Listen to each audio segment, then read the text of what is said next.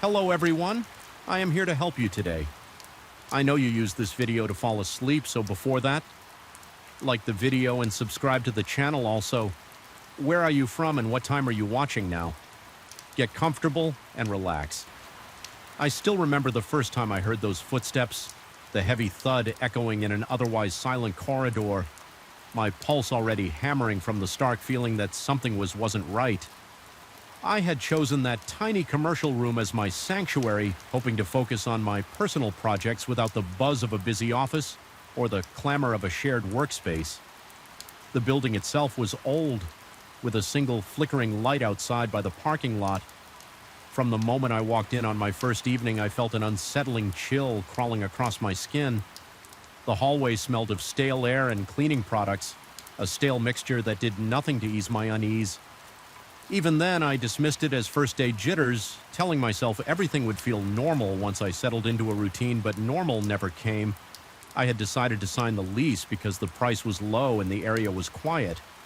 The landlord mentioned the building's age, but he insisted it was structurally sound, just in need of some interior renovations that might happen at an unspecified time.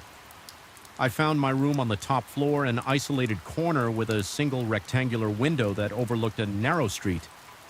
During the day, daylight dribbled in, painting the floor with dusty beams of sunlight at night. However, that window showed nothing but darkness, as if the world outside ceased to exist after sunset. There was a sensation of claustrophobic quiet, an almost tangible pressure that made me catch my breath. Whenever I looked outside, searching in vain for city lights. On my first night working late, I felt a curious mix of excitement and fear. The hallway was so dimly lit after a certain hour that it resembled a tunnel stretching into oblivion. I thought I heard something, a faint shuffle, perhaps someone else working on the same floor. But then I checked my watch, 9:00 p.m. The other tenants who worked normal 9-to-5 schedules had already gone home. The cleaning staff only came in the early morning, so I was sure the building was empty except for me. I brushed aside the notion that I wasn't alone, chalking it up to the building's old air vents. Sometimes old infrastructure mimics footsteps or whispering voices, so I tried to convince myself. By the end of that first week, I found it hard to ignore the footsteps. They had a deliberate cadence, like someone wearing leather-soled shoes each step, tapping the floor with a purposeful weight. I'd glance at the clock around 9:00 p.m. and feel my throat tighten as if anticipating the dreaded sound. The footsteps always began softly, a distant presence at the far end of the corridor. Then they would come closer, more distinct. My heart would pound faster with each echo, my palms growing damp breath catching in my chest. Eventually, they would pass right by my door, the steps reverberating against the walls, and fade into the blackness on the opposite side.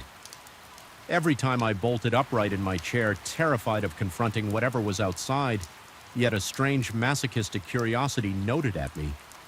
I wanted to fling open that door and confirm there was nobody there, but for several nights I just sat there paralyzed, feeling my stomach twist in knots one evening. My nerves had been gnawing at me all day. Deadlines loomed and I was behind on a project. The entire building felt colder than usual, and I nearly jumped out of my skin each time the radiator clanked in the corner of my office when the clock read 8:57 p.m. I stood up with my heart racing, determined not to let my fear overpower me. I reasoned that if there really was a person out there, I should be able to see them coming. So I waited, hand hovering over the doorknob like I was preparing to detonate a bomb. The footsteps started as always, faint at first, gradually rising in volume. My breath turned shallow and a film of cold sweat beaded on my forehead. My legs trembled like they might give out at any moment when the steps sounded just beyond my door. I gritted my teeth, twisted the knob, and yanked the door open. Darkness. The corridor's overhead lights were off, leaving only a weak glow from the emergency sign at the far end of the hall. My first impression was that I was staring into a void, an impenetrable black. I tried blinking, hoping my eyes would adjust, but I couldn't see a single outline that resembled a human being. Yet the footsteps continued. I heard them so close that it felt as though someone was brushing past me. My heart thundered. My head pounded with the rush of blood. My mouth went dry as I fought the urge to shout or run. I stood there, a pathetic statue of fear, unable to do anything but watch the empty black. Then the footsteps tapered away as if moving around a corner that didn't physically exist, and I was left alone in silence. I must have stood there with the door open for a full minute before my senses returned. My hand shook when I finally closed the door, and for the rest of the night, I couldn't concentrate on my work. I kept replaying the moment in my head. There was no figure, no silhouette, no flicker of movement. Yet the sound was undeniable, as real as my own racing heartbeat. I considered the possibility that I was imagining things. Maybe stress was getting the better of me, perhaps a psychological phenomenon. Sometimes the brain hears what it fears the most, but deep down I wasn't convinced it felt too real. The following week I tried to gather information in a subtle way. I asked the landlord if anyone else rented space on my floor, and if they worked late. He shook his head and said no one else had renewed their lease on that wing of the building. Budgets were tight, and only I had shown any interest in that otherwise deserted corridor. He joked that I must enjoy solitude, to which I responded with a vague smile. I mentioned hearing some noises at night, but he only shrugged. He said old buildings make all kinds of sounds, and if I needed anything, I could call his emergency line. That conversation left me feeling uneasy if the landlord himself had no explanation. Then I was truly alone in this mystery. Night after night, the same experience repeated around 9 p.m. Those footsteps manifested out of nowhere, echoing with that ominous steady rhythm. My body reacted the same way every time my pulse hammered. My breathing went ragged, and I had to wipe sweat from my brow. I tried turning on loud music, thinking maybe I could drown out the noises. It made no difference. Even over my headphones, I could detect those footsteps reverberating as if the entire hallway were a drum. I tried leaving the door open at 8:45 p.m., lights on full, hoping that if I spotted something right away, it would resolve the situation. The footsteps still came slicing through the silence, but no one ever appeared in the doorway. It felt like an invisible presence was crossing back and forth before my eyes. Over time, the atmosphere in my small office grew more oppressive. The overhead fluorescent lamp flickered, sometimes casting warped shadows along the walls. The radiator hissed at the strangest moments, releasing bursts of musty-smelling heat that made me sweat. Even though the rest of the space was oddly cold, I felt as if the walls were closing in on me. My reflection in the dark window became a blurry reminder of how unsettled I was. On some nights, I thought I saw the faint shape of a silhouette behind me in the reflection, but whenever I turned around, the office was empty. The fear began to gnaw at me so relentlessly that I started to question. My reality was my mind conjuring illusions. Was I losing track of what was real? I attempted to reassure myself perhaps this was just an elaborate trick of an overworked brain, or maybe there was a structural quirk in the building's design causing the acoustics to mimic footsteps. But my rational excuses started to crumble when I felt the vibrations through the floor one night. After hearing the steps outside, I crouched near the door and pressed my palm against the cold tile. Each footfall sent a faint tremor into my hand, a real physical movement. It felt unshakably present. I jerked my hand away hard in my throat, realizing that no hallucination would generate that kind of vibration. That moment pushed my paranoia to a new height. I started dreading evenings, watching the clock with a sense of impending doom. Even earlier in the day, I'd catch myself flinching at random sounds, a door creaking elsewhere in the building, a distant honk from the street, or the hum of the ancient ventilation system. My muscles tensed involuntarily. My jaw remained clenched, and I developed a near-constant tension headache. Any conversation I had with friends or colleagues about my new workspace occurred indirectly. I'd vaguely say that the building was creepy or unsettling, but I never confessed the full extent of my fears. I worried they'd label me paranoid or delusional. Eventually, my work suffered so badly that I realized I had to confront whatever was lurking in that corridor.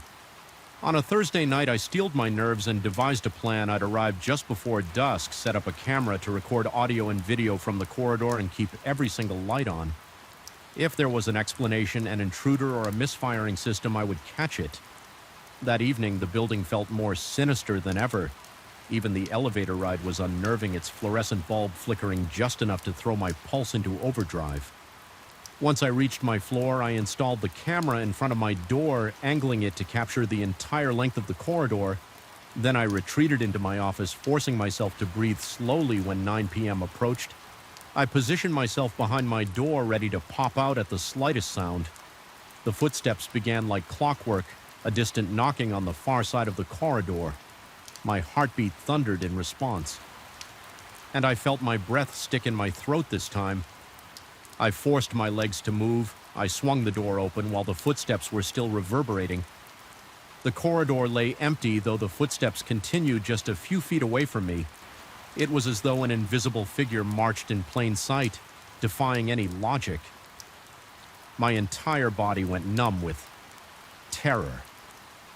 I reached out in the darkness, hand quivering, and felt nothing but cold air, and then abruptly the footsteps stopped leaving me, panting in the stillness. I examined the camera footage after my pulse settled somewhat. The hallway lights had flickered at the exact moment I heard the steps. The audio recorded the sound of footsteps crisp and ambiguous, but the video showed no movement, no shape. It looked as if I had opened the door to chase empty shadows. That final piece of evidence was the tipping point. I felt a wave of raw dread more potent than anything I'd experienced before. The building was either haunted or messing with my senses in a way I couldn't endure. My mind reeled with the realization that there might be something beyond my rational understanding at work. I knew I had had to leave the feeling of being constantly observed. The thick dread in the halls and the bizarre evidence on my recording all convinced me that my sanity was more valuable than any cheap rent or quiet working environment. I came in one last time during daylight hours to pack my things. Even then, the building exuded that icy aura. Every creak of the floor echoed like a warning. My chest felt heavy and a sheen of perspiration dampened my collar. By the time I hauled my final box to the car, I was trembling so hard that I almost dropped it. I never found out what caused those footsteps.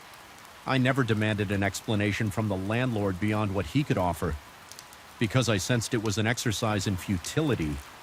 Some occurrences defy rational explanation.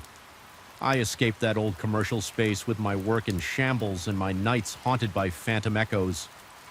Even now, whenever I pass by an empty corridor, my pulse quickens. A tiny part of me expects to hear that same firm, heavy tread. I can't shake the feeling that the presence in that hallway was something more than a mere quirk of an aging building. In the end, I fled from whatever walked those halls at night, yet a piece of my mind is forever trapped back there, listening, waiting, dreading that echo of impossibly real footsteps, and that final thought leaves me with a chill that no daylight can ever quite chase away on the air. In that building always felt stale, as though it had been trapped behind its grimy walls for decades, aging right alongside the dusty beams and crumbling bricks. The first time I stepped inside, something about the darkness in the corners made my skin crawl, yet I brushed off the discomfort, telling myself that an old structure naturally carries its own peculiar atmosphere. I was eager to open my small antique store, and the property seemed perfect for my goals, especially the spacious basement which promised ample storage for my ever-growing collection of oddities. Little did I know that the shadows in that place would take on a life of their own, feeding on my doubts and gnawing at my sanity. I remember the day I signed the lease. The landlord, a gray-haired man with a furrowed brow, offered no welcoming smile. Instead, he described the building's questionable wiring and mentioned how rarely it had been occupied. In the last few years, I wondered why no one stayed for long, but he didn't elaborate. He only mumbled something about the place having its quirks. At the time, I assumed he was referring to the usual inconveniences of an older building, unreliable. Plumbing, flickering lights, perhaps a roach or two. I never imagined anything beyond that. If he knew more, he never said it outright. His eyes, however, reflected a kind of relief as he handed me the keys like he was passing on a heavy burden. The first few days were surprisingly pleasant. I set up the ground floor with shelves and glass cases, carefully placing trinkets and antique curios I had collected over time. The building's creaking floorboards became a familiar soundtrack, and the occasional flicker of the overhead lights simply reminded me to schedule an electrician's visit. In the evenings, I would carry boxes down the old staircase to the basement. It was dimly lit by a single naked bulb. The stone walls perpetually cool to the touch.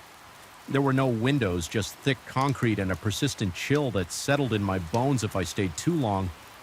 Nevertheless, I felt secure enough in that subterranean space. At least initially, everything changed during my first late-night visit to retrieve a forgotten ledger. I had stayed well past closing, organizing, and exhausted. I realized I needed some documents I'd left in a box downstairs when I descended the steps. Flashlight in hand, I heard something that made me freeze in place. It sounded like muffled voices, as though two people were engaged in a hushed conversation. Just around the corner, the realization that I shouldn't be hearing anyone else at that hour sent a jolt of cold adrenaline through my veins.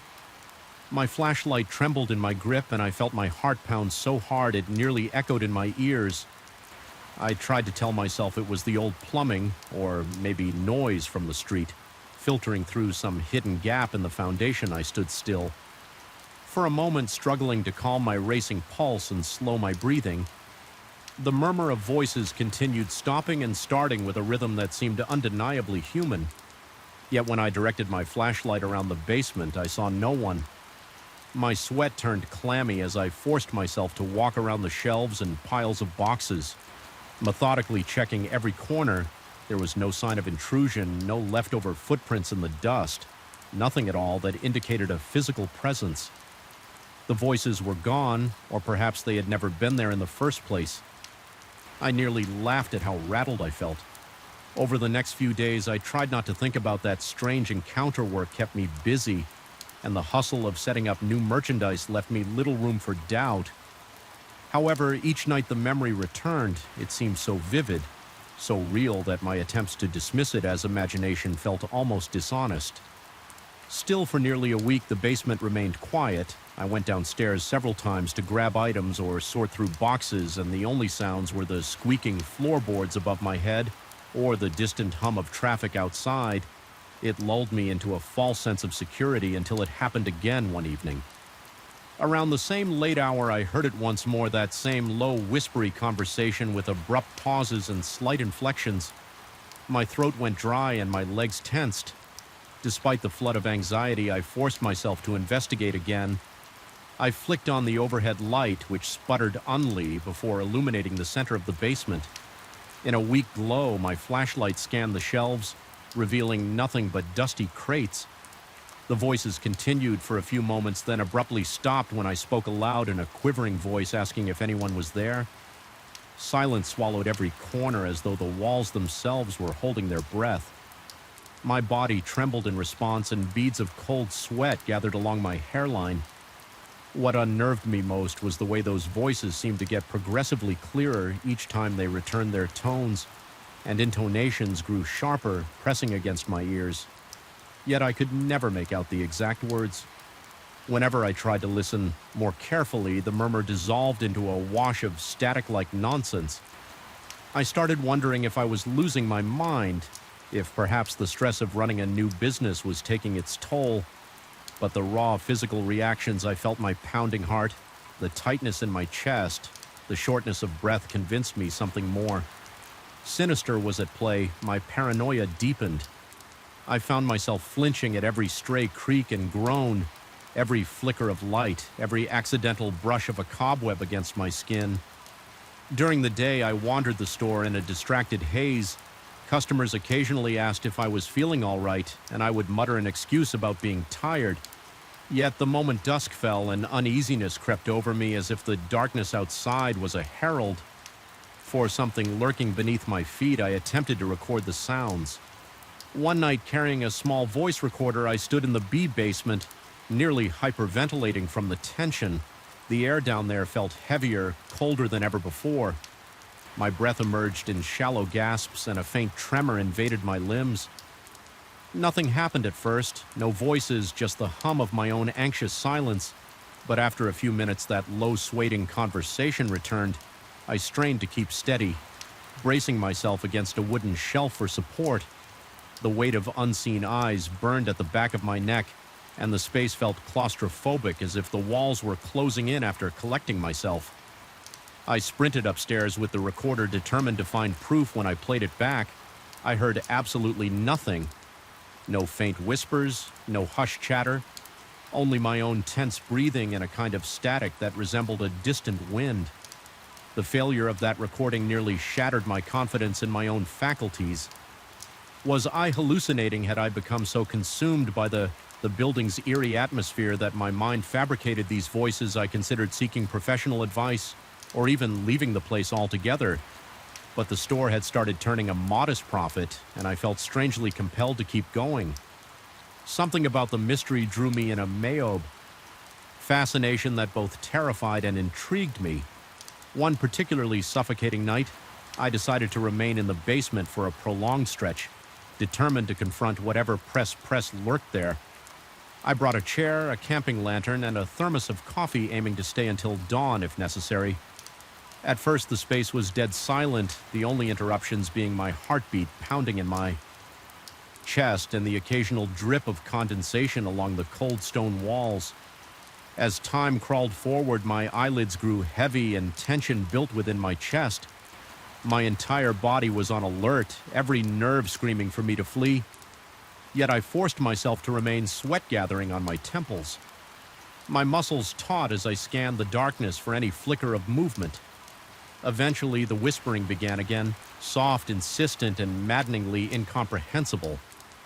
My hands trembled so violently that I nearly dropped my flashlight.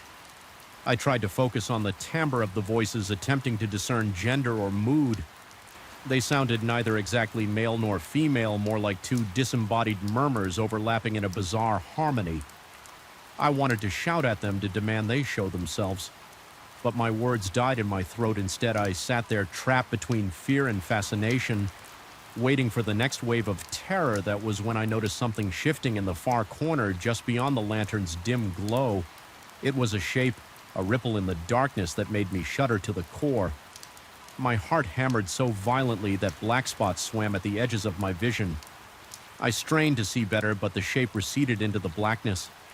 The voices continued, as if beckoning me deeper. My entire body felt suffocated by an invisible weight pressing against my chest, making each breath a struggle in a desperate burst of courage. I stood up and shone my flashlight toward that corner, stepping forward despite every instinct screaming at me to run. The air felt thick, almost syrupy, as if it fought my every movement. My breath came in ragged, shallow gasps, and a wave of dizziness washed over me.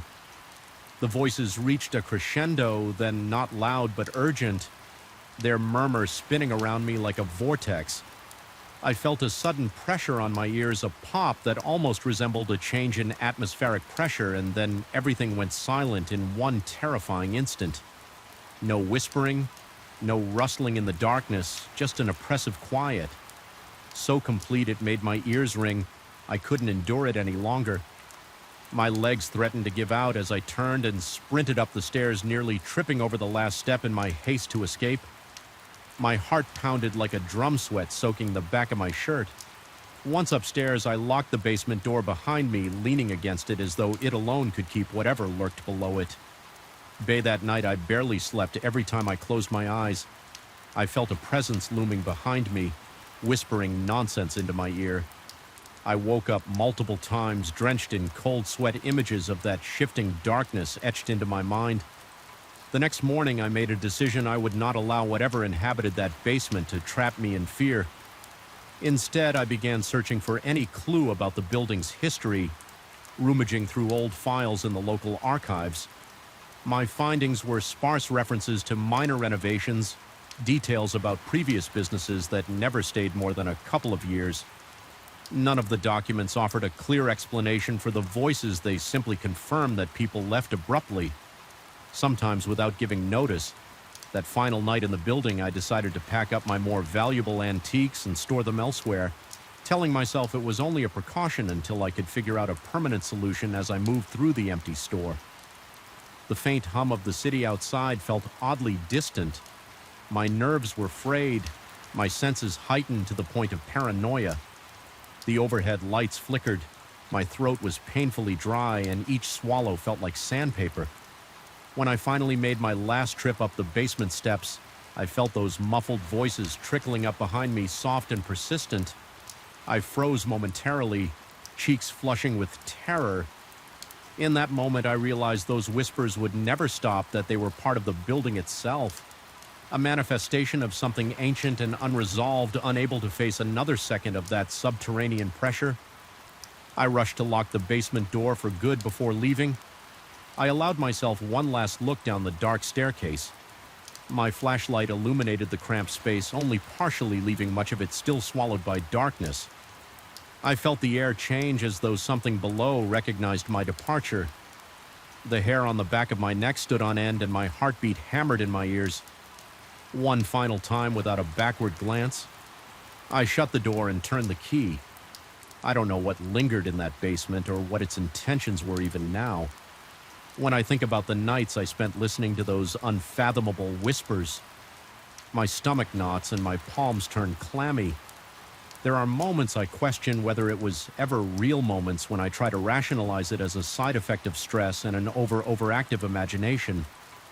But deep down, I feel certain that something resides in the shadows of that ancient building, something that neither belongs to the living nor acknowledges my reality in any comprehensible way. I left that place soon after renting a different spot across town to continue my antiques business. Yet even in a new building with bright lights and fresh paint, I catch myself hesitating. Whenever I reach for a basement door, a part of me expects to hear those muted voices again, whispering in that disjointed language forever trapped in dark corners just out of sight. And that lingering dread, that subtle questioning of my own senses, remains with me like a permanent stain. An unsettling reminder that some echoes refuse to fade no matter how far I run. I felt the chill before I even saw the corridor. It was the kind of penetrating cold that crawls under your skin and settles in your bones, far beyond what any summer breeze or drafty window could explain. The first time I stepped into that narrow passage, my breath caught in my throat, and a sudden wave of unease washed over me. Even though sunlight streamed through the windows in the rest of the house, the air in that cramped space felt stagnant and unnaturally cold. It was as if some invisible force lurked there, watching and waiting. With silent anticipation, I had inherited this country house from a distant relative I barely knew, and I initially thought it would be a pleasant getaway from my hectic city life. The building stood on a large plot of land surrounded by tall, unkempt grass and dense clusters of trees. The paint on the exterior walls had faded to a dull shade of gray. Loose shutters slapped against the siding with each gust of wind, adding an eerie percussion to the place's overall silence. I remember looking at it from the gravel driveway and wondering if I'd have the time or motivation to restore it to a more hospitable state. Inside, I found dusty furniture covered in sheets, an old fireplace coated with years of soot, and various antique trinkets stacked in corners. My first weekend there, I spent most of my time cleaning and rearranging what little furniture I planned to keep. The house had a peculiar smell, an earthy scent of old wood and something faintly sweet that I couldn't place. It wasn't unpleasant, just unfamiliar, a reminder that I was stepping into someone else's memories rather than a place of my own. Yet it wasn't these remnants of the past that bothered me. It was that corridor positioned between the kitchen and a small guest bedroom. The corridor measured only about 10 feet in length. It had no windows and was illuminated by a single weak light bulb dangling from the ceiling. Despite the rest of the house being warm or even and stuffy, that tight stretch of hallway felt like a different world, breathlessly cold, suffocating, and thick with an unspoken tension. The first time I crossed it, I simply shrugged it off, attributing my discomfort to exhaustion. But each time I walked through afterward, the same piercing chill hit me, and I felt as if something brushed against the back of my neck. At first, I tried rational explanations. Maybe an old ventilation shaft passed through there, or perhaps a hidden air current trickled through cracks in the walls. I performed a cursory inspection. I checked for leaks, electrical wiring issues, or moldy spots, anything that might cause a temperature drop. I found none. The plaster remained intact, and the floorboards were solid. There were no open vents or exposed pipes still. That place felt wrong. No matter how many times I walked the rest of the hallway, I couldn't shake the feeling that in that narrow passage something was observing me. On the second weekend, I decided to stay the night and see if I could detect the source of the cold at different times. That was when I heard the murmuring lying in bed with the lights off. I started to drift into an uneasy sleep.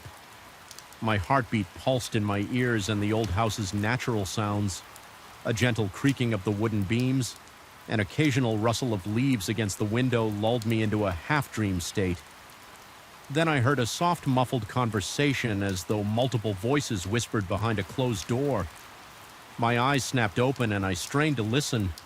It was coming from the corridor. I got up, shivering with a combination of fear and the lingering cold in the air. My stomach tightened and my hands felt numb. I remember my pulse pounding in my temples as I stepped gingerly toward the corridor's entrance. I flipped the light switch and the single bulb flared to life. The moment the light flooded the passage, the whispering ceased.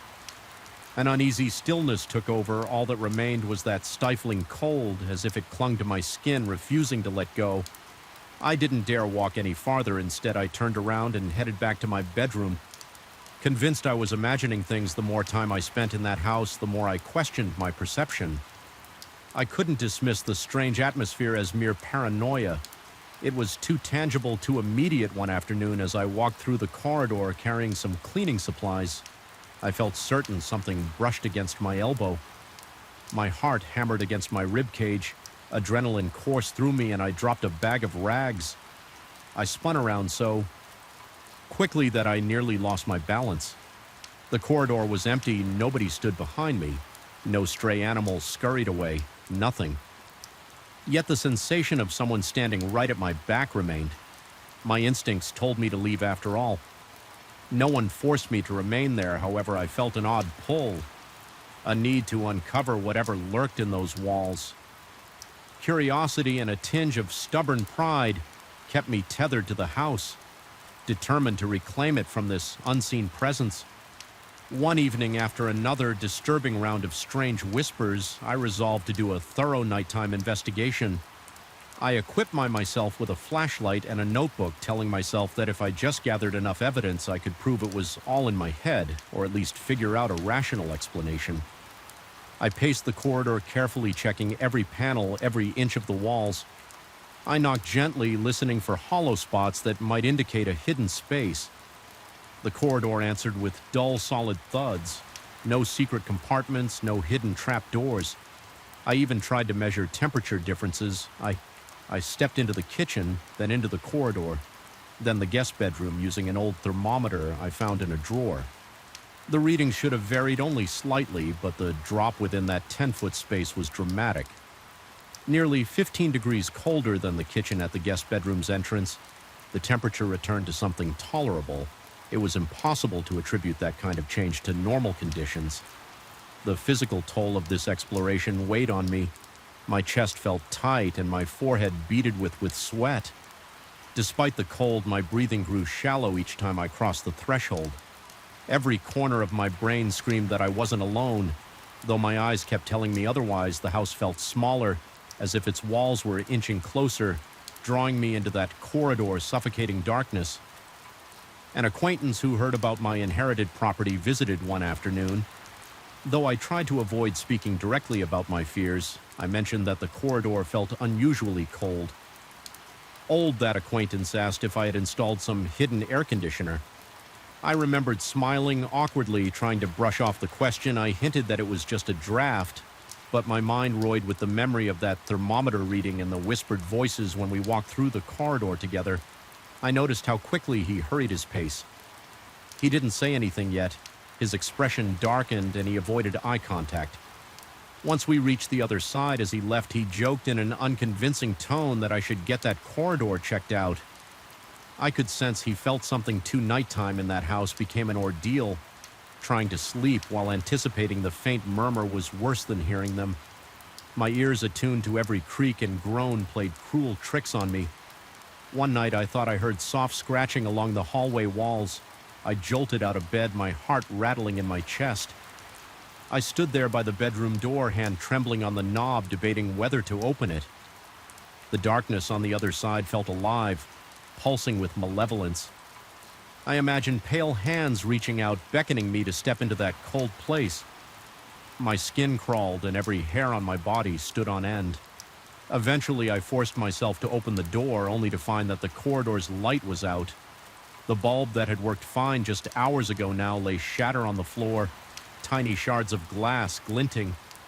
The corridor yawned before me, a black void. My stomach churned and a wave of nausea threatened to overwhelm me. I retreated and stayed awake for hours each minute. Steeped in dread, my mouth felt dry as if I had swallowed sand. I tried to calm my nerves by telling myself it must have been some electrical fault or a sudden surge that caused the bulb to burst.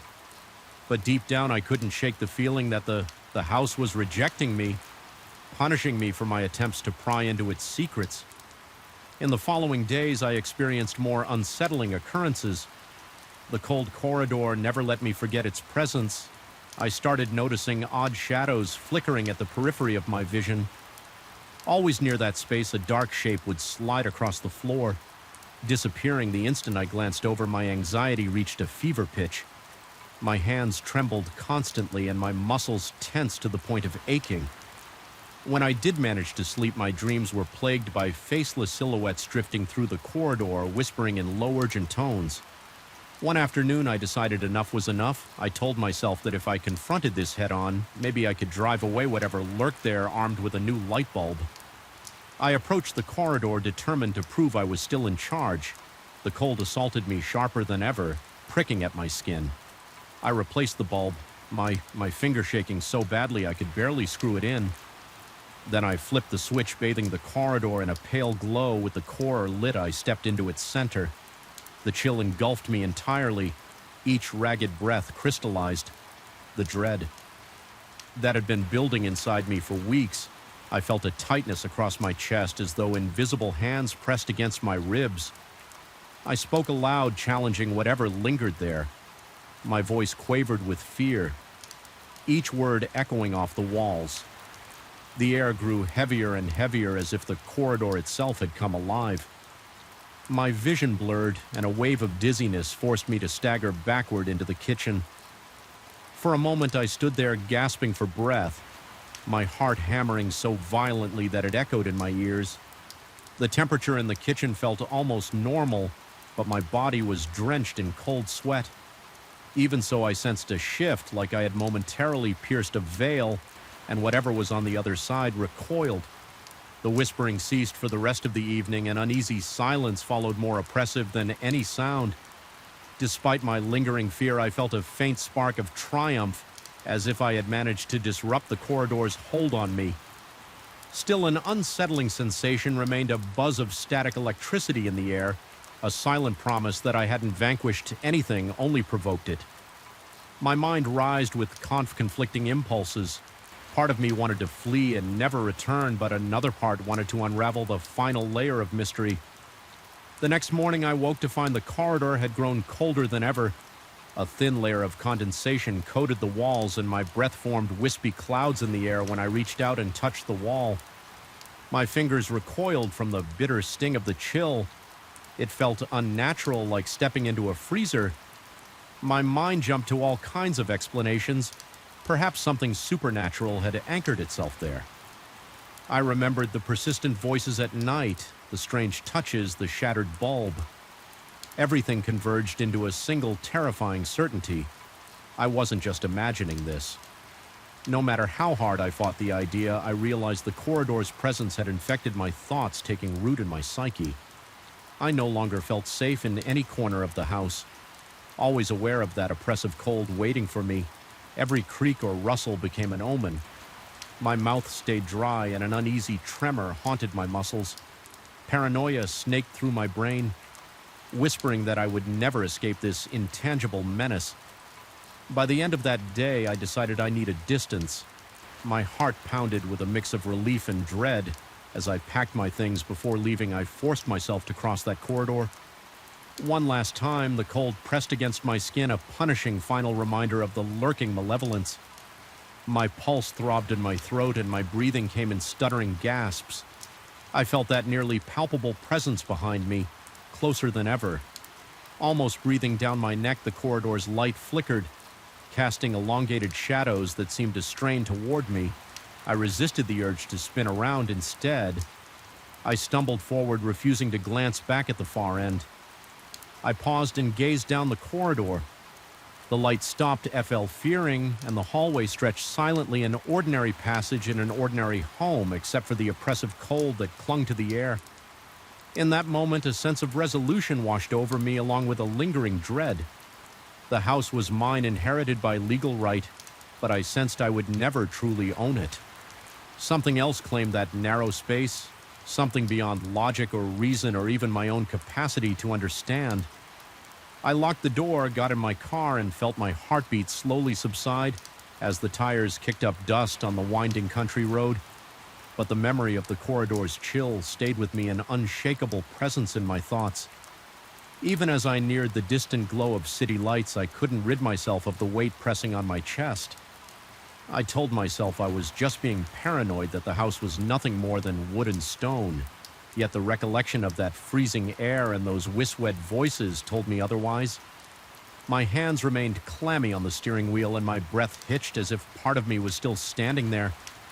In that darkness, I never found a logical explanation for the cold that stalked those walls, nor did I uncover the source of that murmuring in the weeks that followed. I debated whether to sell the place or simply let it stand vacant, a relic of an inherited legacy. I had no desire to claim late at night, when the hum of traffic outside my apartment window lulled. I would picture that corridor, imagining it growing colder with every passing moment. I would see shadows flicker at the periphery of my sight and feel the echo of that suffocating presence. It lingered with me, a chilling bond that I was sure I would never fully sever. Even now, I'm left with a nagging realization: the hallway might be empty, but it's not unoccupied. Something dwells in that short stretch of space, hungry for attention, thriving on fear. And though I escape the house physically, the corridor follows me in my thoughts.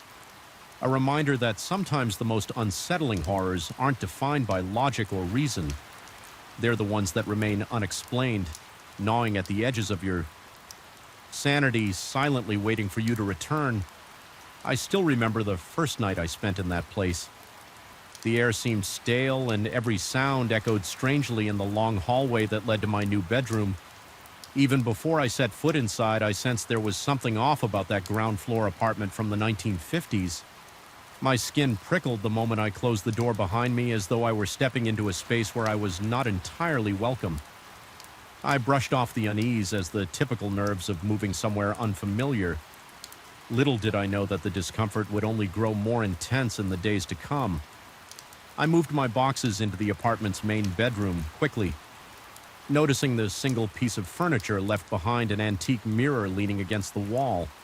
The frame was heavy and carved with intricate floral details. The wood darkened by time, the glass itself was slightly fogged at the edges, tinted a dull gray. At first, I thought it was charming, an interesting vintage accent that fit the old structure of the building. Perhaps the previous tenant had found it too cumbersome to take along. The property manager had only told me the place was being vacated in a hurry. Giving no further explanation, I decided the mirror should stay, convincing myself it added character. During the first few weeks, I arranged my belongings, worked my regular shifts, and tried to settle into a routine. The apartment was quiet, with thick walls that muffled any noise from the neighbors. The building's corridors had dim lighting that flickered unpredict, like casting long, unsettling shadows. The floors creaked and the old pipes groaned whenever water was used. If I were to describe the atmosphere in a single word, I would call it heavy oppressive, in a way I couldn't quite articulate at night. When I switched off the lights, a persistent hush would envelop the rooms, broken only by the faint hum of the refrigerator or the occasional drip from the bathroom faucet. It was during these dark hours that I started noticing something peculiar about the mirror. If I walked by the bedroom door without turning on the light, I'd catch what looked like a shape standing in the reflection.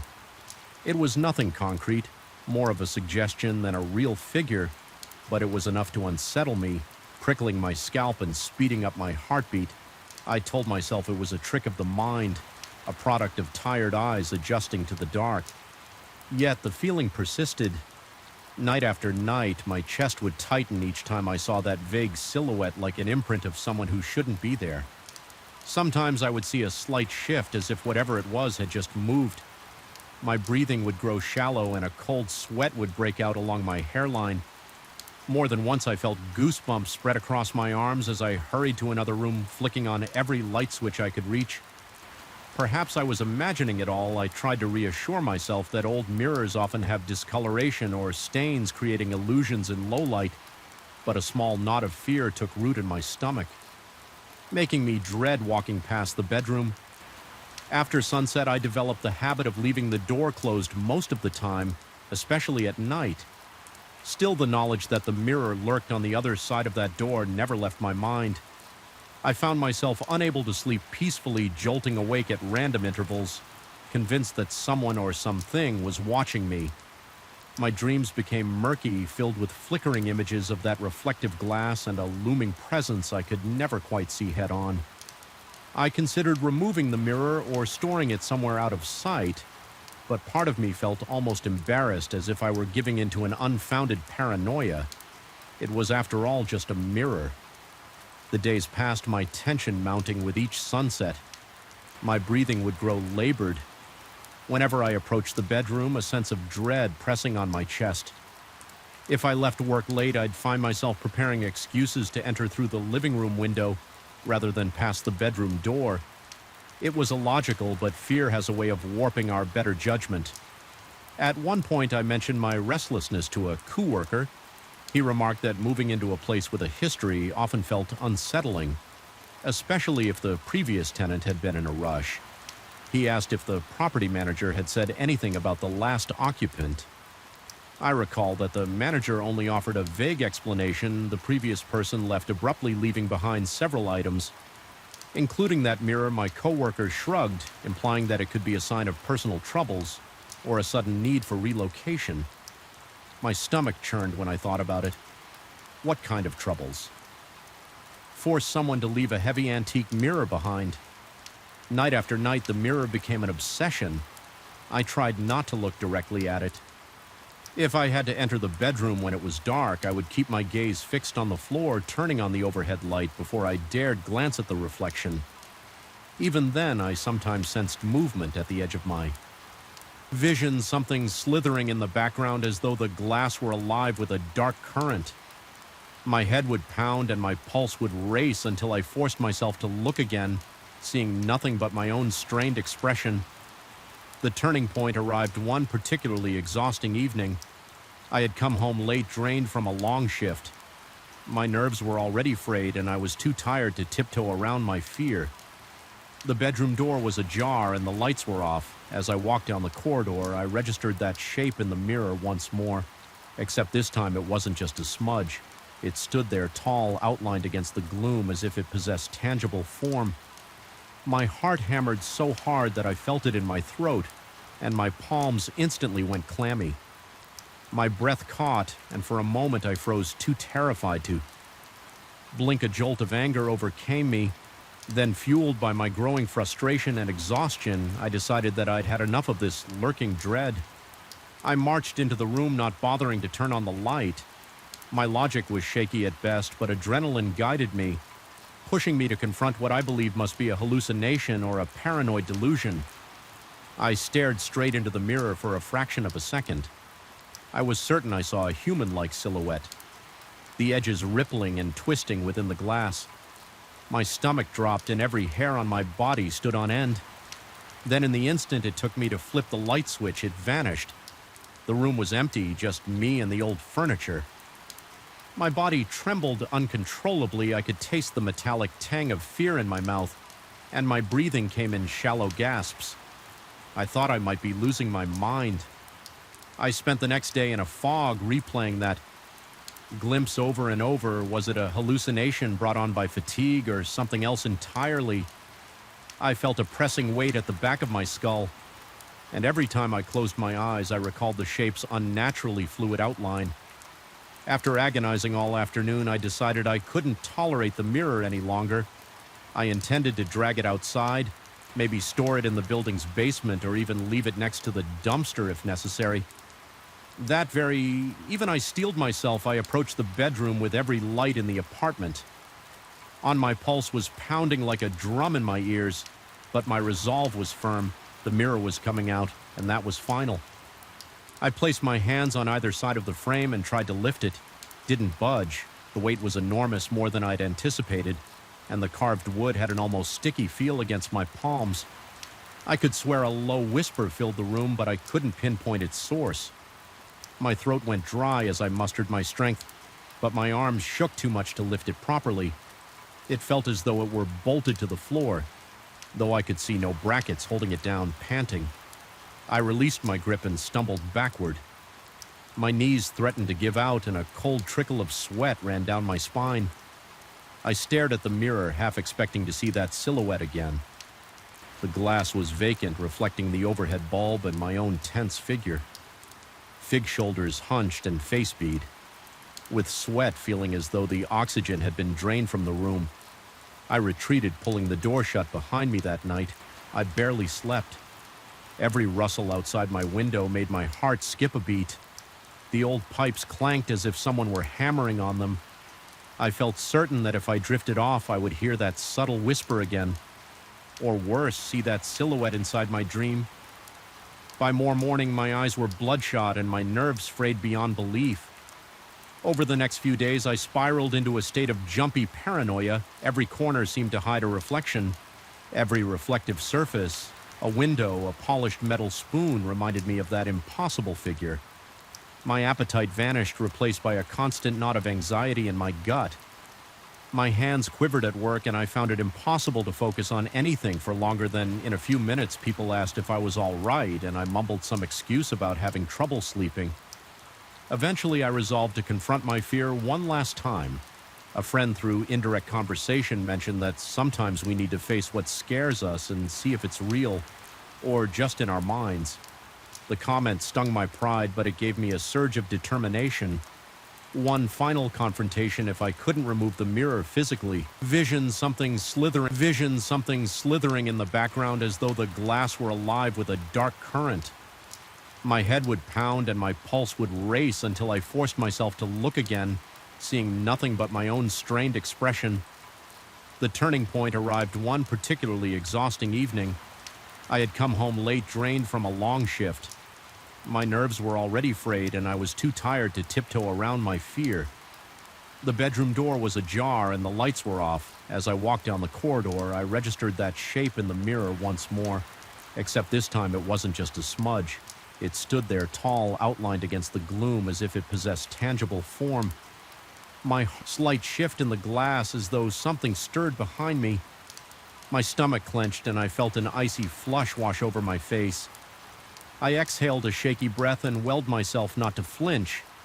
The silhouette grew more defined, as if stepping forward from behind a veil of darkness.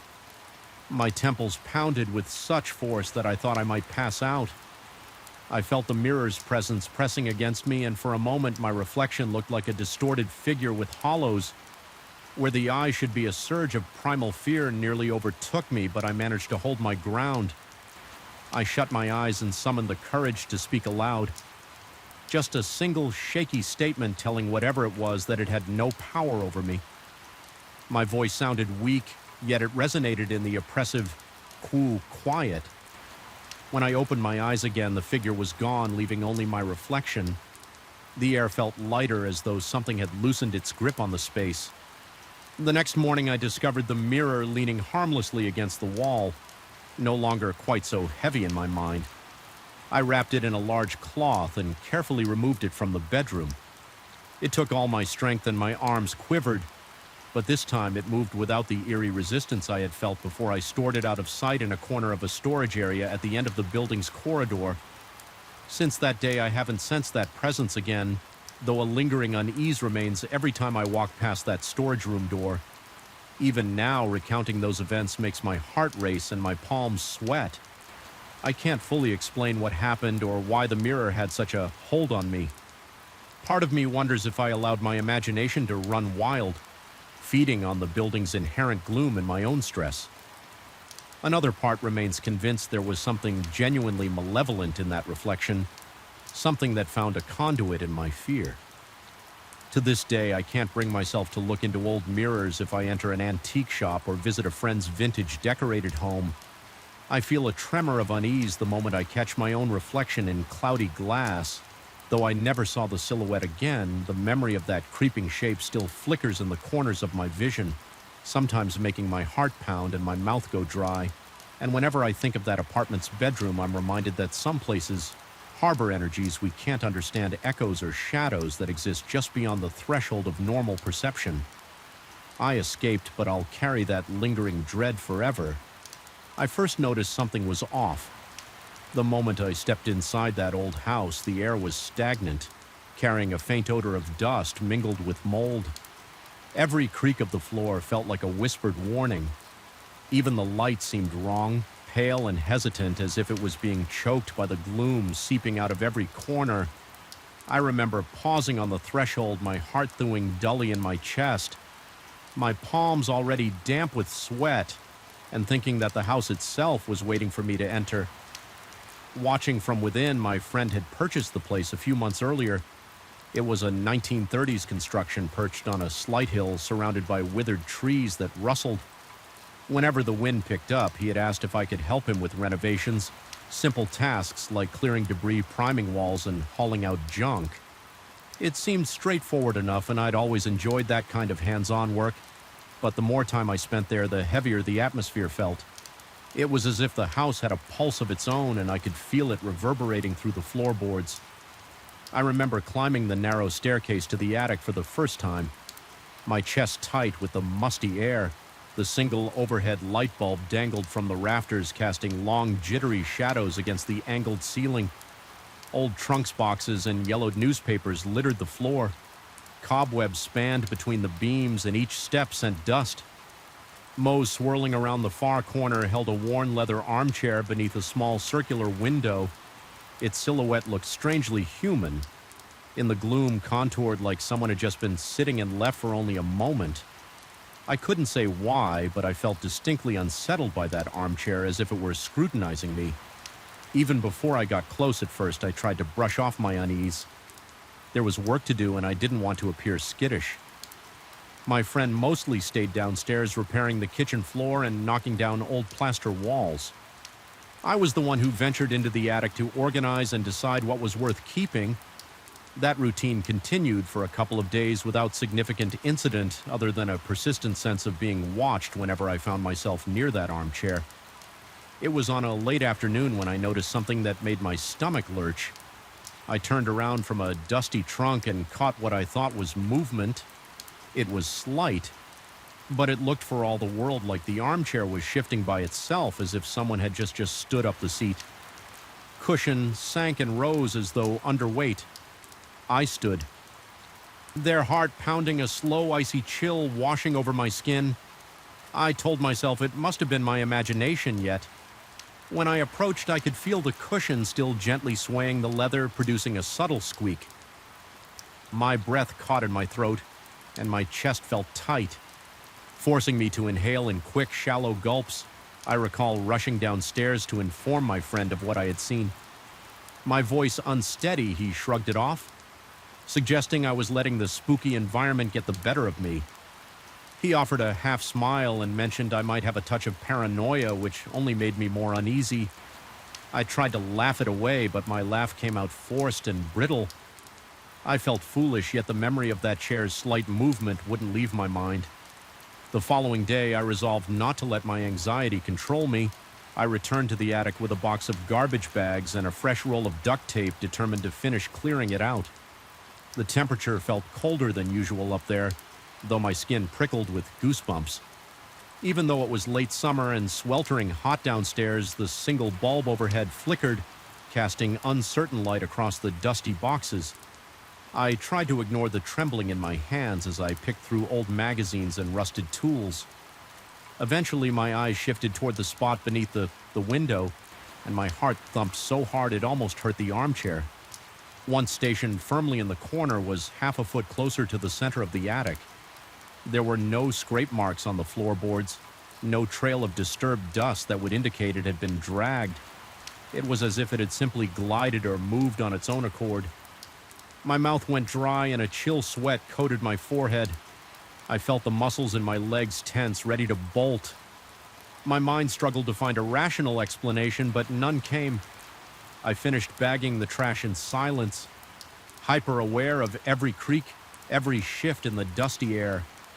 I refrained from glancing at the armchair as much as possible, afraid I might see it move again. When I finally left the attic, I found my friend downstairs working on repairing a wall. He asked me how it was going. I simply told him I was making progress, not wanting to revisit the conversation about my imagination. Still, my mind roiled with unease, and I could barely keep my heartbeat under control. Over the next few days, I avoided the attic.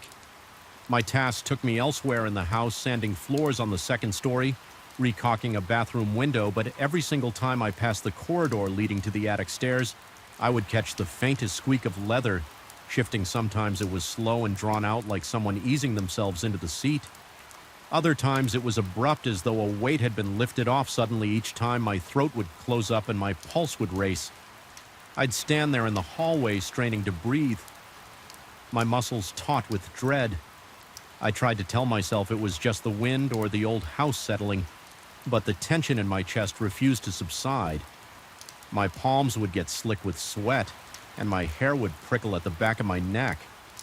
The friend kept telling me I was overreacting whenever I gave the slightest hint of worry, explaining in a different tone that old houses made weird sounds. I wanted to believe him, but something in the attic defied normal explanations.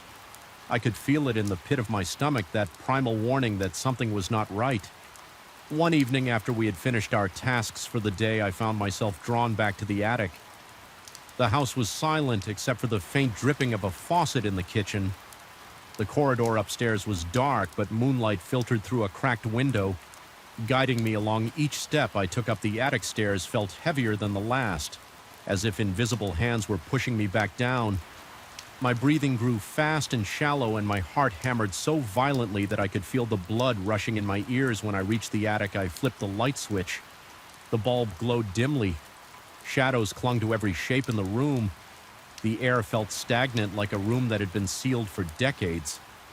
My gaze found the corner beneath the window where the armchair sat in a slightly different angle again. The cushion bore a vague impression on one side, as though occupied moments before a knot formed in my stomach, and my body felt seized by an intense dread. My legs trembled as I approached it. I could hear the faint squeak of the leather again, as if it were still settling. The odor of old cracked leather mingled with a musty stench that seemed new, pungent, almost like damp soil.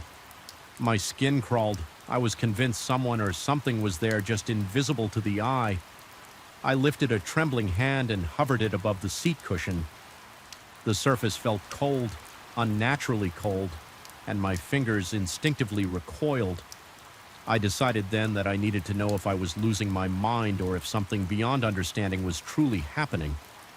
So I did what logic dictated. I pushed the armchair against the wall, feeling the friction of the wooden legs against the floor. I made sure it was firmly wedged so it couldn't be shifted easily. Breathing heavily, I took a mental snapshot of its exact position down to where the shadows fell around it. My plan was to come back in an hour or two and see if it had moved. I headed downstairs, my heart still racing, and tried to occupy myself in the living room by measuring windows for new drapes. Each passing minute felt slower than the last, and my nerves were on edge. I noticed my hands were shaking so badly that I almost dropped the measuring tape. Eventually, I forced myself to return to the attic, counting each step in an attempt to steady my breathing at the top of the stairs. I paused, bracing for what I might see. My body felt tense, my palms sweaty, and my pulse thrummed in my ears. The overhead bulb flickered once, then stabilized. My gaze shot to the spot beneath the window, only to find the armchair positioned a few feet away from where I had left it. The top edge was angled toward the attic door, almost as if it were staring at me. A wave of nausea rolled over me, and I felt faint. My knees nearly gave out, and I clutched the doorframe for support. I wanted to run, but some mixture of disbelief and grim curiosity kept me rooted there. My breathing ragged and my mind spinning with questions. I reached out with trembling hands, steadying myself against a box for support. My vision blurred for a moment with panic, my thoughts swirling about the possibility of something malevolent inhabiting this space. I rubbed my eyes, trying to keep my sanity intact. It was so quiet that the smallest sound, a rustle, a faint groan of wood, echoed in that cramped attic like a scream from that night. On the sense of being watched intensified whenever I set foot on the second floor. Even mundane tasks like retrieving a toolbox or spackling a hallway crack became a gauntlet of sweaty palms and a racing heart. I would glance over my shoulder every few seconds, certain I'd glimpse a shape in my peripheral vision. The corridors felt narrower, the walls pressing in as though the house was determined to keep me on edge, and that squeaking continued, sometimes faint and intermittent, sometimes sharp and urgent, as though the occupant of that chair wanted me to know it was there. One afternoon I heard what sounded like measured steps above me, pacing back and forth.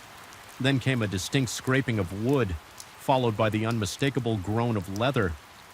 My hair stood on end and a surge of fear poured ice into my veins. I sprinted outside into the weak daylight, gulping down fresh air and willing my pulse to slow. I didn't return until dusk forced me to gather my belongings. Even then, I avoided the attic entirely eventually. My friend asked if I wanted to keep helping with the renovations or if I needed a break. He hadn't heard the peculiar noises himself, or so he claimed. He said in a calm but dismissive tone that maybe the stress of physical labor and the darkness of the attic were getting to me. Part of me believed it might be true. I started to wonder if I was unraveling, seeing illusions conjured by my own paranoia.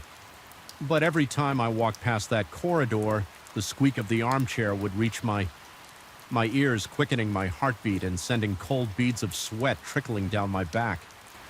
The final straw came on an evening when I was alone in the house, finishing some last-minute tasks while my friend ran errands. I was on the second floor when I heard a series of noises from above, an intense groaning of leather, then what sounded like a hard thump. My chest clenched. I approached the attic stairs, each step feeling heavier than the last. At the threshold, I flicked on the light to see the chair. This time it was dead center in the attic, angled to face me. Directly, the seat was indented as if supporting a heavy weight, but there was nothing visible. Occupying that space, a low dragging sound seemed to emanate from the chair itself, like the leather was breathing. I stood there, heart-pounding sweat dampening my brow, my throat too tight to call out. The air felt electric, charged with something hostile. A wave of dizziness made me sway. My entire body screamed at me to leave. I took a step back and the overhead bulb popped, plunging the attic into darkness. The shadows swallowed everything and I heard movement, scraping, squeaking, something shifting in the pitch black. My breath came in, desperate gasps as I fumbled for the flashlight on my phone. The narrow beam caught a glimpse of the empty seat cushion. Rising back into shape like something had just stood up, I didn't wait to find out more. My heart hammered so fiercely that I worried it would burst. I nearly stumbled down the stairs, racing out of the house as my pulse roared in my ears. Outside, I gulped fresh air and gripped the railing, trying to steady.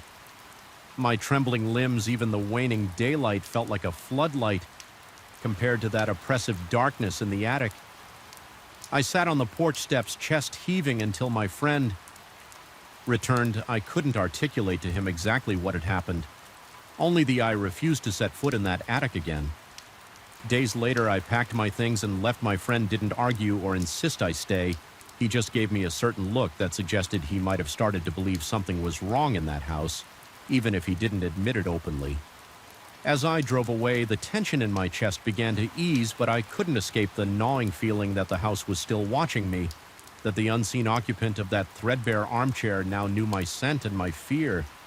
Even now, I still dream of that attic in my nightmares. I find myself climbing those stairs, the bulb flickering overhead. The chair is there, always waiting.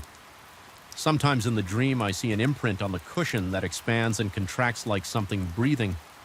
Other times, I glimpse the outline of a shape reflected in the attic window, a distorted silhouette that stands behind the chair. I wake up with my heart in my throat, covered in cold sweat. Unable to shake the memory, I can't say with absolute certainty what haunted that house. Perhaps it was some residual echo of a past tenant, or maybe it was the house's own malevolent presence.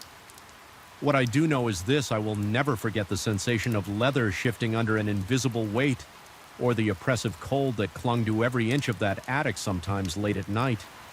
I swear I can still hear the faint squeak of old leather moving in a distant room, a reminder that some doors once open never quite close, and whenever that memory surfaces, my pulse races, my skin prickles, and I feel that same dread pressing like invisible hands on my chest, whispering that certain secrets are better left undisturbed. The kettle started whistling again yesterday, echoing through my apartment like a grim announcement. I can still feel the tremor it sent through me, the skin on the back of my neck prickling as though a cold hand had grazed it. If I concentrate, I can almost hear that shrill note lingering in the corridors of my mind, refusing to let me forget how unreal it all felt, how impossible it should have been. I live alone in a relatively modern apartment building, the kind of place you assume room has no secrets. The walls are freshly painted, the floors hardly squeak, and the windows seal out the city noise almost too efficiently when I first moved in. I thought I had discovered a corner of urban paradise: clean hallways, reliable elevators, and friendly neighbors who never pried into my business. It was exactly what I needed.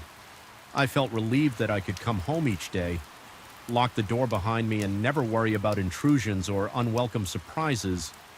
That feeling dissolved the first time I heard the kettle whistle. I work at a small design firm downtown, so I often return home late in the evening by the time I make it back. The building is eerily quiet the day it all began. Nothing seemed out of the ordinary. The sun had already set, and the hallway lights hummed with that faint electrical buzz. You only notice when you're alone. My apartment looked just as I had left it. Shoes by the door, blinds half closed, a few dishes drying on the rack. I distinctly remember placing my electric kettle on the kitchen countertop before heading to the bathroom. It was the usual routine. I was tired, sweaty from the commute, so a quick shower sounded perfect. The kettle was unplugged. No water was inside. I never gave it a second thought. Within minutes of turning on the shower, I heard a high-pitched whistle that set my heart hammering. At first, I tried to reassure myself that it must be an alarm in someone else's unit. I even paused the water to listen more carefully. The whistle was unmistakable, cutting through the hush of the tiled bathroom as though I stood right next to it. Every hair on my arm stood up. Confusion turned to dread when I realized it sounded precisely like the kettle's piercing note of boiling water. My pulse was pounding so loudly that my breath caught in my throat. I jumped out of the shower, barely drying myself as I raced to the kitchen. I fully expected steam, sizzling water, or something else that might justify the noise. Instead, I found the kitchen lights flickering faintly, the kettle cold and untouched on the countertop. No water dripped from it, no heat radiated off its metallic surface. The plug still lay limp beside it. My heart thrummed against my ribs, and I stood there in a damp towel for what felt like ages. Scanning every corner of the room, I remember thinking, perhaps I'm just that tired. Maybe the day's stress had gotten to me that night. I barely slept. Each time I closed my eyes, I replayed the sequence of events: arriving home, placing the kettle on the counter, hearing the whistle, and finding it inert. Over and over, my mind churned with possibilities. Could it have been a trick of the plumbing? Was it the wind whistling through a poorly sealed window? These excuses felt feeble, but I needed something to hang on to my body. Hummed with anxiety, sweat beating on my forehead every time a faint noise stirred me from half-sleep. A few days later, it happened again, this time. I came home in the late afternoon just early enough to catch some pale sunshine leaking through the balcony doors. My plan was to make a quick snack, so I put a mug on the counter and ready to teabag, but I realized I was out of fresh milk. Annoyed, I decided to go to the convenience store down the street. Once again, I left the kettle sitting on the countertop unplugged while I waited in line at the store. I felt an odd twinge of unease, but I tried to brush it off. I told myself everything was normal. When I stepped back into my apartment, I heard the high-pitched whistle, dull but instantly recognizable, as though it were emanating from just around the corner. My heart lurched. My breath stuttered in my chest. This time I sprinted to the kitchen. The kettle was exactly where I had left it. The handle was cool to the touch, the metal body reflecting my alarmed face in a warped, unkind distortion. My stomach knotted and a clammy sweat prickled under my arms. I recall checking every appliance that evening, pressing my ear to the walls, even stepping out into the hallway to see if someone else was boiling water. Everything was silent. Returning to my unit felt like stepping back into a bubble of tension. The overhead lights seemed too dim, casting elongated shadows across every eye object. My own footsteps on the hardwood made me flinch. I remember swallowing hard, my mouth parched, as if I had forgotten to drink water all day. I paced around the apartment for a while, convincing myself that something else must be at fault. Over the following week, I became hyper-vigilant. I made a habit of examining every inch of the kitchen each time I returned home. The kettle, once an unremarkable fixture in my daily routine, now held an aura of, for it wasn't just whistling anymore. Some mornings I noticed it had shifted position once the handle faced the stove instead of the living room. Another time I found it angled toward the sink, as though someone had used it and set it down hastily. My heartbeat would spike whenever I saw it out of place. I tried to recall if I'd moved it myself, a half-asleep habit maybe. But the recollection never came. When I talked to the building manager about strange noises, I didn't mention the kettle. Instead, I casually asked if the walls were thin or if any maintenance workers had accidentally entered my apartment. The manager told me no one else had keys and no work orders were scheduled for my unit. I felt the color drain from my face as I nodded politely, swallowing a bitter lump of tension in my throat. The nights became unbearable. Each small sound made me jolt awake. My mind began crafting scenarios of intruders flipping through the door the moment I turned my back, but there was never any sign of forced entry. My possessions remained intact except for the kettle's inexplicable movements. I even changed the locks out of paranoia, paying extra to have someone come in and install a brand new set. For a time, I left the kettle in a cabinet out of sight. I wondered if ignoring it might help me reclaim some peace of mind. That strategy failed. One evening, I returned from work to see the cabinet door slightly ajar. The kettle was back on the counter, angled in that same unsettling way my hands shook when I picked it up. I felt a cold sensation spreading through my chest, like a block of ice. Forming around my heart, the air felt thinner, my lungs struggling to draw oxygen. I leaned against the sink, my knees weak, trying to keep calm. I asked myself if I was losing my grip on reality. Had I absent-mindedly retrieved the kettle, but I couldn't remember doing so. My body was slick with a cold sweat, and a tremor coursed through my arms as I placed it back in the cabinet and locked every door in the apartment. That night, things escalated sometimes in the dead of night. I would wake to that shrill whistle reverberating through the silence. It was so vivid that my pulse would skyrocket, my breath catching in my lungs. Yet when I rushed to the kitchen, the kettle lay dormant. Mocking my fear with its silence, it felt as though something was playing with me. Delighting in my terror, the entire apartment began to feel like a labyrinth of flickering shadows. Light bulbs would dim for no reason, then surge back to full brightness. I'd catch glimpses of movement in reflective surfaces only to spin around and see nothing there. On one especially harrowing night, I was certain I heard a scraping noise like the kettle being dragged across the countertop. My mouth went dry and beads of sweat formed along my hairline. I forced myself out of bed, heart pounding so fiercely I could hear the rush of blood in my ears in the dark hallway. I strained to listen. A faint click sounded. Metal meeting. Metal. My hand shook as I fumbled for the light switch when the overhead bulb flickered on. The kettle sat at the edge of the counter handle, pointed toward me as if inviting me to pick it up. I stood, frozen, the only sound my own ragged breathing. It felt as though the apartment itself were alive, waiting. I began questioning my sanity more openly. I even confided in a colleague at work. Though I avoided giving too many details, he suggested I might be overworked or experiencing stress-induced hallucinations. He recommended a short vacation or therapy, saying something about how the mind can play tricks when you're exhausted. I nodded along, but deep down I couldn't accept that these experiences were purely psychological. The physical evidence was too clear in a desperate attempt to reclaim control. I started setting up small traps. I placed flour around the kettle before going to bed, hoping to find footprints or marks that would prove someone or something was messing with it. But each morning the flour remained undisturbed except for the kettle itself being at an odd angle, or sometimes not even on the flour at all. It was as though it had moved without touching the ground.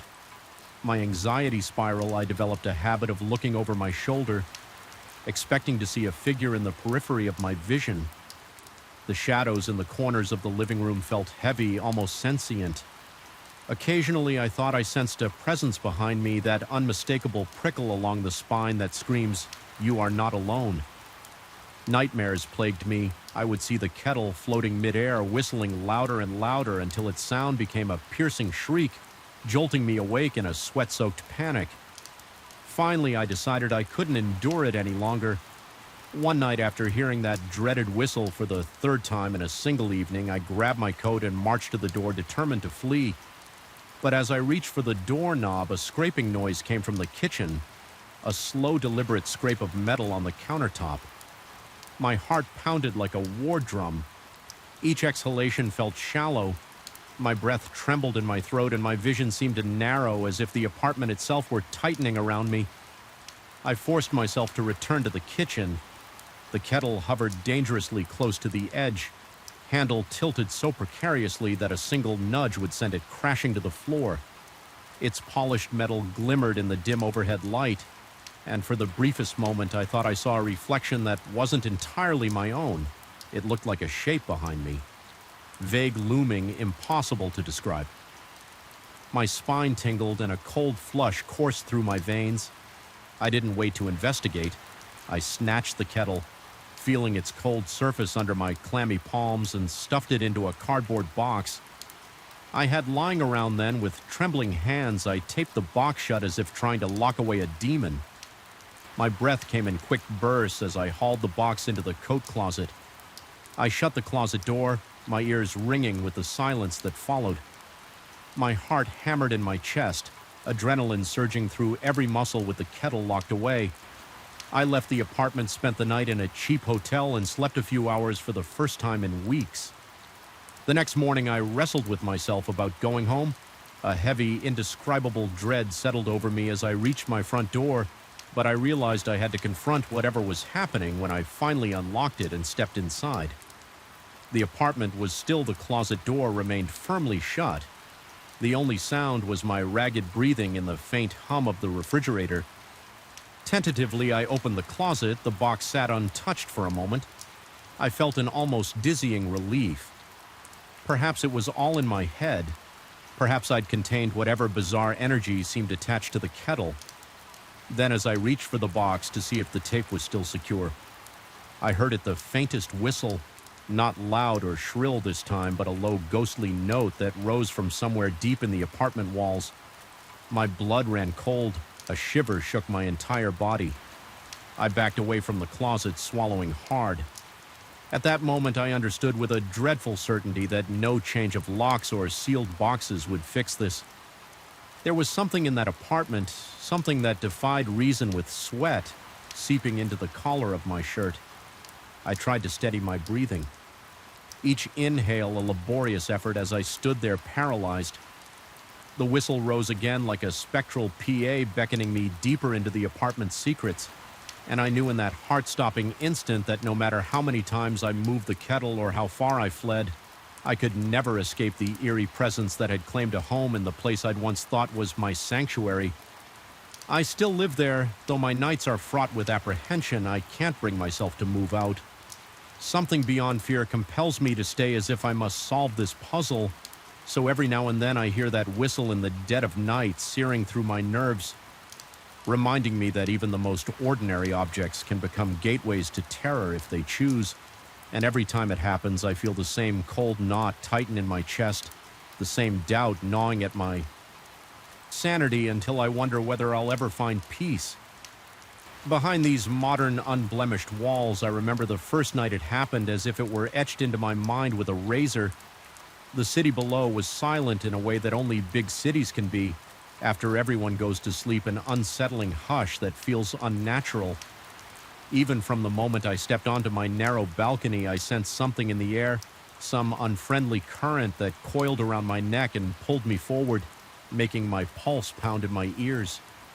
I tried to tell myself it was nothing, just a shift in the wind or the hum of faraway traffic, but deep down I knew something was off, something that made my skin crawl, and then the whispers began.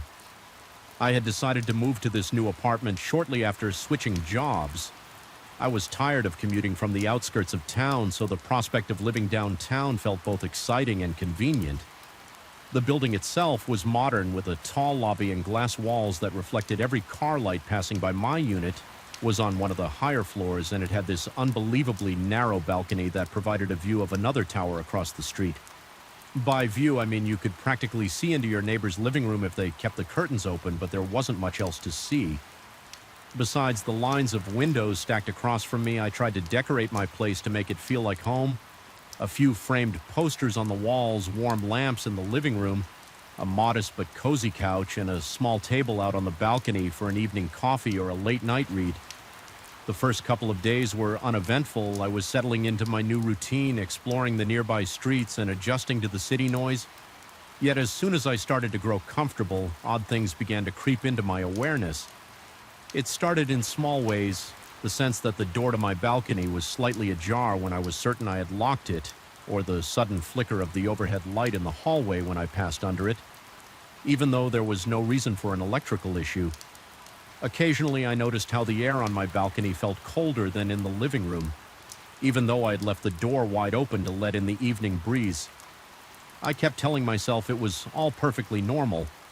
Urban living comes with quirky building noises, and old wiring can cause flickers. Rationalizing these experiences felt easier than confronting the discomfort that gnawed at my mind. But then the whispers started. The first time I heard them, it was close to 11 at night. I remember because I had just finished a call with a friend who was asking how I liked my new place. I stepped out onto the balcony with a mug of coffee in hand, hoping to wind down. The moment I took my first sip, I heard a faint hiss that sounded almost like wind swirling through a narrow gap.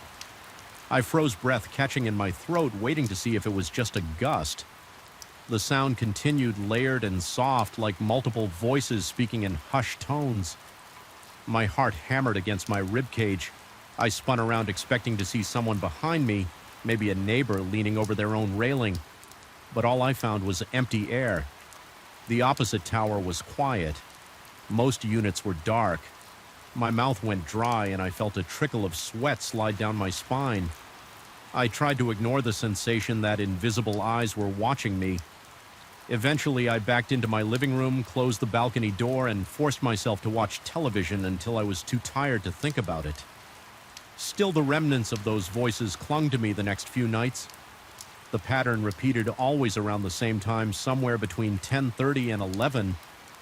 I would notice a slight disturbance, like a change in the air pressure. The minute I stepped out to investigate, I'd hear them again. Tiny breathy murmurs that seemed to be right behind my ear, but without any physical presence to explain them. Some nights I swore I could pick up fragments of words. It was never enough to form a coherent sentence, but they were definitely syllables of something like a voice trying to call me, lure me, or maybe even warn me. I remember one night at around 11:30. The whispers were so insistent that I felt compelled to lean over the balcony railing and look down. My entire body tensed as I scanned the street below. There was no one there. Just the deserted sidewalk dimly lit by the street lights. The sensation of a presence beside me was overwhelming. So much so that I jolted when a car horn sounded a few blocks away. I scrambled back inside, flicked on every light in my apartment, and locked all my windows. The whispers had stopped as soon as I turned on the lights, leaving me with nothing but the hum of my own fear. My days at the office became difficult. I would show up drained and anxious, constantly replaying the events in my mind. My boss noticed I looked exhausted and asked if everything was all right, but I just mumbled that I was having trouble sleeping in. Truth, it wasn't the lack of sleep itself, it was the creeping anxiety that maybe I was Losing my grip, I started second-guessing my recollection of the whispers. Could it be the wind bouncing off the buildings? Could I have read too many creepy stories on the internet?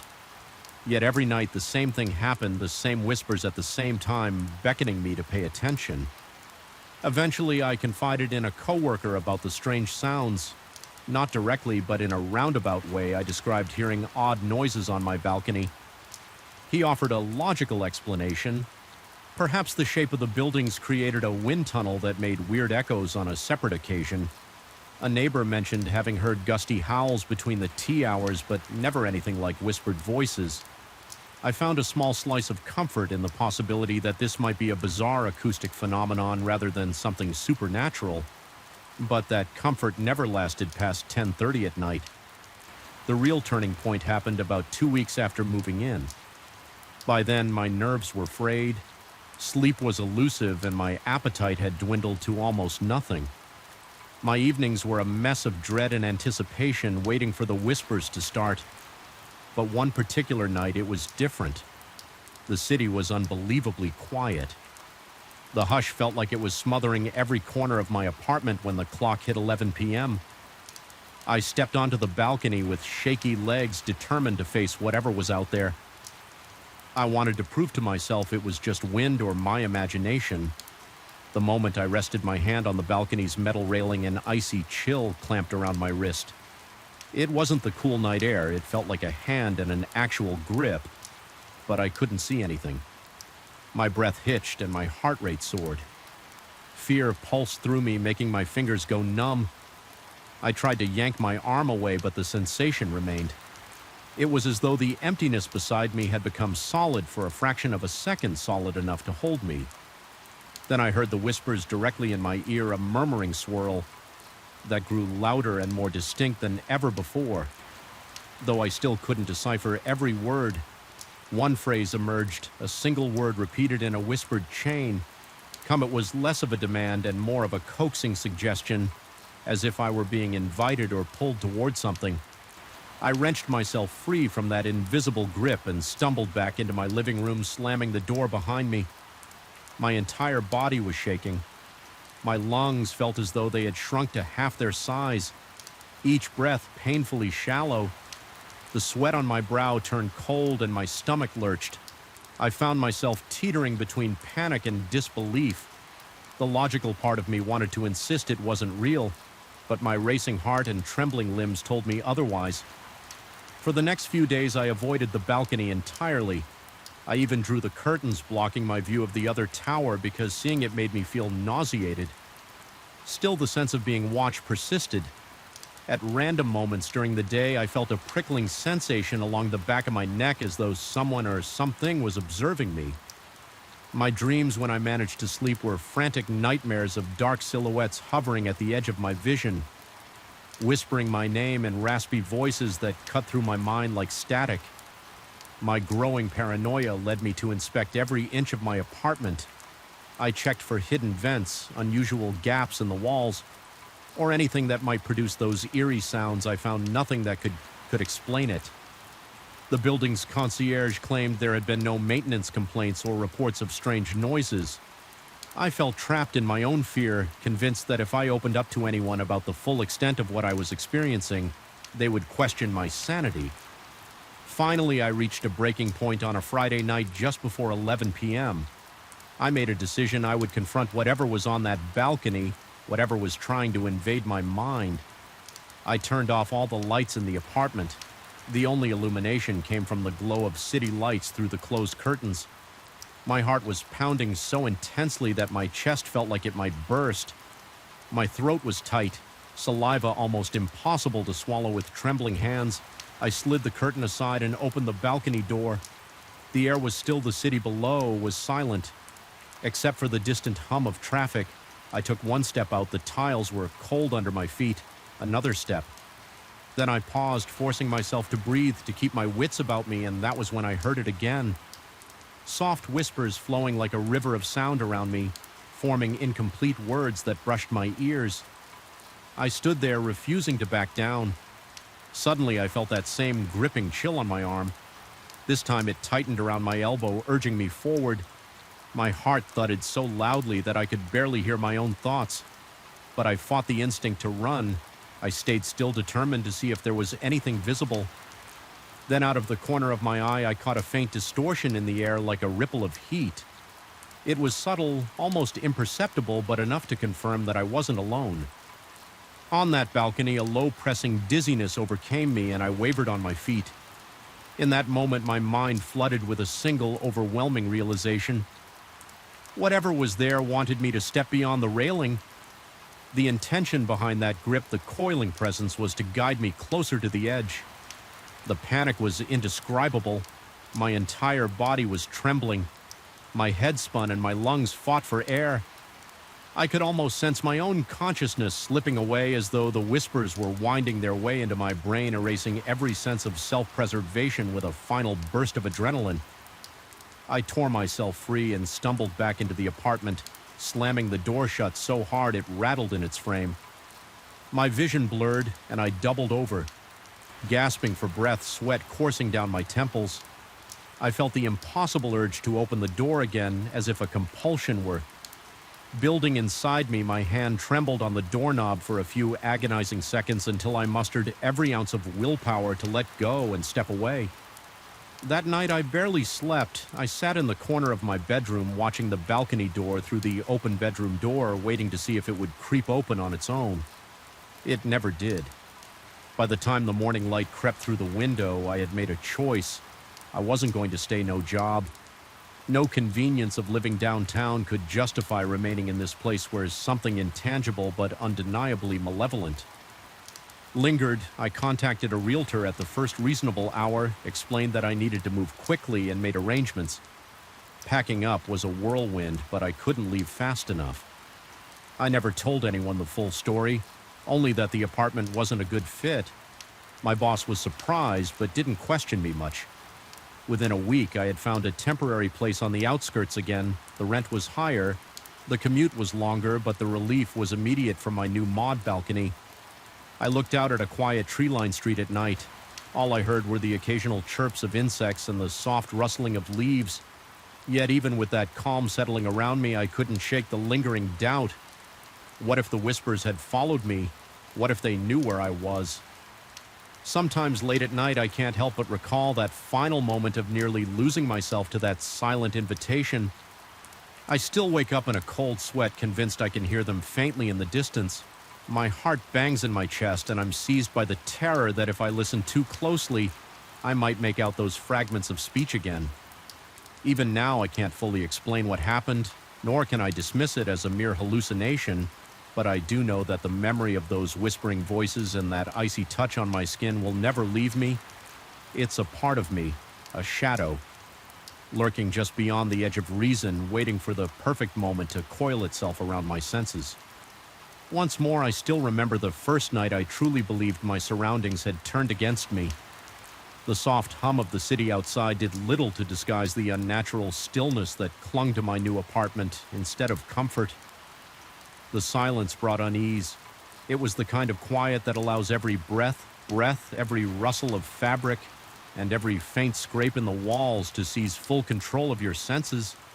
There in the darkness of my bedroom, an ordinary curtain moved in a way that defied explanation, and that single detail shattered my confidence in the logical world.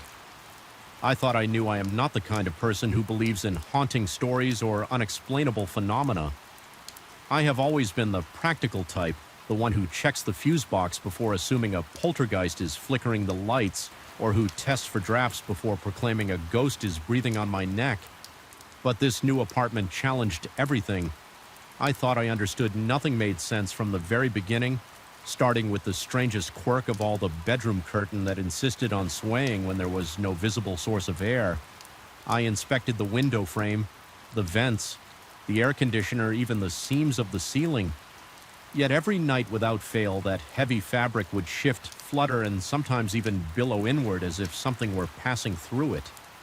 The first time I noticed the movement, I was lying awake, unable to sleep, because the city light seemed somehow too bright, and the darkness inside the apartment felt far too deep. My eyes were drawn to the curtains, gently rippling as though teased by a breeze. I remember sitting up feeling the sudden rush of cold down my arms, my skin prickling with goosebumps. Even my breath momentarily caught in my throat.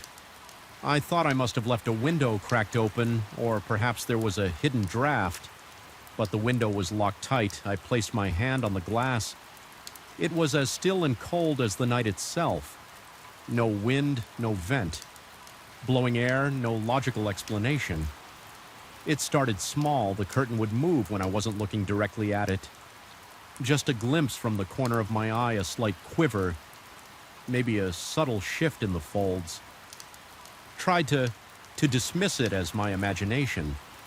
After all, the mind plays tricks in an unfamiliar home, and sometimes stress and lack of sleep can conjure illusions, but the phenomenon quickly escalated.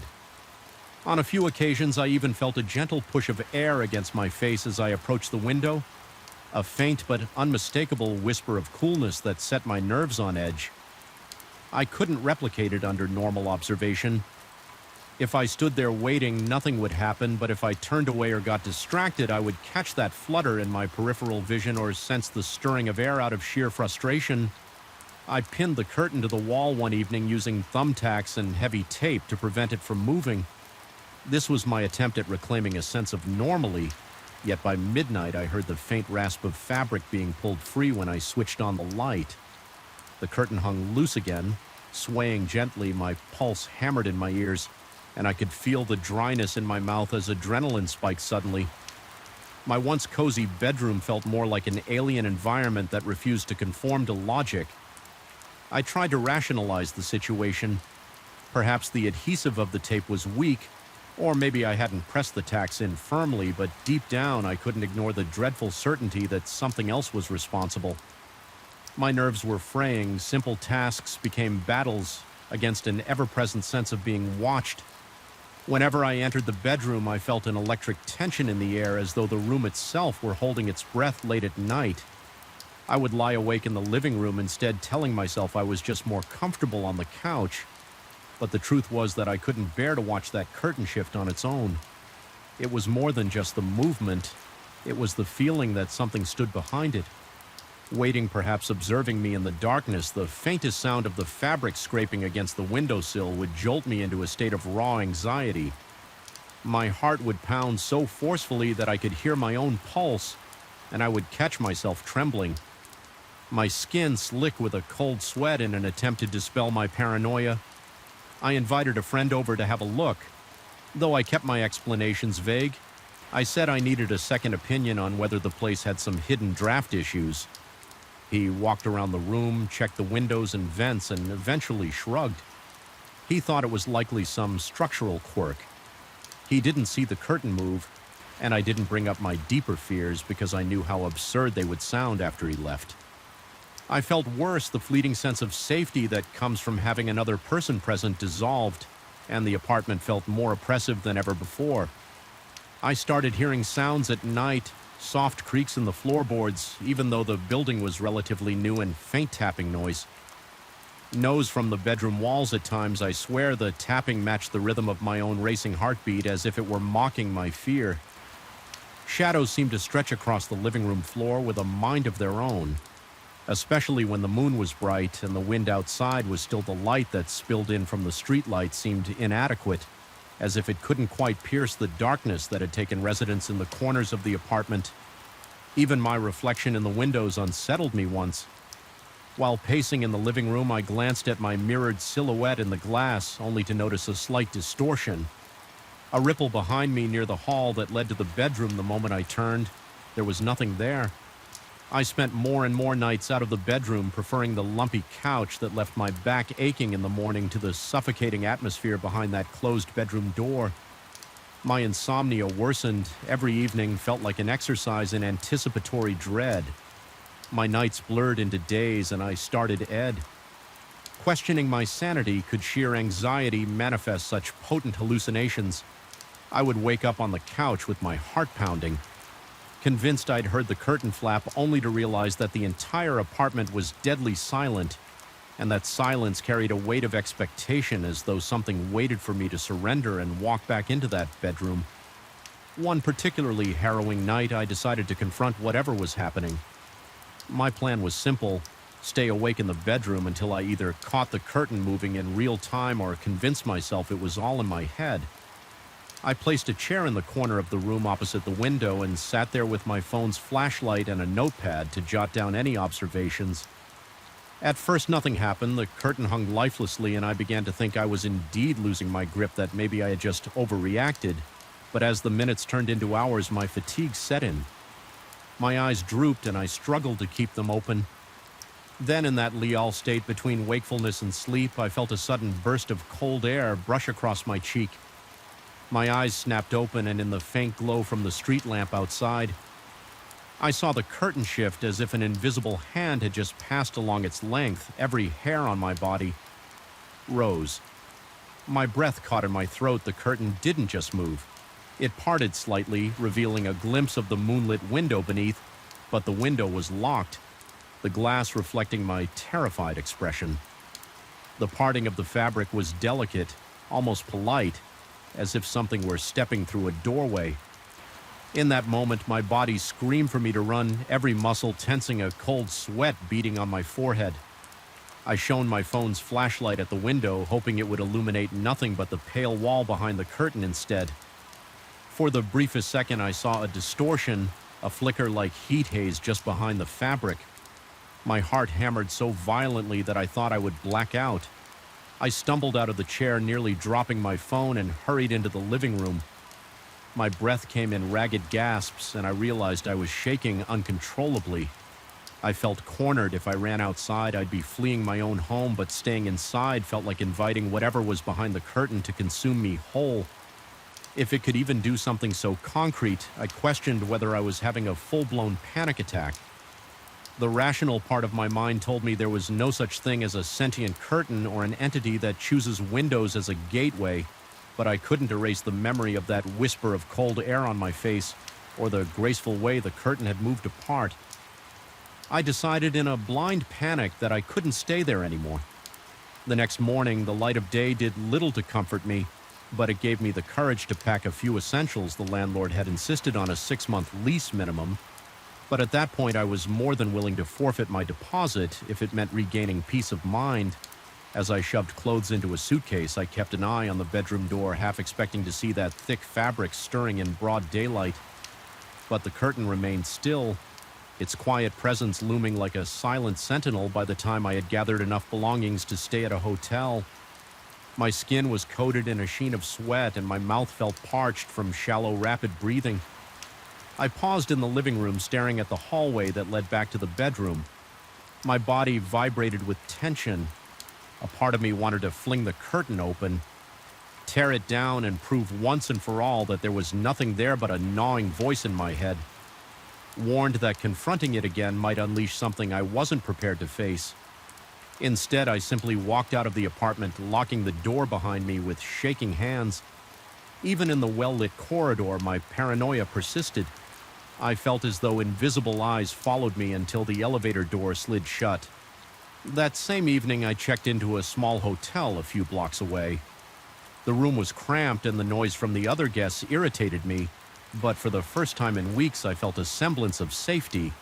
It was a tired, worn-out security, but it was something my mind drifted over the events in the apartment. Was I truly escaping a supernatural force, or was I running from my own deteriorating mental state? The question haunted me through the night. Eventually, I gave in to exhaustion and slept, though my dreams were filled with images of that shifting curtain and a silent presence waiting just beyond it now. As I write these final thoughts, I realize I'm still plagued by doubt and an unshakable sense of dread. I can't entirely blame the apartment. It may be nothing more than an unfortunate series of coincidences amplified by my anxiety. Or perhaps it really is the site of something inexplicable, something that defies rational explanation. Either way, my memories cling to me like a second skin, and I doubt I'll ever stand in front of a closed curtain at night without feeling that tiny, paralyzing spark of fear. I haven't returned to the apartment for all I know. The curtain remains exactly as I left it. Silently watching and waiting, and that idea, more than anything else, leaves me with a persistent knot in my stomach. There are no easy answers and no simple escape from the dread. that has lodged itself in my mind. I can only hope that distance and time will dull the terror. But deep down, I suspect that when night falls and the world goes quiet, I will always imagine that curtain stirring, inviting me to peer behind it, and whatever stands or drifts on the other side. I remember the first night I heard it, a dull, repetitive tap echoing through the metal walls of my newly acquired warehouse. It was so faint at first that I assumed it was just the building settling or maybe a branch scraping along the exterior. But the hush of that cavernous interior with its stacked crates and flickering fluorescent lights made every little noise feel amplified like a whispered secret in a silent chamber. My skin prickled beneath the overhead lamps, and I felt an inexplicable tension coil in my stomach, as though an unseen observer stood just beyond my line of sight. Even then, I recognized that something was off, something that made the space feel more like a tomb than a warehouse. I had acquired the property for an irresistible price, wanting a dedicated place to store the expanding inventory for my small business. The location was decent on the edge of an industrial zone with no immediate neighbors, meaning I could come and go at all hours without disturbing anyone. In the first week, everything felt ordinary, just a large rectangular structure, high ceilings, and an echo that reminded me of standing alone in a cathedral. But that echo turned oppressive. When I began hearing the tapping late at night, I tried to convince myself that it was a quirk of an old building. Perhaps pipes were contracting in the cool air, or some rusted ventilation shaft was rattling in the breeze. But as the weeks wore on, I realized I could not explain it away so easily. The taps came in sets 3, sometimes 4, and would repeat at irregular intervals. They seemed to come from the back wall, an area with no adjoining structures or visible pipes. Often I would check the time, half convinced I was imagining it, only to hear it again. Minutes later, my heart would pound and a trickle of sweat would run down my back. Despite the chill of the cavernous space, the sense of being watched, of not being alone, became nearly unbearable early on. I tried telling myself I was just exhausted from long work days. I would briefly mention to a friend that the warehouse had odd acoustics, but I avoided sounding alarmist. In response, I received casual suggestions that it was just old tin siding, or that I might be hearing small animals skittering around. Yet deep down, I felt it was more. The final straw came one evening when I decided to stay extra late to organize shipments. For the following week, that night, I heard the distinct pattern again, light fists knocking 4 times in a deliberate rhythm. I froze the hairs on my arms, rising as a chill spread across my skin. I stood near a tall rack of boxes, trying to listen over the hum of the fluorescent lights. The knocks came again, louder. My stomach lurched and my breath hitched in my throat. I forced myself to gather my courage and investigate, flashlight in hand. I walked outside the beam, cutting through the darkness of the empty lot. The soil was dry and bare. No footprints, nothing that could have caused the tapping. I circled the perimeter, pressing my hand against the corrugated metal to see if I felt it. Any vibration, the surface was cold. Nothing seemed out of place. No figures lurking, no broken branches banging against the siding. It was just emptiness, a patch of silent night under a hazy moon. The tension in my chest eased momentarily as I convinced myself I had probably overreacted. But the moment I stepped back inside and clicked the door shut behind me, I heard the tapping once more. This time it was closer, as if it had moved a few yards forward. Hugging the wall from within, my throat went dry and I felt my heartbeat hammering against my ribs. I stood there, aiming my flashlight at the interior wall, half expecting something to burst through. I remember my hand trembling so badly that the beam shook, casting quivering shadows across the stacked boxes. I approached the wall with slow, careful steps, each footstep echoing in the emptiness of the warehouse. Unable to contain my impulse, I raised my hand and knocked back 3 sharp raps in response. The warehouse fell silent. My ears, straining against the quiet time, seemed to stretch my pulse through in my ears. Then, after a few agonizing moments, 3 dull knocks echoed back. I stumbled backward, practically dropping the flashlight in my panic.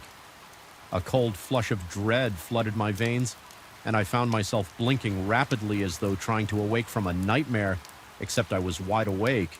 and the presence behind that wall, whatever it was, seemed very real from that night. On my sense of normally eroded each evening I stayed late. The tapping would return some nights. It was faint. A distant knocking I could almost ignore if I kept busy with my tasks. Other nights it seemed to come from multiple points along the wall, circling me, challenging me to investigate. I started to dread.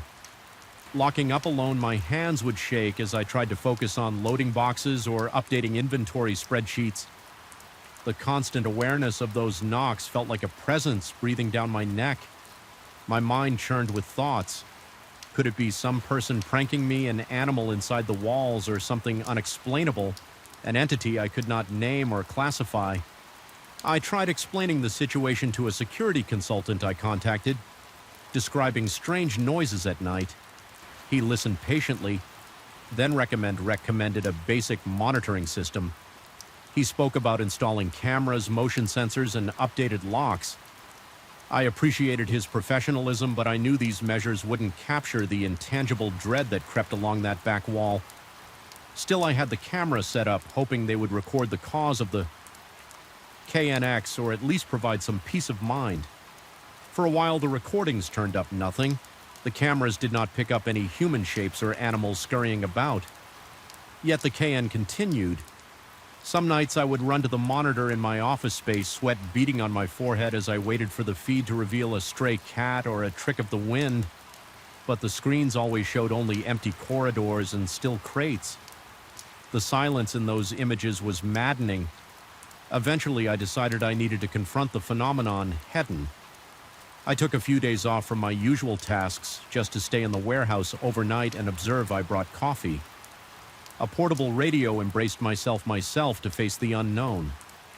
I remember the tension in my chest mounting as the hours crept past midnight. My radio's soft static was the only companion in that huge hollow space. The fluorescent lights buzzed incessantly, throwing harsh shadows against the stacked products.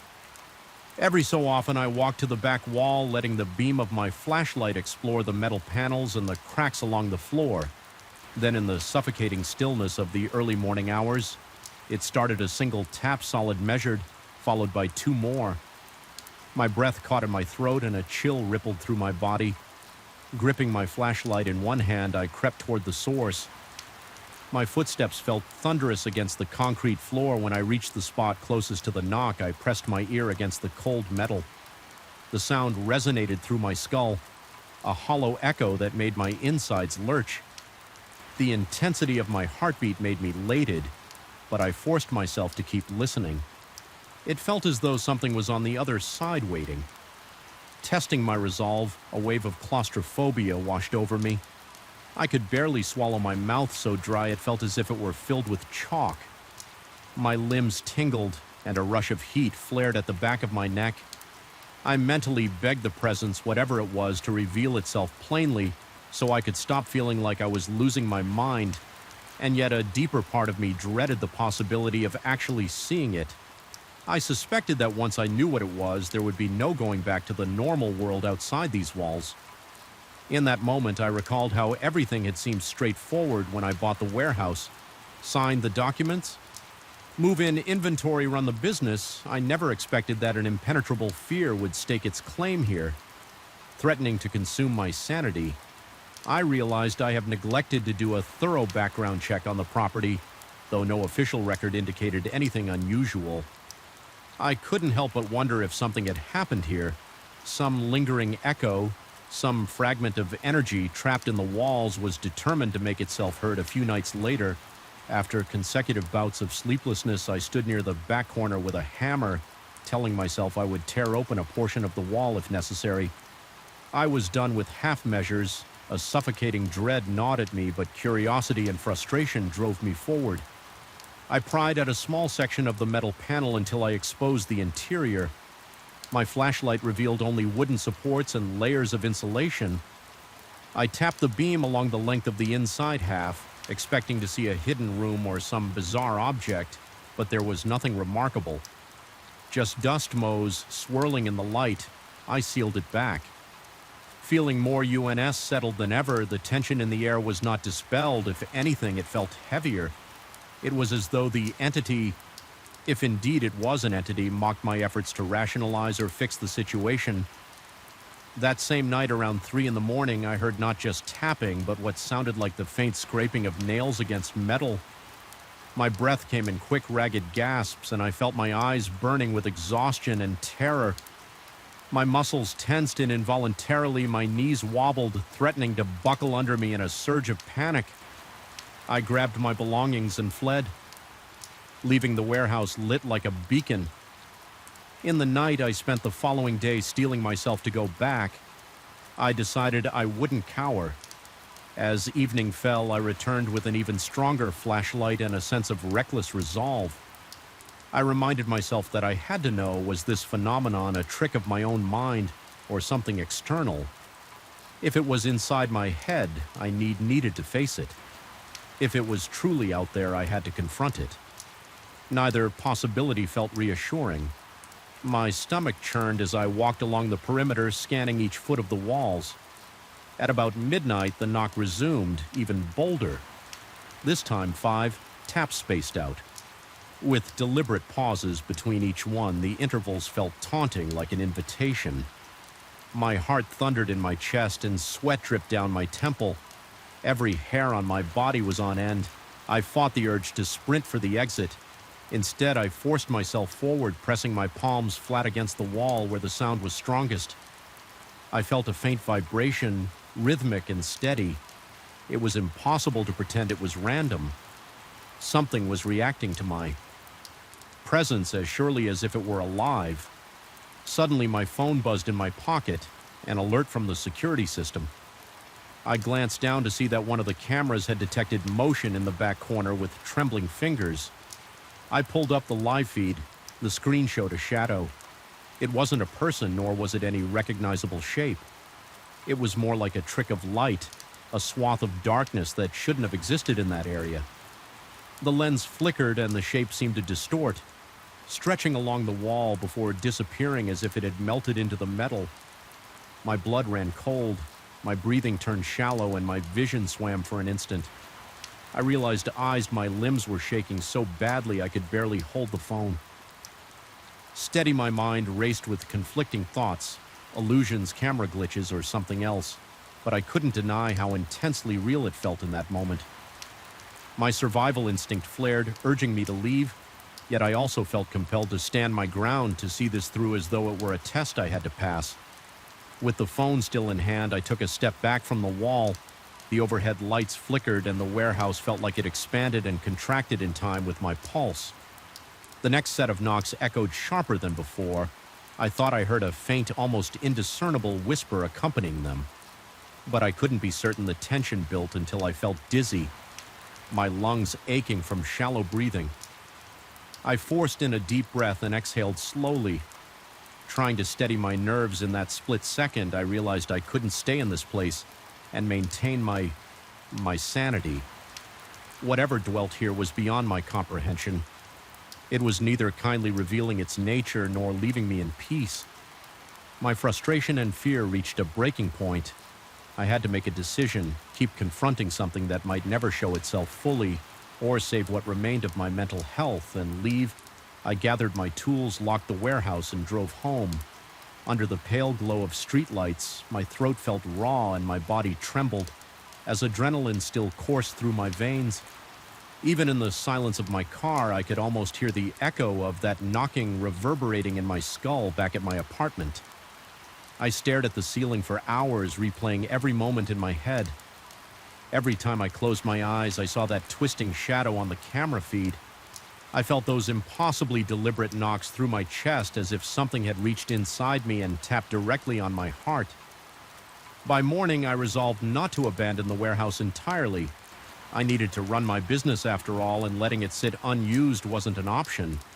Instead, I set up new routines, deciding never to stay there alone. Deep into the night, I occupied myself with tasks during daylight hours, making sure to lock up before dusk. I kept the security system alerts active, but I tried to avoid reviewing them after midnight. Still, from time to time, an odd knock or thump would break the daytime quiet when that happened. My breath would catch, and I'd feel a trickle of cold sweat on the back of my neck. yet nothing else materialized in the light of day. It was as if the entity preferred the cloak of darkness, feeding on my fear when I was most vulnerable, and I in turn found a twisted peace in maintaining a schedule that denied it that power. It has been several months now, and I've learned to live with the unease. My gut twists with dread whenever I think about stepping inside. After sundown, my nights remain restless, haunted by a sound that I'm never fully sure I heard. I question whether all of this might be a manifestation of my own anxiety, maybe a trick of the mind brought on by stress. But that camera footage, the unexplainable shadow, is a stark reminder that something in that space defies any conventional explanation. I don't pretend to understand it. Perhaps it's a residual presence from a past. I'll never discover. Maybe it's a fracture in reality that just happens to exist in those metal walls, beckoning with knocks and whispers. All I know is that the fear remains coiled in my chest like a dormant serpent ready to awaken at the faintest sound echoing through the dark. I survive by telling myself I've adapted. I run my business as best I can, and I try not to linger after sunset. The warehouse is more than just a storage space. Now it's a reminder that some places hold secret SEC we aren't meant to unravel, and every so often late at night I wake in a sweat, convinced I hear 3 knocks. I hold my breath waiting for more, but the hush of my bedroom remains unbroken, and I'm left with a lingering terror that I can't quite name. The knowledge that I felt something beyond reason scratches at the edges of my thoughts, relentless and impossible to ignore. And in that intangible darkness I find no comfort. Only the enduring sound of those 3 dull knocks that will never truly let me go. I felt uneasy the moment I stepped into that musty thrift store, though I couldn't explain why it was as though the shadows in the aisles seemed darker than they should have been, that the rows of old furniture and rusted trinkets were leaning in. Despite that unsettling sensation, I pressed on, determined to find some retro frames for my newest decorating project. My heart gave a peculiar lurch when I spotted them in a dusty corner, a set of ornate, old-fashioned frames stacked haphazard against a cracked mirror. Something about their chipped edges and faded gold paint drew me in as if they had been waiting just for me. The air felt heavier, my skin started to prickle, but I brushed off those feelings, convincing myself that I was just excited about the find. How wrong I was. I'm a grown man with a passion for the past. The warmth of vintage decor always comforted me. Bold colors and art styles from bygone eras offer a soothing sense of nostalgia. I found half a dozen frames that day, each with its own distinct pattern of swirling lines, decorative flourishes, and tarnished corners. Only one seemed a bit off. Its glass panel was missing, and the paper backing had yellowed with age, stained in a few places by what looked like ancient water damage.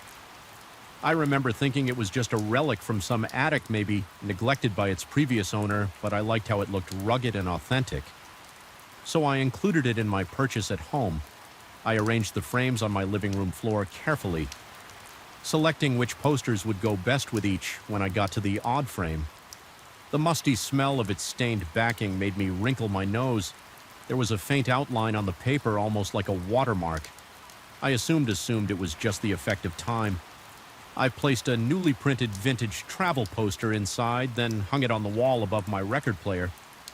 The rest of that afternoon was uneventful, just me humming along to old tunes and gently cleaning off the other frames. Yet there was this subtle undercurrent of anxiety and unexplainable knot in my chest that wouldn't go away.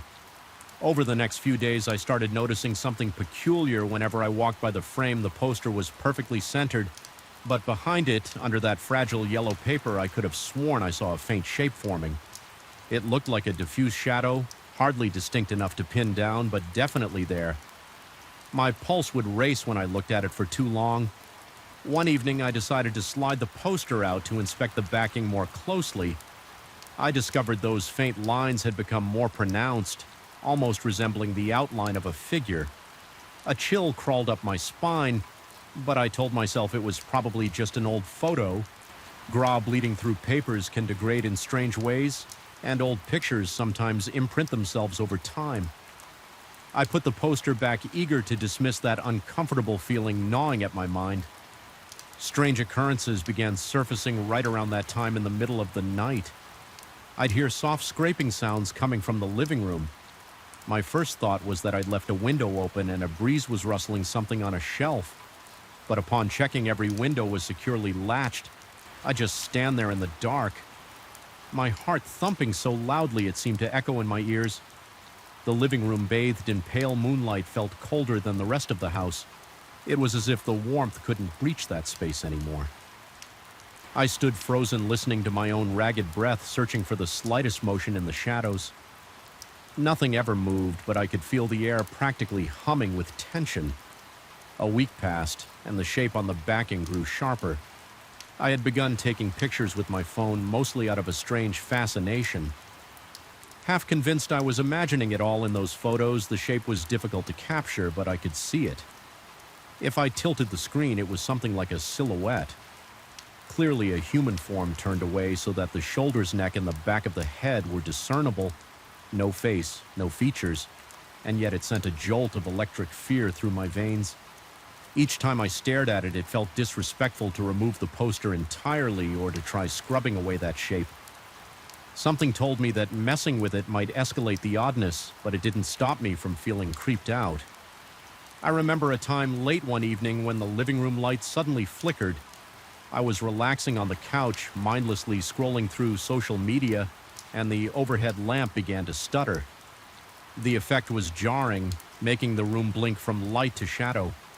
In rapid succession, my stomach lurched as my eyes flicked to the frame. The silhouette seemed to loom there, each flicker making it appear to waver, almost as though it were moving. A thick layer of sweat coated my palms and a ring of cold sweat beaded around my temples. My heart felt as if it would burst from my chest, pounding away in raw panic. Then, without warning, the light steadied. Everything went quiet. My breathing was harsh and ragged. The frame sat innocently on the wall, but I was convinced that the silhouette had become a fraction clearer, as if it was turning friends drop by. Occasionally curious to see the new decor, they mostly complimented my collection of vintage pieces, but nobody really commented on that particular frame. One acquaintance did glance at it and ask if there was some art hidden behind the poster. I felt my stomach twist. I told him there might be an old photograph back there, but I wasn't sure. He just shrugged, though. He looked slightly uneasy. That moment left a bitter taste in my mouth, like maybe I wasn't the only one sensing something was off. Over the next 2 weeks, I began to dread the living room. The corner where the frame hung felt different, as if it exuded a subtle energy that made the hairs on my arms stand up. Sometimes I caught myself rushing through the room, avoiding eye contact with that twisted, half-revealed image, but the feeling of being watched stuck to me like a film of sweat. My dreams grew restless, filled with shapes in the darkness and muffled whispers that seemed to pulse in my ears whenever I woke in the middle of the night. I couldn't shake the sense that something was standing just beyond the doorway. Waiting, it got worse one day when I went to take another photo of the frame's progression. The silhouette had changed. The figure now looked slightly angled, as if part of it had turned. It was still missing any real detail, but the orientation suggested it was no longer facing away. My blood ran cold, my head started to spin, and I felt the tang of adrenaline in the back of my throat. I told myself it was my imagination, but I couldn't ignore the evidence in the photo. My hands trembled and my breath came in. Shallow, rapid bursts, a wave of nausea rolled through me as I realized that what I'd always dismissed as old photo residue seemed to be morphing slowly, methodically toward me. Nighttime brought a deeper layer of terror. I began hearing a faint tapping sound from the wall where the frame hung. It was so soft and intermittent that I couldn't pinpoint a pattern, but each knock, even if subtle, reverberated in my skull like a hammer strike lying in bed. I felt my pulse accelerate whenever I thought about the tapping. I told myself it was just the house settling or the wind outside, but deep down the dread festered my rational mind. War with an instinctual fear I could no longer deny. The frame was changing. Something was inside it or tied to it, and it wanted my attention. My reflection in the glass of my other frames took on a ghostly quality. Whenever I walked by, I thought it was just the overhead light distorting me, but it seemed like my reflection was distorted in ways I couldn't explain in the tarnished surfaces. I looked pale-drawn and exhausted, my eyes bloodshot and ringed by dark circles. I realized then how much the stress was eating me alive.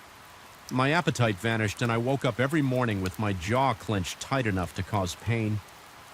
Finally, I decided I couldn't keep the frame on my wall any longer. I was losing sleep, plagued by the sense of being observed. My vision occasionally blurred at the edges when I looked at that cursed silhouette, as though the boundaries of the shape extended beyond the paper, creeping into the actual room. My heart pounded a drumbeat of dread that forced me to look away. One evening, I braced myself, turned on every light in the house, and took the frame. Off the wall, my hand shook violently as I carried it to my basement, determined to banish it into a sealed storage box the moment I placed it inside the box and shut the lid. I felt as if I could breathe again, but my relief was short-lived. Even though I had locked the frame away, the memory of that silhouette remained vivid in my mind's eye. Each time I tiptoed to the basement stairs, a wave of apprehension hit me, as if I feared catching sight of it at the bottom. My lungs felt tight, and I had to force myself to breathe slowly on. Some nights I could still hear that soft tapping sound. It was faint, but definitely coming from somewhere below. I'd stand there listening in paralyzed silence while my pulse hammered so loudly it drowned out any other sound. One particularly unsettling night, I was jolted awake by a sudden crash. My entire body tensed, flooded by adrenaline. My mouth was dry and my heart thudded like a wild animal trapped in my chest. I checked every room upstairs, scanning with a flashlight before summoning the nerve to descend into the basement. The air down there was cold and smelled of damp concrete. Each step echoed ominously. My pulse roared in my ears and my skin prickled with the certainty that I was not alone. When I reached the spot where I'd stored the frame, I nearly dropped my flashlight. The box had tipped over its lid, lying a few inches away. The frame itself was on the floor, front side facing up. The silhouette was there, a dark imprint on the yellowed backing, and it looked so much clearer than before, almost like a full figure leaning toward the glass. I had a moment of pure, unfiltered terror. My breath was ragged chest constricting painfully. I felt my legs tremble with such force. I had to steady myself against a shelving unit in my mind. That shape was alive, or at least animated by some force. It was incomplete, but reaching for wholeness. Yet no matter how terrified I was, I still refused to toss it in the trash. Part of me feared that discarding it might provoke something worse, as if the attachment would persist regardless of where the frame ended up, or maybe I was just too disturbed to confront the idea of someone else finding it.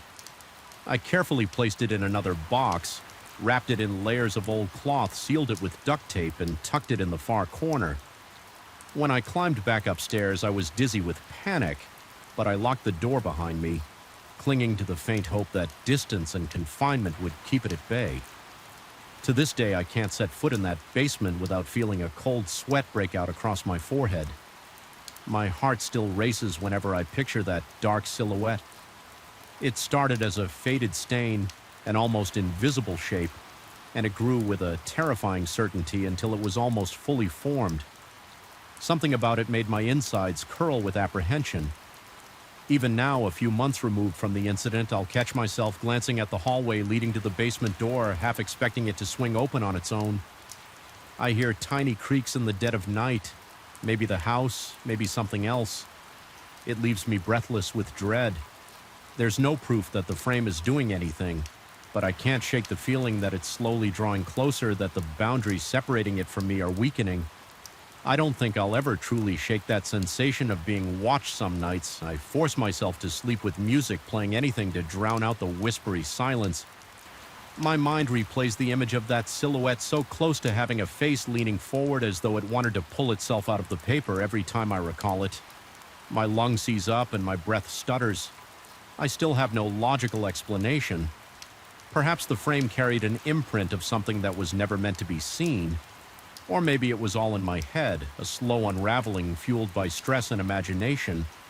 But each time my thoughts wander in that direction, I remember the pictures I took. They are still on my phone, though I rarely dare to look at them in those photos. The silhouette's progression is undeniable, a grotesque sequence of emergence.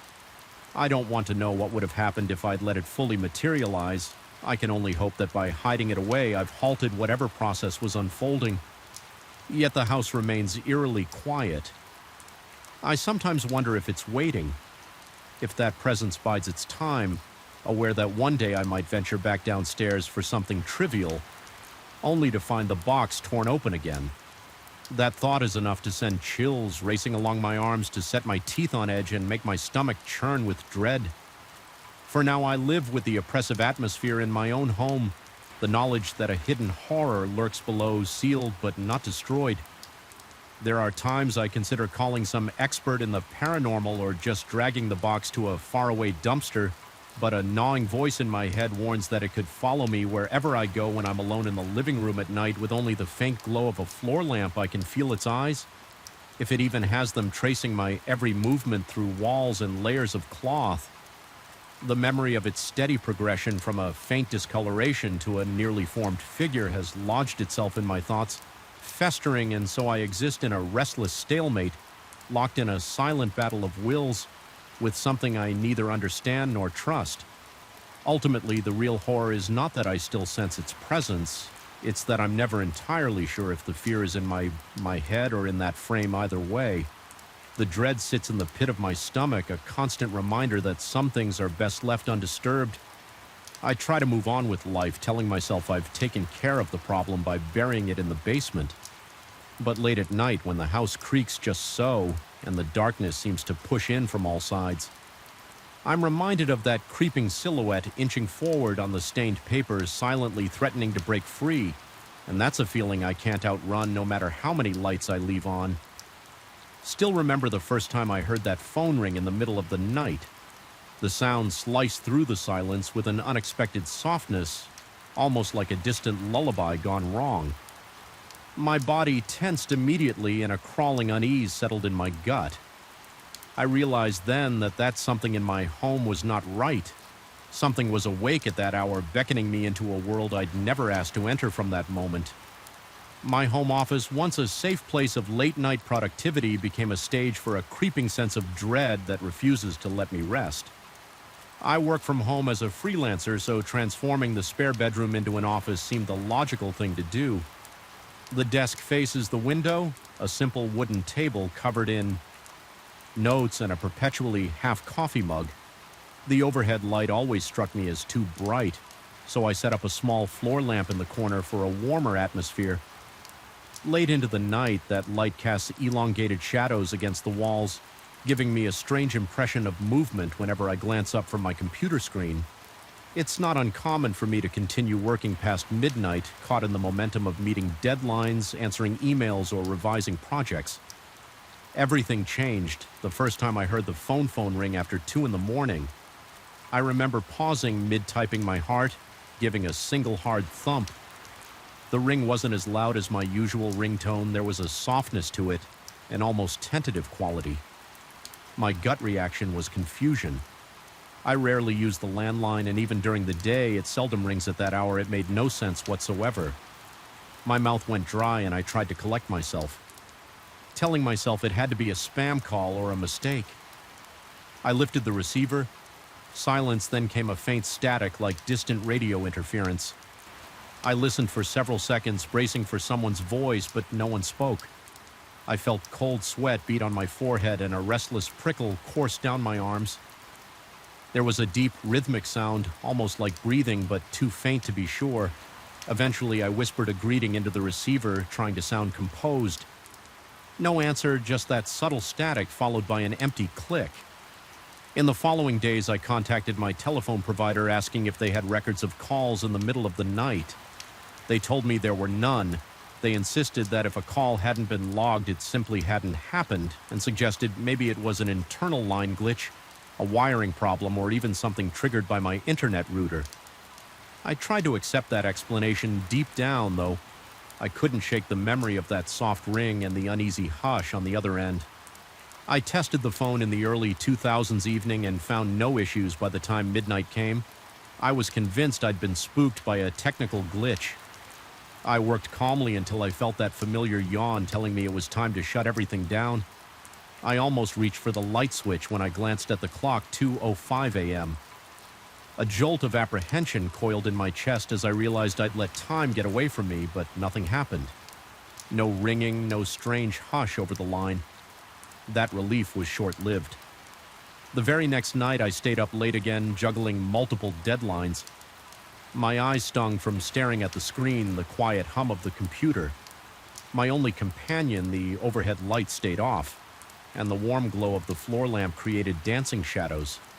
Sometime after 2, I heard it again. That same soft, almost mournful ring floated through the stillness.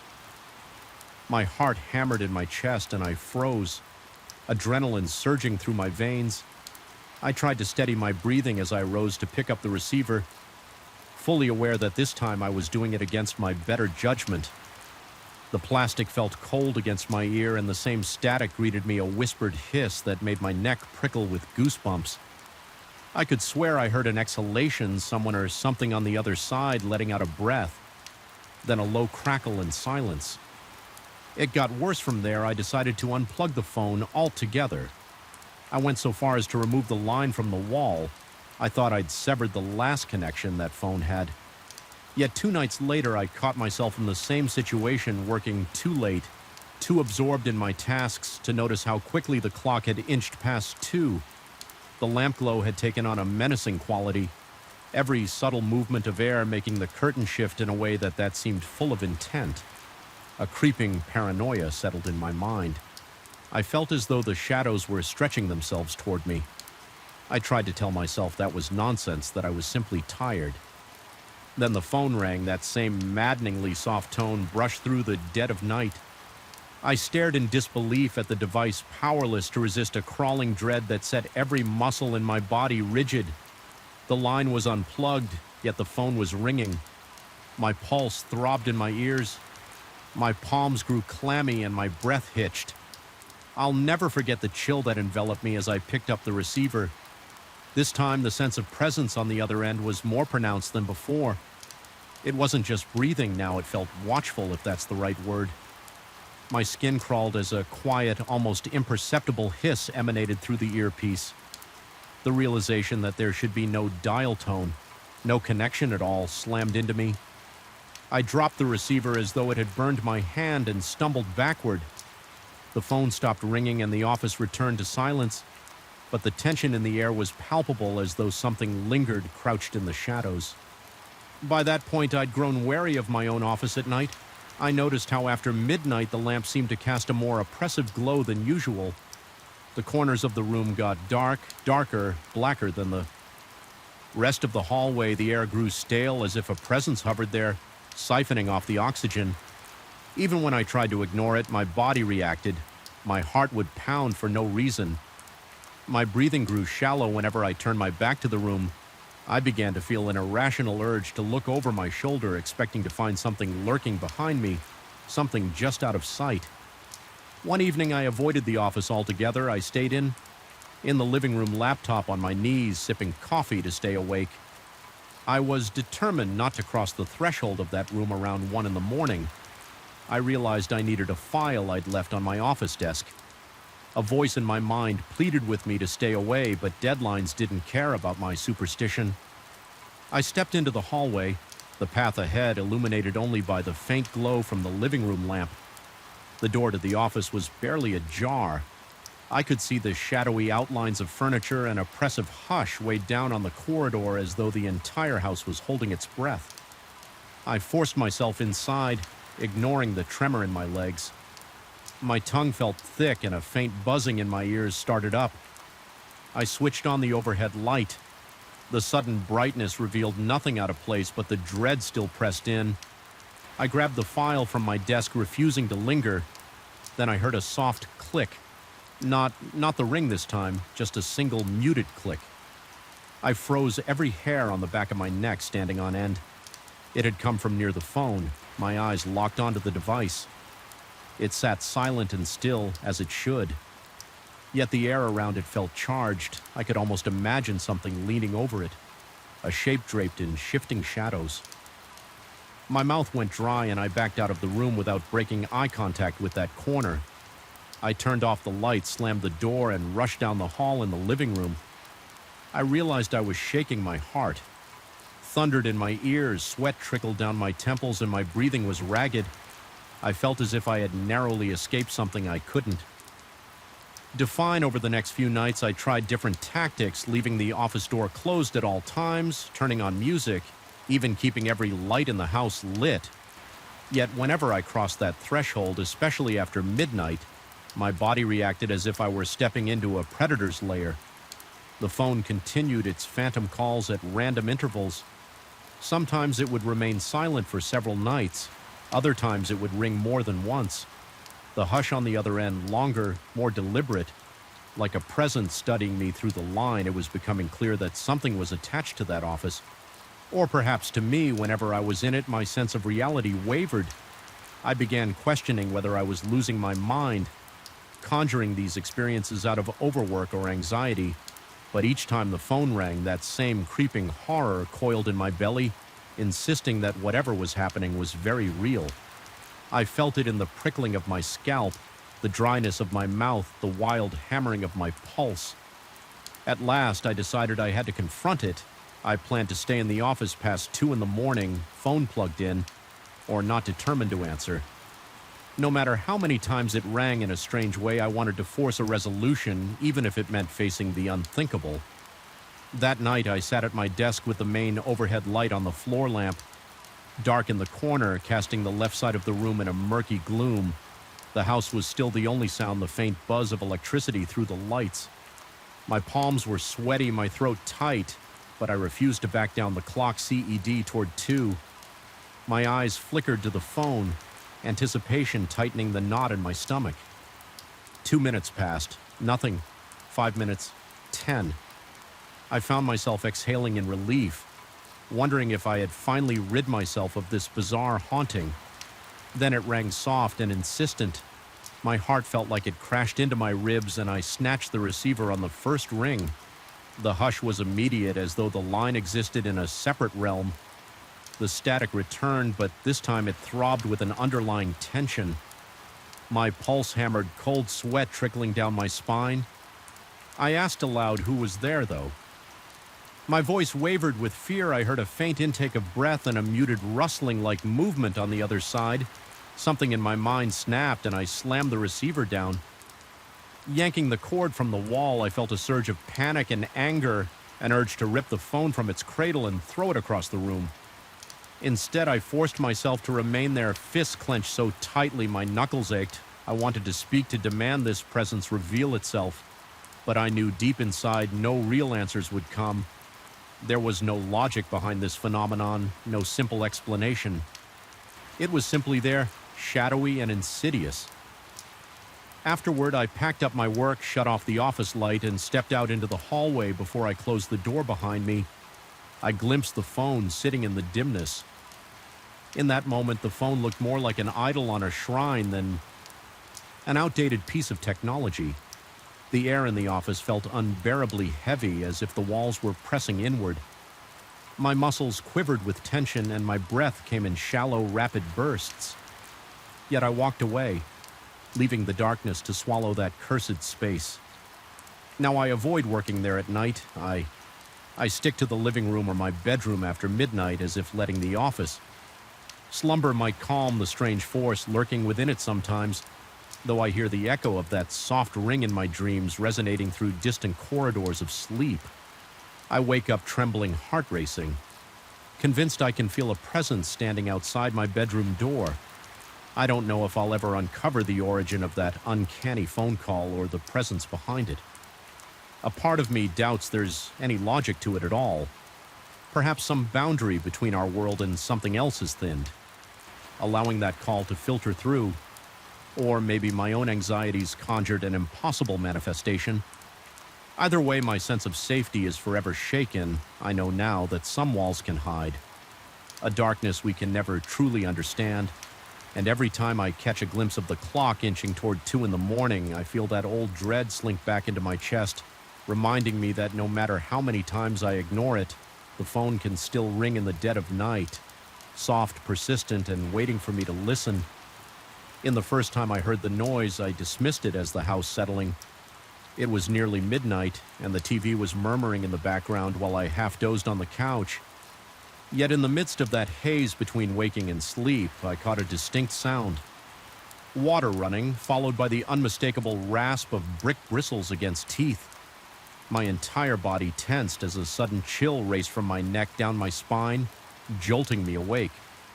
I froze, focusing on the sound, and felt my heart begin to pound like a dull drum in my ears. It seemed to come from the guest bathroom, the one in the room I almost never used.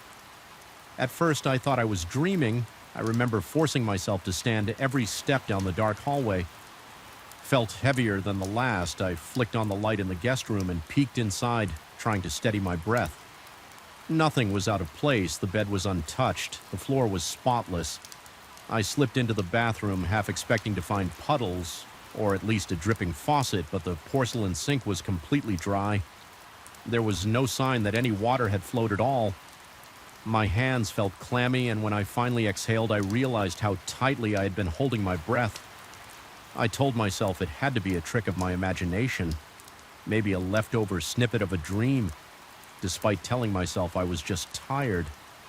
Something lingered in the back of my mind. It was an odd prickling that made the hairs on my arms stand on end. I retreated to my living room, turned off the TV, and decided to go to bed. I tried to push the incident from my thoughts as I lay in the darkness, but the more I tried to relax, the louder my pulse became. It was as if my body knew something I was unwilling to admit. Sleep that night was shallow and filled with strange, half-remembered nightmares. They all dissolved by morning, leaving behind only unease and a dull ache in my temples. Days passed without incident, and I nearly convinced myself I had imagined the entire thing. But one night later that week, when the clock hovered around midnight again, there it was running water.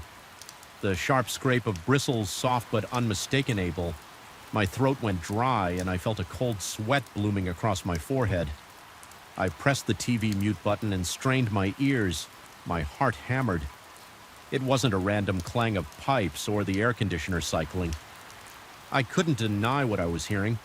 Someone or something was brushing teeth in the guest bathroom. I stood, every muscle tense, then slowly made my way to the back of the house. The hallway light flickered slightly, but I'm sure that was just my imagination, amplifying every tiny quiver of electricity. With one shaky hand, I reached for the guest room doorknob.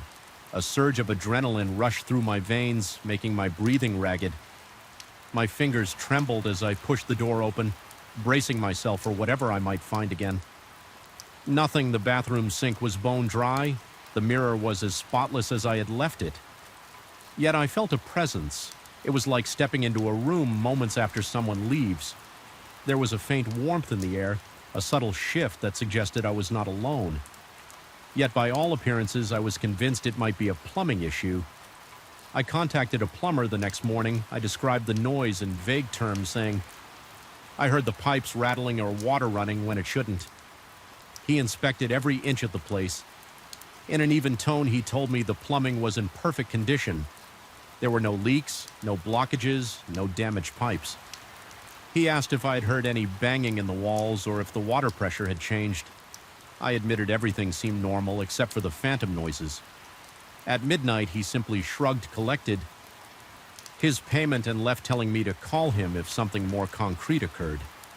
The following nights were a test of my sanity. The sound returned again and again at almost the exact same time.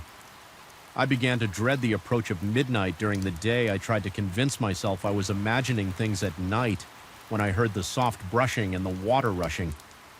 My rational mind dissolved into panic. My palms would sweat, my heart would gallop, and my breathing would turn so shallow that my chest started to ache. I felt a pervasive sense of dread, as though my own house was turning against me. The guest room door, always closed, became a symbol of something I couldn't control or understand. I tried to distract myself. Watched comedies on television, played music at a louder volume than usual, even left lights on all over the house, but every time, just when I managed to relax, I'd hear that quiet trickling of water, that faint brushing that made my teeth itch. It got to the point where my anxiety lingered throughout the day. My appetite shrank, my sleep became restless, and I found myself constantly glancing at the clock, waiting for the dreaded hour. My reflection in the bathroom mirror each morning showed dark circles under my eyes and a tension in my jaw that never truly went away. Eventually, I worked up the courage to stay in the guest room overnight, hoping to catch whatever was happening. My heart pounded so violently I thought it might burst as midnight approached. I fought the urge to flee. I sat on the edge of the guest bed, my hands cold and clammy sweat gathering at the nape of my neck. The only light came from a small lamp I had dragged in casting. Deep shadows across the walls each minute felt stretched thin, and every tiny noise made me start. Then it began. The faucet turned on gently at first, and my pulse skyrocketed. I had to fight to keep my breathing steady. I could almost feel the presence in the bathroom slowly. I rose, the floor creaked as I stepped toward the half-open door. The reflection in the mirror was not my own. It was a faint outline, the vague shape of a person leaning over the sink brushing their teeth. My whole body went rigid. I couldn't see details, only a silhouette that moved in a disturbingly human way. My stomach churned and my vision blurred at the edges. A metallic taste crept into my mouth as though fear itself had a flavor. My instincts shouted at me to run, but I stayed. The figure's hand paused mid-motion as if it sensed my presence. In a blink, the faucet shut off and the mirror returned to normal. The only person I saw was me, trembling and pale eyes wide with terror. I staggered backward, gasping for air, heart pounding so loudly I was sure the neighbors would hear it. My skin prickled with clammy sweat, and my fingers shook violently. I spent the rest of the night lying awake on the guest bed, too petrified to leave the room, too horrified to close my eyes. I tried to tell myself it was a hallucination, a waking nightmare born of stress and exhaustion. Yet the memory of that silhouette haunted me over the next few days. Small details began to change around the house. I started finding the guest room door slightly ajar, even though I always closed it. The light in that hallway flickered more than it should. The air smelled faintly of toothpaste, though I couldn't locate its source. At random moments, I felt a presence behind me, an acute pressure on my shoulders as though something loomed there. I'd whirl around, adrenaline surging, but never saw anything except my own shadow. Each time my heart hammered so powerfully that I'd feel dizzy, I began to doubt my senses, questioning every creak, every whisper of the wind. My own house felt malevolent. The walls seemed to close in on me at times, and I'd break into a cold sweat. Sure, I was losing my mind. I recalled old stories of hauntings, but I always dismissed them as fantasy. Yet here I was, feeling like some malevolent force had rooted itself in my home. I tried explaining the situation to a friend over the phone, leaving out the stranger. Parts. I just said I felt uneasy, that maybe I needed a vacation. He suggested I get some rest and mentioned he'd come by to check on me if I wanted. I politely declined. Having someone else in the house felt more terrifying than being alone, because I couldn't shake the sense that an extra witness might worsen the situation or confirm it was real. In a way I wasn't prepared to handle when the sound returned that night. It felt louder, more insistent. The brushing lasted longer, and the faucet's gurgle seemed almost angry. My skin crawled. My breathing went shallow, and I felt the frantic beat of my heart pulsing in my neck. I decided I had to confront it. Summoning every ounce of courage, I rushed into the guest bathroom the moment I entered. The noise ceased, the faucet was dry, and the mirror only showed my terrified expression, eyes wide as saucers. Yet there was a subtle shift in the air, a faint heat that made me shudder. Something had been there. A second before something that I had interrupted, a dizzying wave of nausea hit me, and I clutched the sink for support. My reflection stared back, contorted with fear. That's when I saw it, a streak of water barely visible.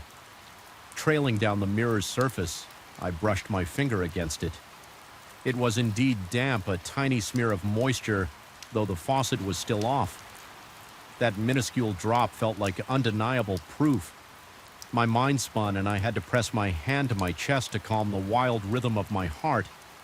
In a state of near panic, I decided to leave the house entirely. I grabbed my car keys, locked up, and drove aimlessly under the glaring glow of streetlights, trying to outrun the suffocating dread. Eventually, I parked in a quiet lot and attempted to steady.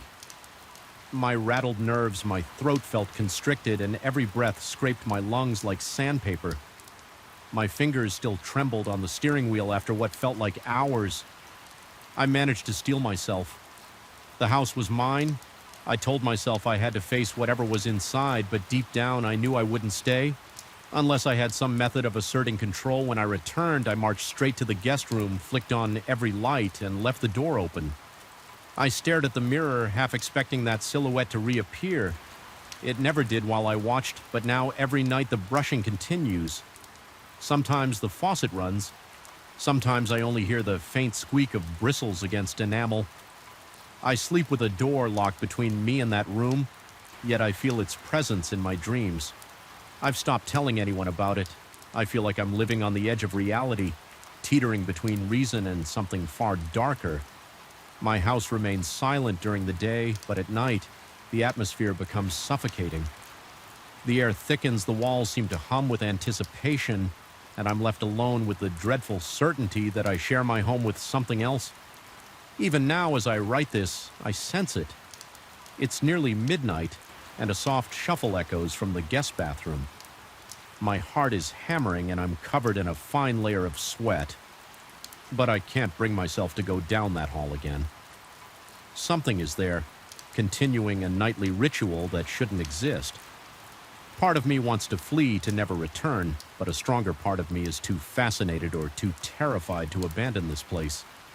I'm caught in a spiral of fear and curiosity, doomed to wonder if the next time I enter that bathroom I'll see more than just a second silhouette. I don't think I want to know who or what it truly is, yet I stay bracing myself for the inevitable scraping of bristles against teeth and the quiet rush of water in a place that's meant to be empty. I first stepped into the attic of the old music school on a cold, drizzly evening and immediately felt as though I had walked into a place outside of time.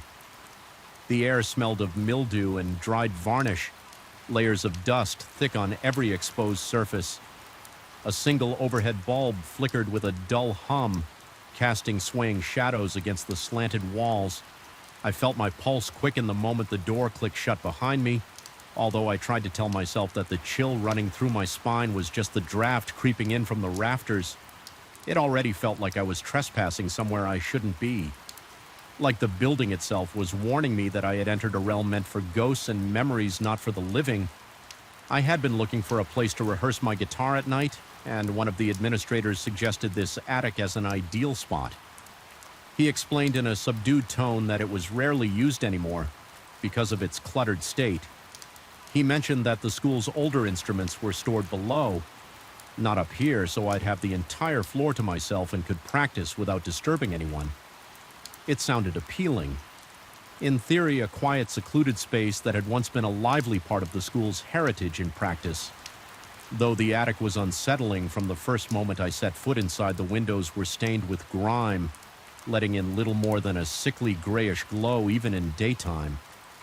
By night, the place was nearly pitch black, except for the single bulb above my head that seemed on the verge of flickering out every few seconds. As I set up my small amp and laid my guitar case on the floorboards, I could feel the boards creak and moan beneath my shoes. The distant echoes of those creaks reverberated in the attics. Cavernous space, the walls were lined with towering shelves of sheet music. So old their edges were yellowed and curled, broken violins, busted clarinets, and battered brass instruments lay scattered on a large wooden table that looked equally antique. I remember brushing past a cello with a large crack down its side, the string hanging limply like dead weight. Every corner seemed to hide some relic of a past era, and the silence had a texture thick and heavy as though the air was weighed down by all these forgotten compositions on my first few nights. Nothing remarkable happened. I strummed chords, practiced scales, and tried to ignore the little rustling sounds from within the piles of debris. I reasoned it might be mice or just the old wood settling, but I started noticing something peculiar. Whenever I paused my playing in the stillness, there would come this faint, almost imperceptible tinkling of piano notes. At first it was so soft I thought my ears were ringing, but it happened repeatedly always. When I stopped, never while I was in the middle of a riff, I tried tracing it, but the notes seemed to come from different corners of the attic. Each time I told myself it could be noise drifting up from below, but the staff insisted that all the piano were kept on the first floor. Besides, they would say everyone was gone by that hour the next week. Those faint notes turned louder. My first reaction was to scold my imagination. Maybe I was just hearing residual echoes from my own music, but there was no denying that it was distinctly piano-likey. I even told one of the night custodians in passing about the strange notes. He looked at me with an expression somewhere between pity and concern. Then shrugged. He mentioned indirectly that I was probably working too hard, letting my mind play tricks on me. I nodded in agreement, but I didn't really believe it was a trick of my own imagination.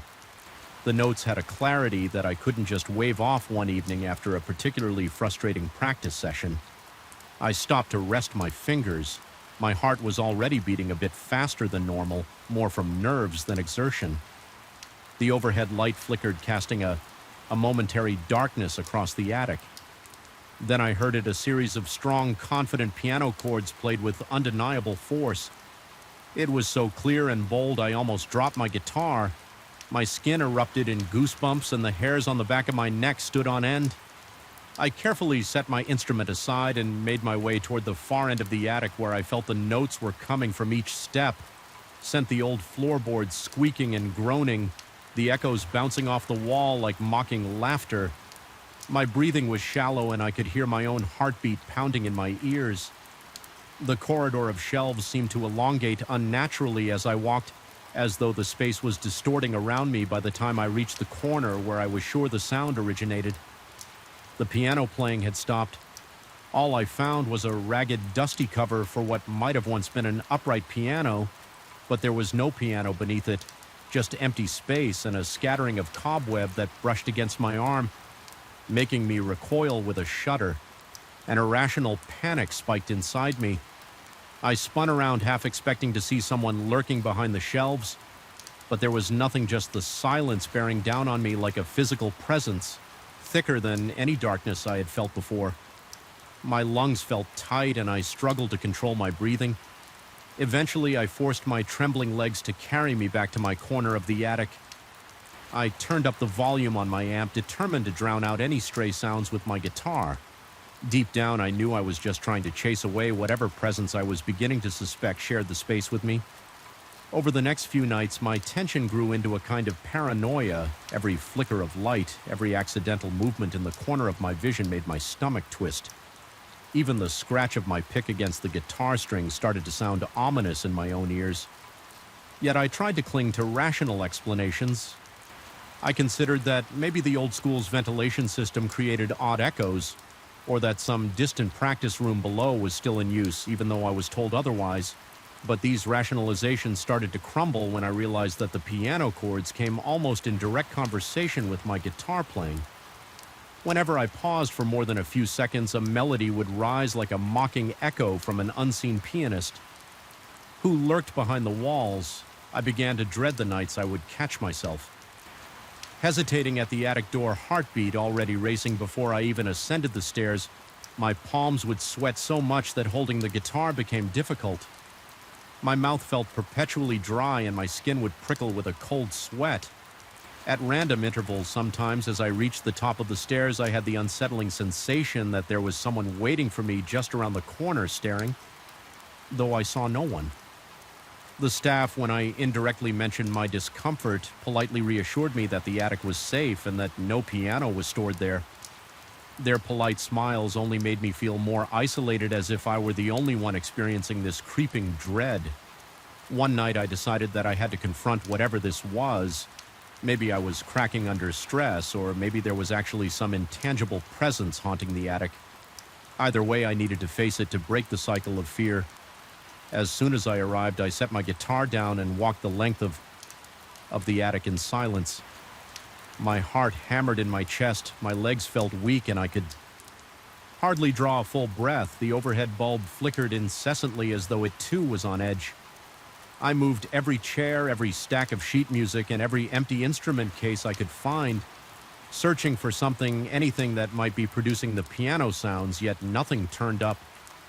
The only thing that caught my eye was an old photograph pinned to a rotting corkboard. It showed a group of adults standing in front of a piano that had the same distinct cover I had seen folded in the corner even in that photograph. The people's expressions looked grave, as though the camera had captured a moment of hushed tension. When I finished my fruitless search, I decided to play my guitar one last time. For the night, my nerves were frayed and every chord sounded out of tune to my paranoid ears. Then it started again. The familiar melodic piano phrase echoing from some hidden corner of the attic. This time it was more than just a set of random notes. It was a full coherent passage, something with structure and feeling. My throat went tight and a cold sweat broke out on my forehead. I turned off my amp, letting the hush settle over me in that silence. The phantom piano continued a slow, deliberate tune that escalated into an almost triumphant cascade of notes. My teeth began chattering, not from cold, but from sheer terror. I couldn't stand it any longer, gripping my guitar. In its case, like a shield, I rushed toward the attic door. My foot slipped on a scattered pile of sheet music, sending me tumbling into a dusty old drum kit. The crash echoed painfully in my ears, and for a moment I was engulfed in a whirlwind of dust and metallic clanging. My heart was pounding so violently I thought it might burst. The piano playing ceased instantly, as though disturbed by my CL memeing. Finally, I scrambled to my feet, flung the attic door open, and practically bolted down the narrow stairs in the corridor below. I collapsed against the wall, trying to steady my breathing. My arms were shaking uncontrollably, and my vision blurred with tears of both frustration and fear. My mind raced with questions. Was I going insane? Was this building harboring something?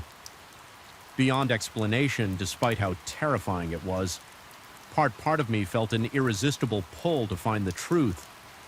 But another part of me simply wanted to abandon the attic and never return.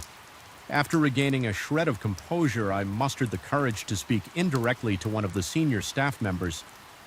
I described a persistent noise that sounded like piano music, and I pressed him to confirm whether any old pianos might still be lurking in the attic. He insisted with quiet certainty that there were none. His grave expression told me he believed I had truly heard something but had no explanation for it. Something in the way he gripped his own hands too tightly made me suspect he wasn't sharing everything he knew. Nonetheless, he gave no indication of any known tragedy or horrific event. He only repeated that the attic had been cleared of instruments. Long ago, I made the decision that very night to end my sessions in the attic at around midnight. I carefully gathered my guitar and walked up the stairs one last time to retrieve the rest of my belongings. The air felt 10 times heavier, as if the attic had awakened and was watching me. I kept my eyes locked. Straight ahead, unwilling to peek into the corners, the single bulb swung gently, casting those same menacing shadows that seemed to taunt me the moment I got what I needed. I felt a pressure on the back of my neck, like a cold hand pressing down. I froze, heart racing, sweat stinging my eyes, but I forced myself to move, step by trembling step, until I left that room behind.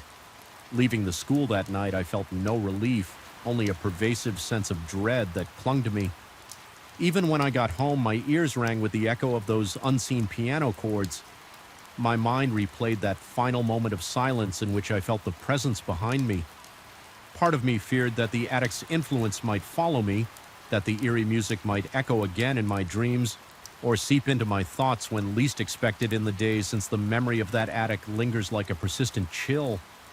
No matter how many other places I practice, I can't shake the feeling that I left a question unanswered. Sometimes I still think I hear a piano's faint melody in the dead of night. It reminds me of that oppressive silence and the flickering overhead light. I haven't set foot in the attic again, but it feels as though my escape was only partial, like I merely stepped back from an open doorway without truly closing it. And maybe that's the most disturbing realization of all. There are some places and some presences that resist any attempt at explanation or resolution.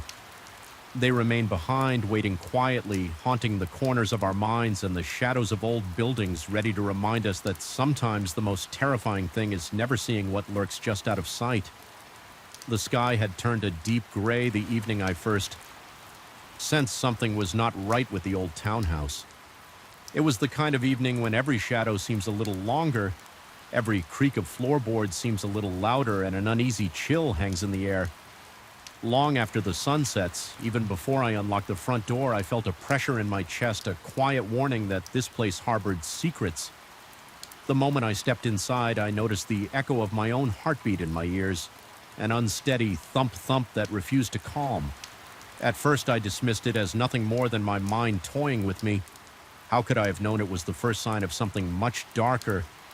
I am a middle-aged man, quiet by nature, and I've never been the type to dwell on local legends or superstitions when I moved into this townhouse tucked away in the historic district of a centuries-old city. I was more excited about its vintage charm than concerned about any sinister lore.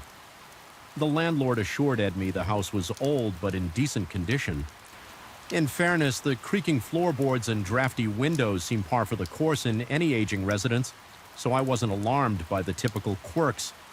Everything felt normal for a time. The first few weeks, I kept a predictable routine: work all day, return in the early evening, fix a simple dinner, maybe watch some television or read a book, then retire for the night.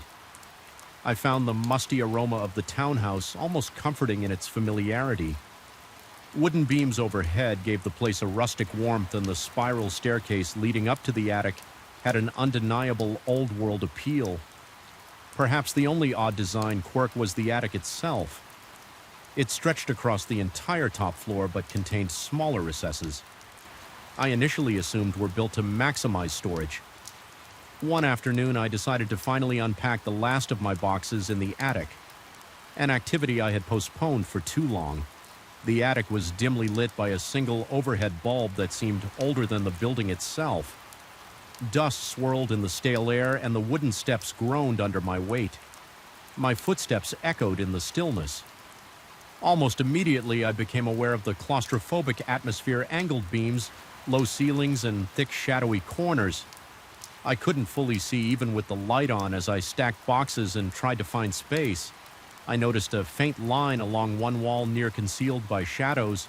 It looked like a narrow door or a removable panel. My pulse quickened. The air felt heavier. I approached the seam and gave it a gentle push.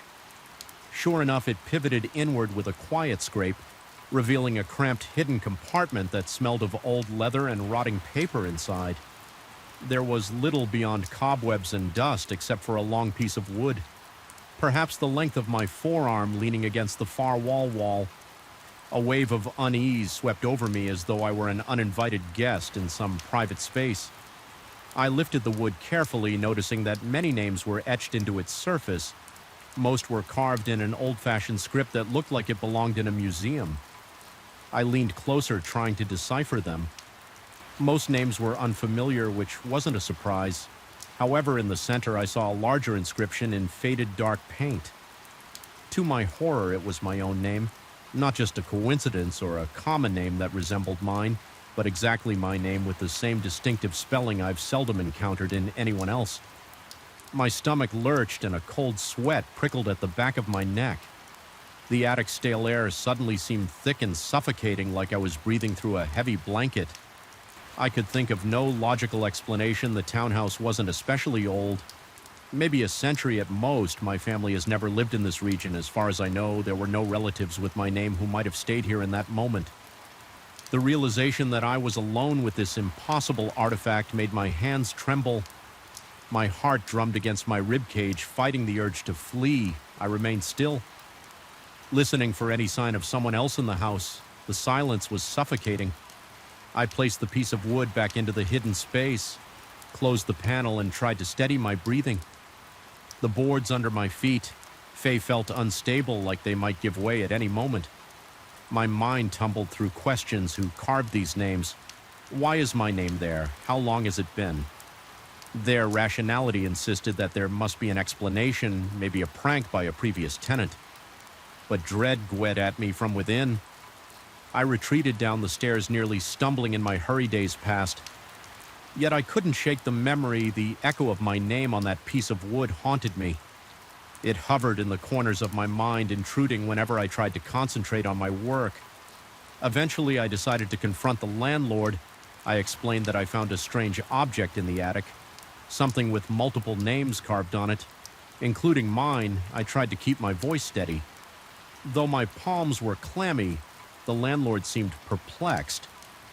He said he had never heard of such a thing in that house and reminded me that old places often contain leftover debris from former inhabitants. I left the conversation unconvinced, but forced myself to accept his dismissal. It was easier to cling to the Bal explanation than dwell on the more frightening possibilities. A few nights after that discussion, I awoke to the sharp sound of wood shifting upstairs. The noise was so startling that I bolted upright in bed. Chest pounding, my bedroom door was closed, but a faint glow from the streetlights outside cast long distorted shadows on the wall. A throbbing sensation coursed through my temples.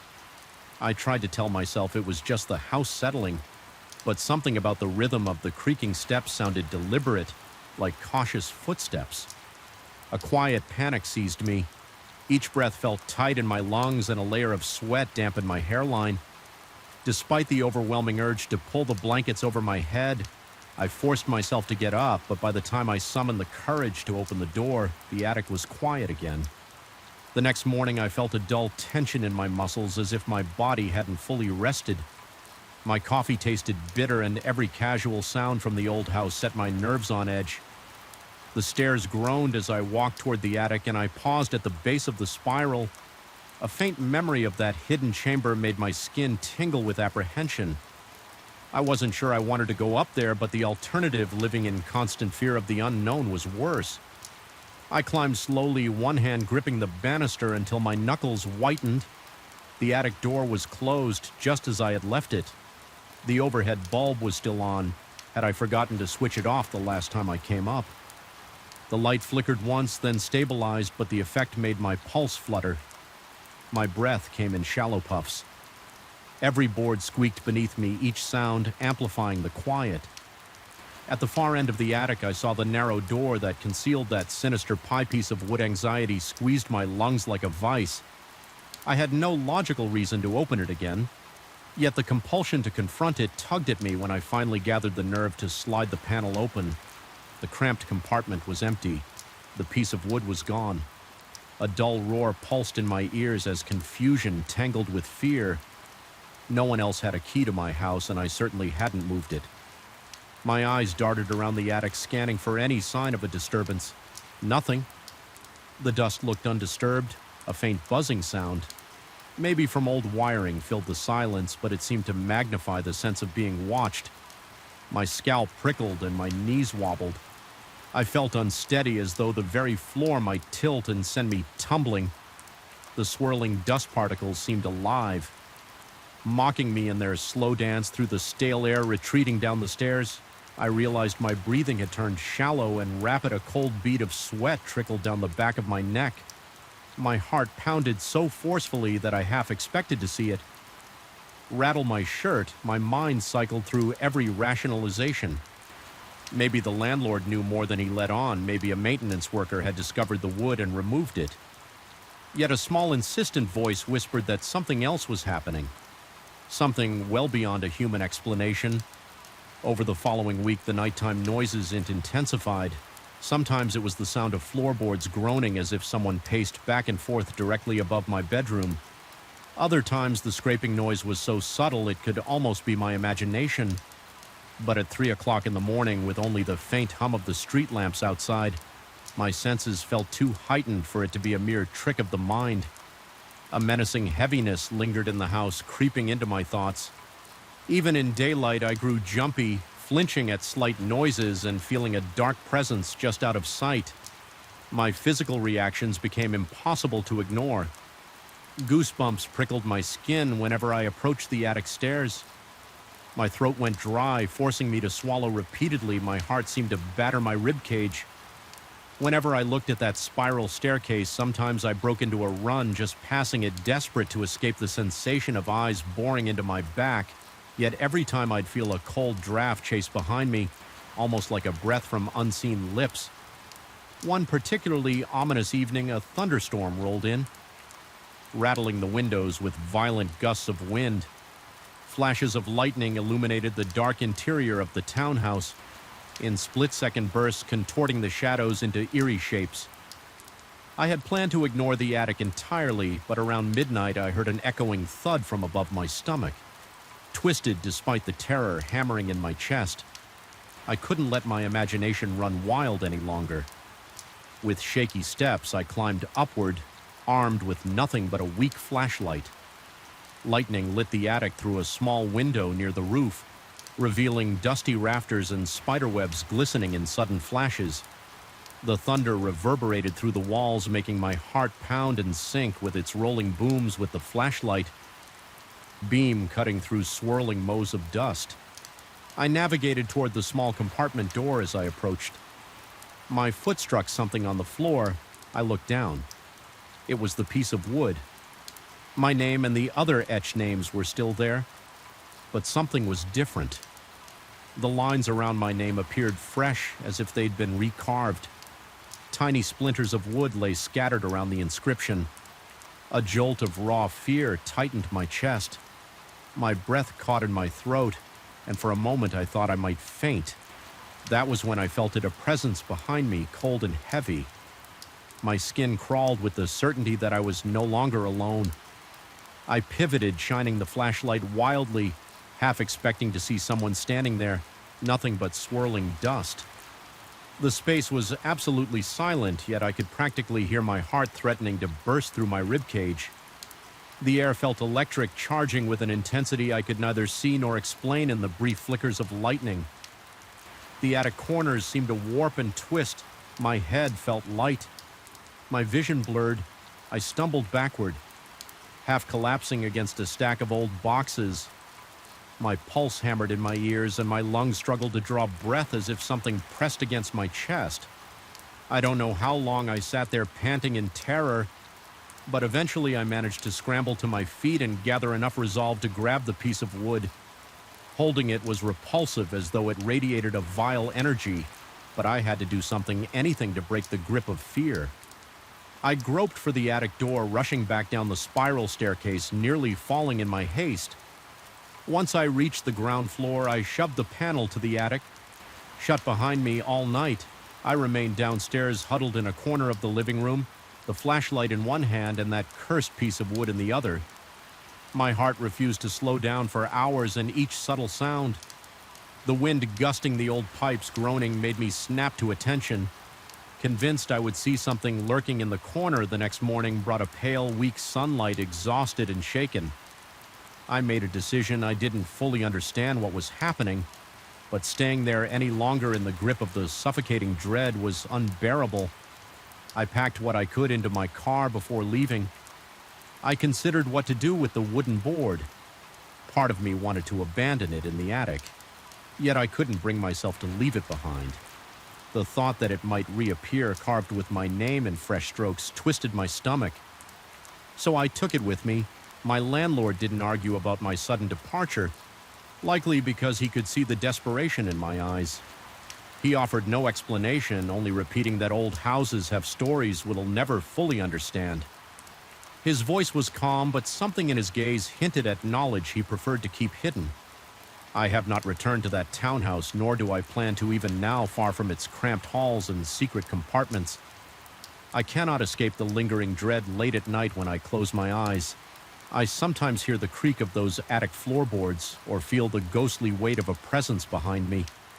My chest tightens, my breath catches, and I'm confronted again by the memory of my name gouged into that ancient plank. At times I find myself questioning my own sanity.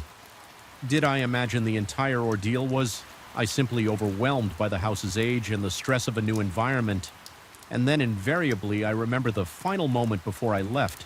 As I stood in the foyer, glancing one last time at the staircase, a subtle movement caught my eye. The attic door seemed to shift, as if something on the other side was gently pushing it open.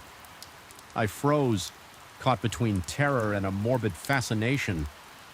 For a split second, I swear I heard a soft scraping like nails on wood. My name remained etched in my mind, accompanied by a chorus of other unknown names whispering in the silence. Even now, recalling that moment brings a wave of chill so powerful I can hardly breathe. I keep that piece of wood locked away, unsure whether destroying it would release me from its hold or unleash something worse. I feel its pull some nights as though it wants me to return to that hidden place in the attic. The tens in my chest flares whenever I think of it, my breath turning shallow heart. Palpitating despite my attempts to rationalize to move on, there's a persistent dread that my name carved by unseen hands links me forever to whatever lurks in that cursed townhouse. I will never know exactly what manifested there was. It a spirit trapped in the walls, a distortion of reality that latched onto my fears, or simply a cruel trick played by my own mind. The questions remain unanswered and the uncertainty gnaws at my peace. I wake sometimes with the sensation that I'm still trapped in that attic, suffocating under its oppressive darkness, listening to whispers of footsteps that stop just shy of revealing themselves. Perhaps it is better not to know the truth to let the shadows hold their secrets yet. I can't help but look over my shoulder in quiet moments, half expecting to glimpse a shape lurking at the edges of my vision. My name remains on that plank carved in a past I cannot access, tethering me to a haunting that refuses to fade. And if there is one thing I've learned, it is this: some doors once opened can never truly be shut again, no matter how many locks we turn or how far we run. A silent dread now follows me, reminding me that the darkest horrors are not always found in the realm of death, but can exist in the quiet spaces just beyond our understanding, etched into wood and mind alike. I still remember the first night I walked into the main aisle of that vast distribution center and felt the hairs on my arms stand on end. Something was immediately wrong, an impression of emptiness that felt neither normal nor inviting. The fluorescent lights overhead buzzed faintly, casting long shadows across the endless rows of stacked boxes. My heart pounded in my chest, and I couldn't quite explain why this place was supposed to be just another building, a warehouse where products were sorted, stored, and shipped. Yet from the moment I started working the midnight shift, I sensed there was something else. Here, lurking in the stale air and the echoing corridors. My name is Joseph, and I consider myself a rational man. I never believed in ghost stories or superstitions. I always told myself that facts and tangible evidence guide me, but every time I walked down one of those deserted aisles, I felt a sharp chill that didn't come from the temperature control system. I tried to chalk it up to exhaustion or maybe an overactive imagination. After all, who wouldn't feel a little unsettled in such a massive, mostly empty place during the early morning hours? But it was more than that. I could sense something watching me, something that stayed just out of sight. I started noticing odd things happening within the first week while double-checking shipments. I would hear what sounded like distant footsteps. They were faint but distinct, like someone pacing around corners or walking parallel to me on the other side of the shelves. I would pause, hold my breath, and listen. My pulse would pound in my ears and my palms would get clammy. Then the footsteps would stop the first time it happened. I shrugged it off. I blamed my tired mind. But the sounds persisted on subsequent nights, and I realized I wasn't the only one hearing them. Some of my coworkers mentioned under their breath that they too occasionally heard pacing where no one should be. The corridors themselves felt endless. The towering shelves stretched so high that I almost lost sight of the ceiling. When I looked straight up, the forklift vehicles would beep in the distance, creating an eerie echo in the steel framework of the rafters. The overhead lighting was unreliable. Every so often, one of the fluorescent tubes would flicker, forcing my eyes to adjust repeatedly to the changing brightness. Sometimes late at night, when I did inventory checks, entire sections of the warehouse would go dark for a moment or two. A few seconds of darkness might not sound like much, but in a place like that, it feels like an eternity. My breathing would quicken, and I'd feel my muscles tense up as if expecting something to leap out at me. Then with a pop, the lights would sputter back on, revealing only boxes and pallets. Yet I could never shake the sensation that I wasn't alone in those fleeting intervals of blackness. During one particularly quiet shift, I felt a sudden tug at the back of my shirt. It was unmistakable, a distinct pull as if someone had grabbed a handful of fabric.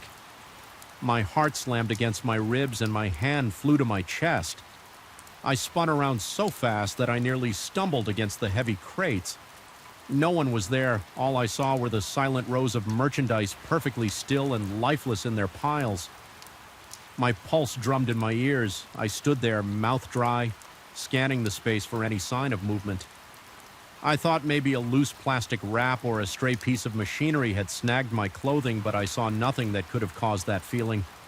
My coworker later told me that the echoes in the building play tricks on you, making you think there's someone behind you when there isn't. But that didn't explain the physical sensation of cloth being pulled. I tried to put it out of my mind, convincing myself that it was some random fluke. However, my discomfort grew with each passing night. One of the floor supervisors mentioned that our own paranoia can get the better of us on night shifts, causing us to hear and feel things that don't exist. He spoke in a reassuring way, explaining that industrial buildings produce odd sounds, metal beams, contracting ventilation, ducts rattling loose pieces of the ceiling. Shifting, he insisted that all these noises can merge into a chorus of spooky background music when the place is almost empty. Despite his rational explanation, I remained uneasy. Soon, odd whispering joined the phantom footsteps. At first, I assumed it was the sound of forklifts whirring in a far corner, or maybe the mechanical hum of the conveyor belts. But this was different late into the shift when I was alone in a remote aisle. I could have sworn I heard hushed voices. They were unintelligible, more like soft murmurs than actual words, but they definitely sounded like people trying not to be heard each time. I would freeze my skin crawling until I mustered the courage to investigate. Predictably, I'd find no one there. The emptiness that greeted me only made it more disturbing. A wave of goosebumps would ripple across my arms, and I'd feel my breath catch in my throat. The tension started to build inside me whenever I stepped foot in that building. Every evening as I parked my car outside the tall metal gates, I felt a gnawing sense of dread. I'd steel myself with a long exhale, reminding myself that it was just a job, just a big empty building full of inanimate objects. Yet I couldn't shake the feeling that something was wrong in there, something not entirely of this world. My coworkers exchanged concerned looks whenever we shared EXP experiences of flickering lights and strange noises. Some confessed that they sometimes saw flickers of movement at the ends of the corridors, like a silhouette vanishing behind a pallet. One said through hushed words that she felt an inexplicable breeze brush past her when no doors were open. All of this was said half-jokingly with forced smiles, as if we all wanted to dismiss the mounting evidence of something. Off the paranoia crept up on me, slowly weaving its way into my thoughts. Whenever a corner loomed ahead of me, I found myself tensing, mentally preparing for something to jump out. My heart thudded harder whenever a stack of boxes shifted unexpectedly. If a coworker walked too quietly and appeared behind me, I would nearly yelp in surprise. My nerves completely frayed. It was maddening. Constantly feeling like my senses were on high alert, I began sleeping poorly, tossing and turning, dreaming of labyrinthine Isis and unseen watchers who whispered my name. My body felt heavy, and I dreaded returning night after night to that place. The building's architecture only amplified my anxiety. It was built to maximize storage space, so corridors intersected in a maze pattern. The overhead beams were crisscrossed, creating a bizarre canopy of metal. Every small sound echoed across the structure, sometimes magnified, sometimes distorted. I started to think the place had a presence of its own, an entity formed by the vast emptiness and the waves of sound reverberating through it rationally. I knew that was a bizarre conclusion, but at 3 o'clock in the morning, surrounded by flickering lights and whispering vents, it felt entirely plausible. One night, a forklift malfunctioned in a distant corner, causing a loud grinding noise that made me jump so violently I dropped my clipboard.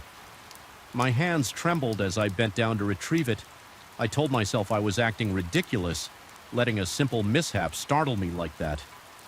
Then the lights in the aisle I was in began to flicker one after another, as if some invisible force was roaming down the road, extinguishing them. In turn, they popped back on after a few seconds, but those seconds seemed so much longer. My eyes strained in the darkness, anticipating movement that never happened, or at least I thought it never happened, because I had a distinct impression of a shifting shadow just at the edge of my vision sometimes. After hearing me mention footsteps and flickering lights, a coworker would shrug and say that the building just breathed oddly. People joked about the warehouse having a life of its own. but beneath the surface there was fear in their eyes. We all felt the same tightness in our chests, the same dryness in our mouths, the same racing heartbeat. Whenever the overhead lamp started to stutter, a few folks confided that they couldn't wait for morning when the hustle and bustle of the day shift restored a semblance of normalcy. During daylight hours, the building was flooded with workers, forklift engines droned constantly, and the sense of the uncanny receded into the background, but in the dark hours we were left exposed to it. I once found myself in the far corner of the storage area behind tall stacks of cardboard boxes scanning barcodes for inventory. The place was dead silent except for my own labored breathing. Suddenly a faint shuffle came from the next aisle. My heart thundered in my ears. I could actually feel my pulse in my fingertips, my throat constricting. I crept toward the sound, thinking maybe a coworker was there, but no one appeared. A stale breeze seemed to pass by me, carrying the faintest echo of breathy murmurs. Cold sweat trickled down my back. My eyes darted around, focusing on every shadow.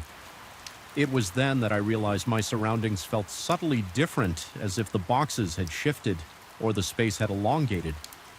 Turning into a corridor I didn't recall existing, the sense of disorientation was overpowering, making me question my own memory.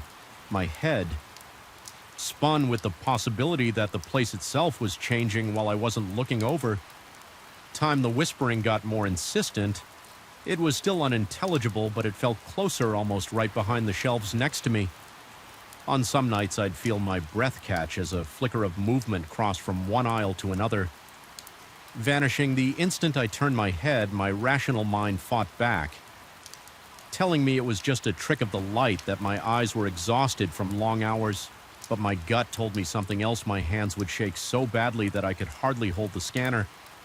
Sometimes I had to close my eyes just to center myself, forcing slow, deep breaths to calm the pounding in my chest. Rumors circulated among the night crew that a presence haunted the upper beams of the warehouse. Watching us from above, I dismissed it as idle talk, a creepy story we told to amuse ourselves during coffee breaks. But one night I heard a distinct scraping sound coming from up there, a noise that traveled across the rafters overhead. My heart seized in fear. I looked up but saw only metal bars and flickering lights. Yet I swear I felt something looking back, something whose stare prickled my skin like needles at the height of my paranoia. I decided I had to confront the situation. Whatever it was, my mind raced through the possibilities. Some intruder messing with us, a stray cat making noise in the vents, or maybe a coworker playing an elaborate prank.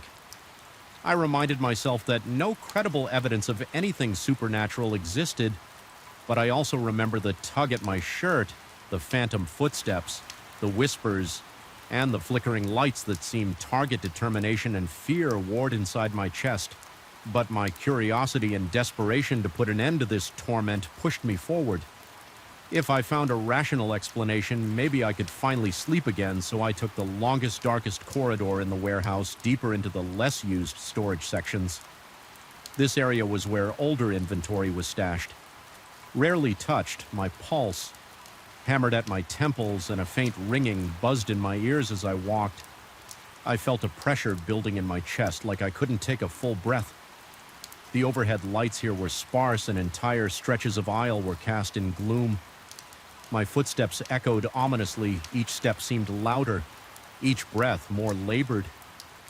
Halfway down that corridor, the lights flickered. My skin went cold, and I braced for them to go out.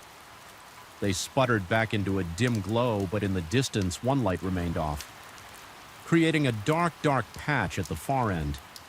Within that patch of darkness, I saw a shape. It wasn't clear or distinct, just a vaguely human outline. My heart raced so fiercely that I thought I might collapse. A wave of cold sweat drenched me and my breath became shallow. My hands shook uncontrollably. I tried to speak, but my mouth felt too dry to form words. Then, almost as if sensing my terror, the shape receded, melting back into the shadows. My eyes widened and I staggered forward, propelled by a mix of dread and grim resolve. When I reached the spot where it had been, I found nothing but boxes and silence. Yet I couldn't dismiss what I'd seen. An afterimage lingered in my mind, a suggestion of something that shouldn't be there for a moment. I stood trembling in that aisle, struggling to gather my thoughts. My heart pounded and I could feel the adrenaline tingling in my fingers. I realized that there may never be a neat, logical explanation for what was happening.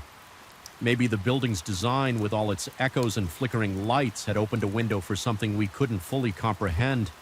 Or maybe my own stress and exhaustion had led me to project horrors into the darkness, but the physical reality of the tug on my shirt and the shape I had just witnessed felt all too tangible. I knew I couldn't remain in that state of half-madness, tiptoeing around as if the aisles themselves might swallow me. I decided that I had to accept this place for what it was, an unnerving labyrinth that tested the limits of my reality. The next time the supervisor checked on me, I hinted that I suspected the building was harboring something. Beyond normal explanation, he responded with a calm practice speech about echo chambers and psychological suggestions, but I could see the slight twitch in his eye as if he also feared something lurked here. Eventually, I made peace with the truth that I could not debunk every incident. I realized there were no easy answers. The best I could do was confront the dread directly and refuse to be paralyzed by it. On my final shift before taking some time off, I ventured once more into the darkest parts of the warehouse. I listened carefully to the distant whispers, felt the unnatural chill in the air, and even sensed that faint tug on my uniform again. My heart jackhammered and my muscles tense, but I forced myself to keep moving.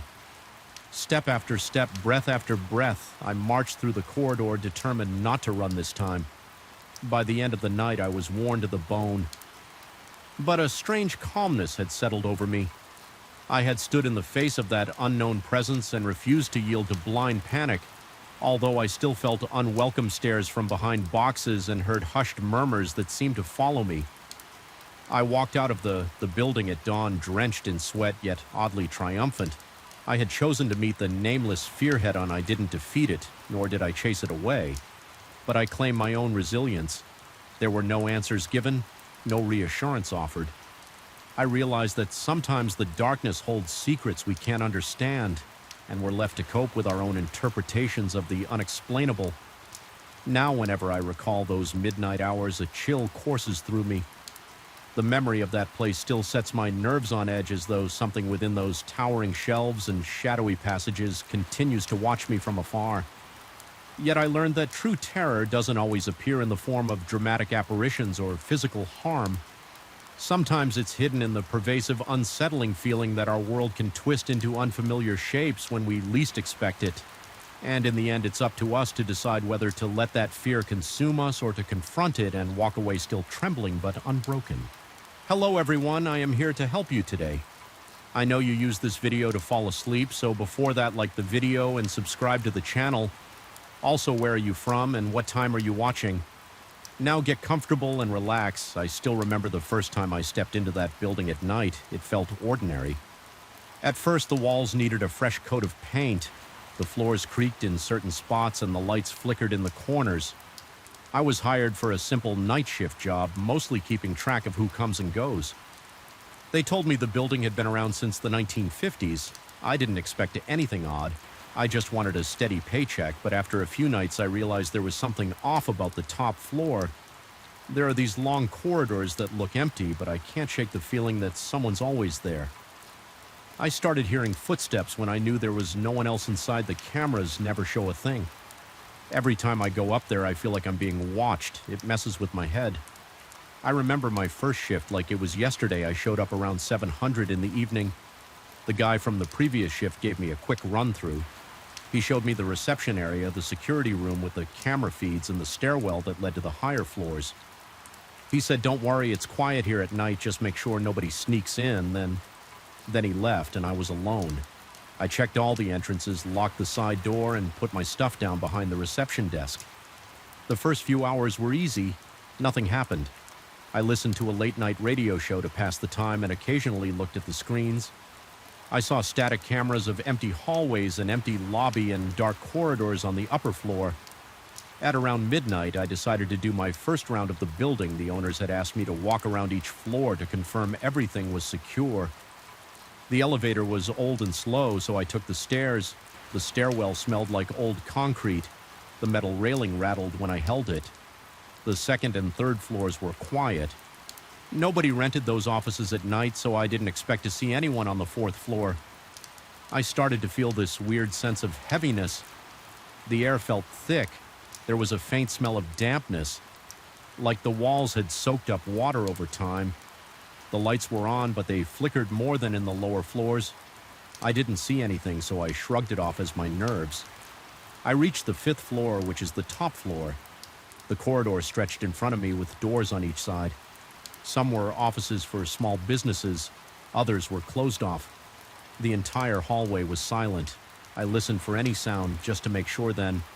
Out of nowhere, I heard a heavy footstep behind me.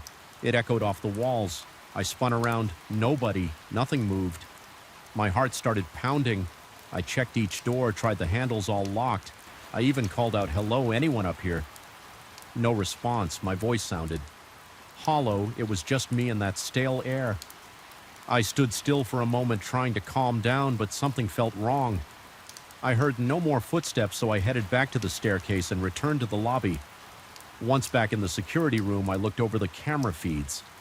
The top floor camera showed an empty hallway, no sign of movement. I checked the timestamps. Everything matched up to when I heard the footstep. There was nothing. I started thinking. Maybe I imagined it. Sometimes old buildings have weird acoustics. Maybe it was just the pipes or something shifting. I told myself that it was my first night, so my nerves were probably on edge. The second night, things got stranger. Everything was fine. Until around 1 in the morning, I was watching the cameras, sipping on some coffee, and I saw a flicker in the top floor feed. It wasn't a shape or anything I could recognize. It looked like the lights dimmed for a second, but only in that hallway. Then it went back to normal. I decided to check it out in person. I walked up the stairs again, feeling that same heaviness in the air. The smell was stronger this time, like old wet wood. I reached the fifth floor and started walking down the corridor. My flashlight beam jumped across the doors and walls. I didn't see anything unusual, but I heard that heavy footstep again. This time it sounded like it was around the corner near the storage room at the end of the hallway. I braced myself and walked toward it. My palms were sweaty and my throat felt tight. When I reached the corner, I found only the same locked door to the storage room. I rattled the handle locked. I felt a wave of cold go through me. The corridor was empty. The air felt like it was pressing down on me. I checked behind me. Nothing still. No sign of a person. I rushed back down to the security room and checked the cameras once again. No recorded movement that made me uncomfortable over the next week. The pattern continued on. Some nights I heard footsteps more than once. On others, I caught faint glimpses of something moving at the far end of the hall. It never stayed long enough for me to catch it properly. It was like a quick flicker of motion or a shadow that passed in front of the camera for a split second, but every time I played it back, the screen showed nothing. Sometimes I got the impression of a shape, but it was so quick that I thought maybe I was just tired. I tried adjusting the cameras, thinking maybe there was a blind spot or a glitch, but nothing fixed it. I started feeling anxious about going upstairs. I still did it because it was part of my job, but I dreaded those rounds. My heart would beat faster the moment I reached the fourth floor. The smell of dampness clung to me, and the hallway lights never flickered in a reassuring way. They always seemed to buzz or dim at the worst times. Sometimes I would stand in front of the corridor for a few seconds, just bracing myself before I walked in. I had this constant feeling that someone was watching me from around the corner or maybe from behind one of the office doors, but every time I opened a door, it was an empty room. Dusty desks or old chairs, nothing else. The building manager came by one morning as I was getting ready to leave. He asked me how the nights were. I told him everything was fine, which was a lie. I didn't want to sound like I was losing it. He nodded and said, "Yeah, a few guys in the past mentioned hearing things upstairs, but we never found anything. It's probably just the pipes or the old ventilation system." I nodded. I didn't push it, but part of me wanted to demand that they put more cameras or do a thorough inspection. I wanted proof that I wasn't imagining it. Yet I stayed quiet. I needed the job about 2 weeks into working there. I had the worst night yet. It started normally. I locked the front doors at 9 o'clock, checked the cameras, and made my first round at 11 o'clock. Nothing unusual around 2 in the morning. I saw a flicker on the top floor feed again, but this time the flicker lasted a couple of seconds. The camera glitched, showing static, then it cleared. I saw something at the very end of the hallway near the last door on the right. It looked like a figure. It was just a shape, a dark outline. My stomach turned. I left the security room, my flashlight in hand, and took the stairs. My heart pounded the entire way up. I was breathing hard by the time I reached the top. The corridor was dim. The overhead lights flickered more than usual. I walked slowly toward that last door. My footsteps echoed, and I heard that heavy tread again, like someone was walking 2 steps behind me. But when I spun around, there was no one. My hand shook. I felt sweat on my forehead. I said in a low voice, "Is anyone here?" Silence. The only sound was the hum of the old lights. I pointed my flashlight at the end of the corridor, then at the walls. No movement. I made it to the last door and put my hand on the knob, locked. I tried looking under the door, pitch black on the other side. I stood there for a moment just listening. It felt like the building itself was holding its breath. Then I heard a footstep behind me. It was so close I actually jerked forward. I turned around and my flashlight illuminated empty space. Nobody was there. I felt a chill crawl up my back, and I sprinted for the stairs. Once I made it back to the security room, I felt my legs shaking. I sat down and tried to calm myself. I stared at the camera feed. The top floor looked perfectly still. No flickers, no figures, no movement. Everything was normal again. My mind raced with questions. I wondered if I was losing it, but I kept thinking about how real those footsteps sounded. They were heavy like boots on a hollow floor. I decided to stay in the security room for the rest of the night. I didn't want to go back upstairs unless I absolutely had to. My routine shifted after that. I still did the mandatory rounds, but I rushed them. I would climb the stairs, check the floors quickly, and then come right back down. I started hating the feeling of the stale air up there. It felt like it was pushing against me. Even the walls looked different. The paint was peeling in spots I hadn't noticed before. The hallway light seemed dimmer. Each time I went up, I wondered if it was just my fear magnifying everything. I also noticed that my anxiety carried over into the rest of my life. I lost sleep during the day, worried about going back in at night. My stomach felt knotted all the time, but I kept showing up because I needed the money. One night I decided to try something different. I brought a small voice recorder from home, thinking maybe I could capture the sound of those footsteps. I placed it in the top floor corridor around midnight. I hid it in a corner so it wouldn't be in plain sight. I pressed record and went back down to the security room around 2 in the morning. I saw another brief flicker on the camera feed. I made a note of the time. At the end of my shift around 5, I picked up the recorder and took it home. I played it back that morning for the first hour. There was nothing but silence and the faint hum of the lighting. Then around the 2-hour mark, I heard a clear sound, heavy footsteps. They started and stopped a few times like someone was pacing. Then it went quiet again, but I heard no voices, no doors, nothing else. It gave me chills. At least now I had some proof that something was happening in that corridor. But it also scared me even more. I thought about showing the manager, but I decided against it. I didn't want him to think I was trying to stir up trouble or that I was some paranoid guy with a tape recorder. So I kept it to myself the next few nights. The activity stayed consistent, heavy footsteps. Flickers on the camera, that strong sense of being watched. Sometimes I caught a glimpse of a shape at the end of the hallway, but it never stayed long enough for me to see details. It felt like a slow torture. My heart raced every time I opened the stairwell door to head up there. 2 weeks ago, I had an experience that still makes my skin crawl. I was in the security room watching the feeds around 1 in the morning. The top floor camera started to flicker again, but this time it didn't just glitch out. It went dark for several seconds. I tried switching the camera view, but it stayed dark. Then it came back online, and I saw the corridor standing at the far end. Near the last door, there was a person-shaped outline. It was too dark to see any features. It wasn't moving. It just stood there facing the camera. My heart slammed in my chest. I got up ready to go upstairs, but then the figure disappeared, and the camera feed returned to normal. I grabbed my flashlight and ran for the stairs. My hands were shaking so bad I almost dropped my key ring. When I reached the 5th floor, the corridor was empty. The lights buzzed overhead, the door at the end of the hall was locked. Like always, I checked every corner, every small closet, and each office. Nothing. The air smelled stale and damp. The same as every other night, I felt queasy. I left as fast as I could. After that, I started talking to the daytime cleaning staff. They don't come in at night, but they know the building well. One of them, a guy in his 50s, told me he never goes up to the 5th floor unless he has to.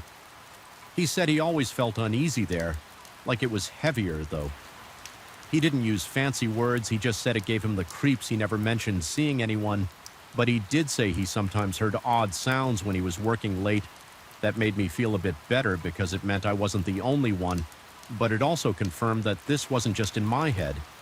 I'm still here doing the same job, listening to the same empty corridors at night. Every shift I think about quitting my stomach. CHS, whenever I walk up those stairs, the footsteps haven't stopped, and I still catch that shape from time to time on the camera. It never shows up in the recording, so I have no video proof, just that audio of the footsteps when I watch the live feed. Sometimes I see something at the edges. It's subtle, like the corner of the screen goes dark for a second, but there's nothing. When I rewind, I can't explain it. I don't know what's going on, and I'm not sure I want to find out. I just know that I feel watched up there.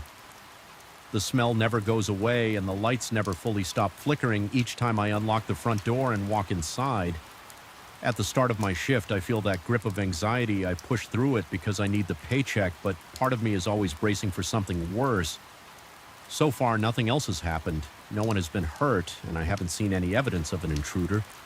I just know that every time I set foot on that top floor, I feel a presence, and those footsteps keep coming like a reminder that I'm not really alone. I don't tell people the full story because most would laugh or say I'm tired.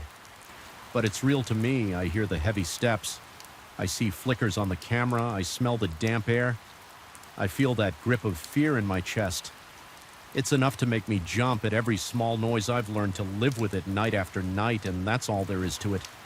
I'm still here doing the job, waiting for morning, always wondering what else might happen in those dark corridors. I woke up on my first night in that new apartment with sweat dripping down my neck and my heart pounding against my chest.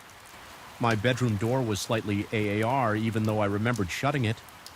Before I went to bed, the hallway light was off, but I could see a faint glow coming from somewhere near the bathroom.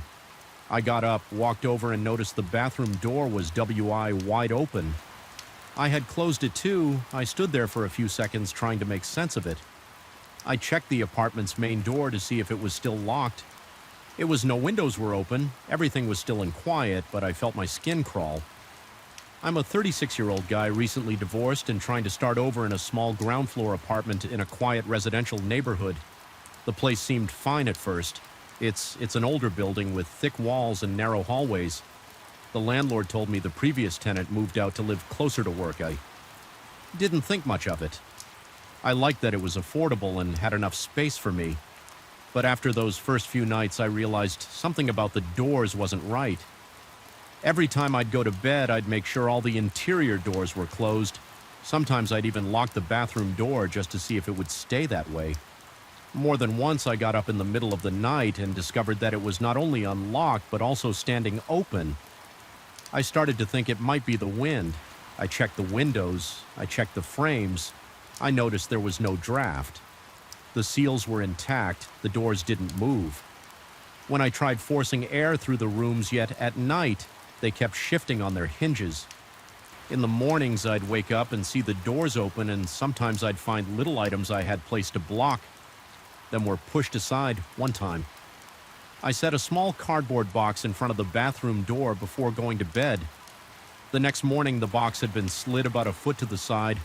There was no damage to the box, and it looked like something or someone had deliberately placed it out of the way. Another time, I put a paperback book against the hinge side of the door when I got up. The book was on the sink in the bathroom. I had no explanation for that. My front door was still locked, and there was no sign of forced entry. It rattled me. I decided to start writing down the times. I heard noises. I bought a small notebook and kept it on my bedside table at night. If I heard a strange sound, I'd jot down the time as best I could. Most of the noises happened between 2 a.m. and 4 a.m. They weren't loud crashes or bangs, they were subtle. Sometimes it was a small creak, other times a low scrape like a door brushing against the floor occasionally.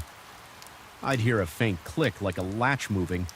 I'd sit up, turn on my lamp, and feel my pulse racing.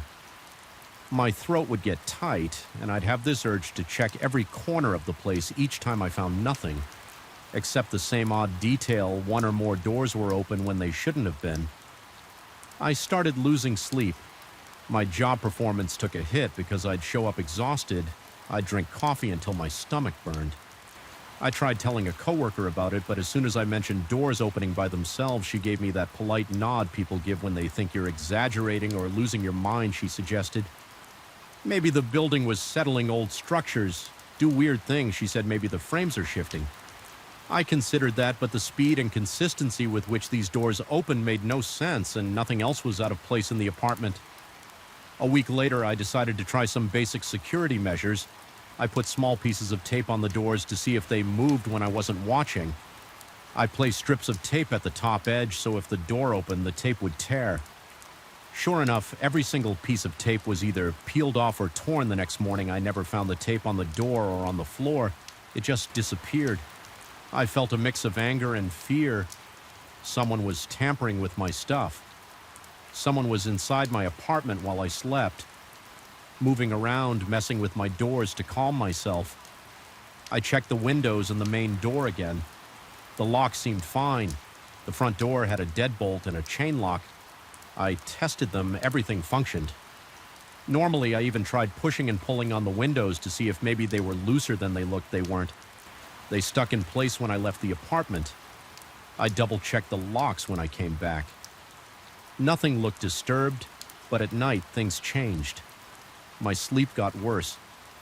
I started waking up in a cold sweat around 2 a.m. or 3. Hard in the morning, heart hammering my mouth dry. I'd lie there straining my ears. Sometimes I'd hear a soft creak from the other side of the apartment. My stomach would clench and I'd feel like my chest was tight. I'd go check the living room, the kitchen, the bathroom. Every time I'd find at least one door open that I knew I'd closed.